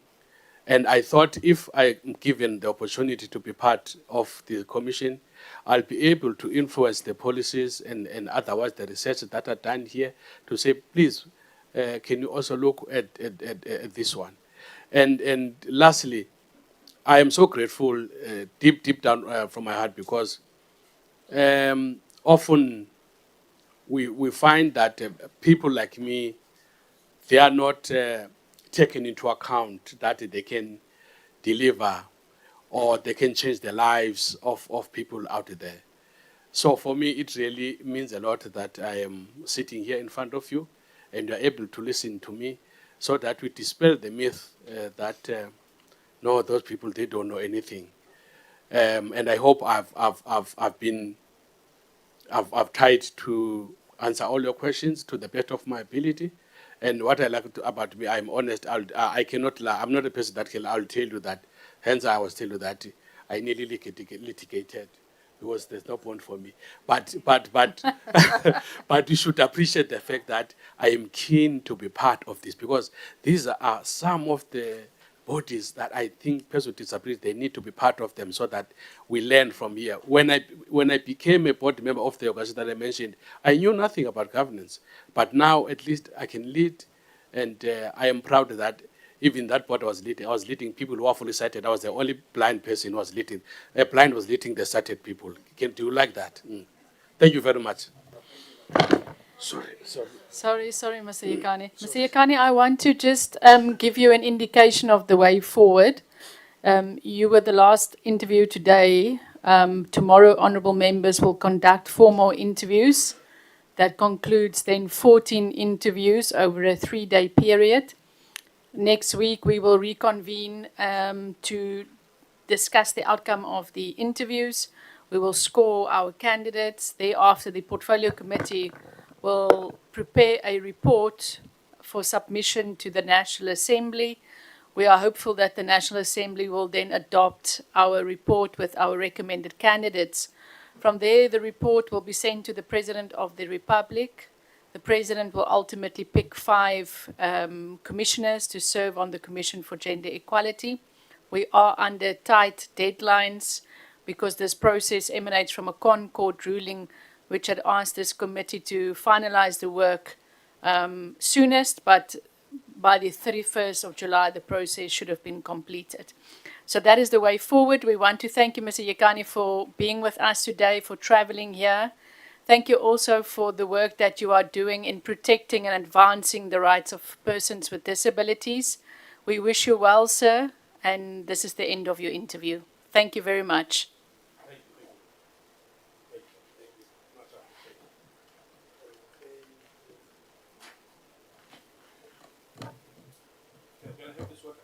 Yeah, you can take it.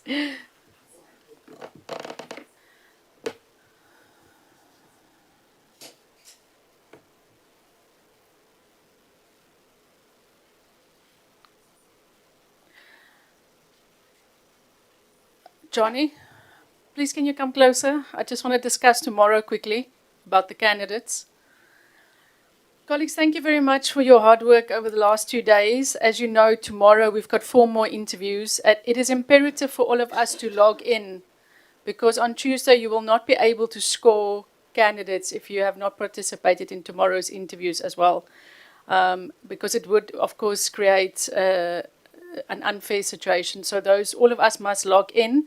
Maybe just tomorrow morning for 15 minutes or so, we'll have a closed session to discuss who will be asking which questions. We know that you are doubling up, Honourable Mkhunu, so that will stay the same. You are doubling up, Honourable Kanile, so that will stay the same. And then we'll just discuss, the ANC will sort out their own arrangements, but we can discuss it tomorrow morning at 9:15. Oh, but you are not a part of the progressive left, you are actually. We are starting at 9:30 because one candidate, you will recall, did not participate in the interviews yesterday. The candidate had indicated they'd gone for an operation and is opting for the Zoom interview. So we will start at 9:15 with an internal session just to discuss who's asking what. We will have to switch on our cameras, colleagues, when you're asking your questions because it needs to look like you are in the same setting that we are here. Can we just discuss who's going first? Are we taking the candidate? Yeah? No, she can cut. She cut.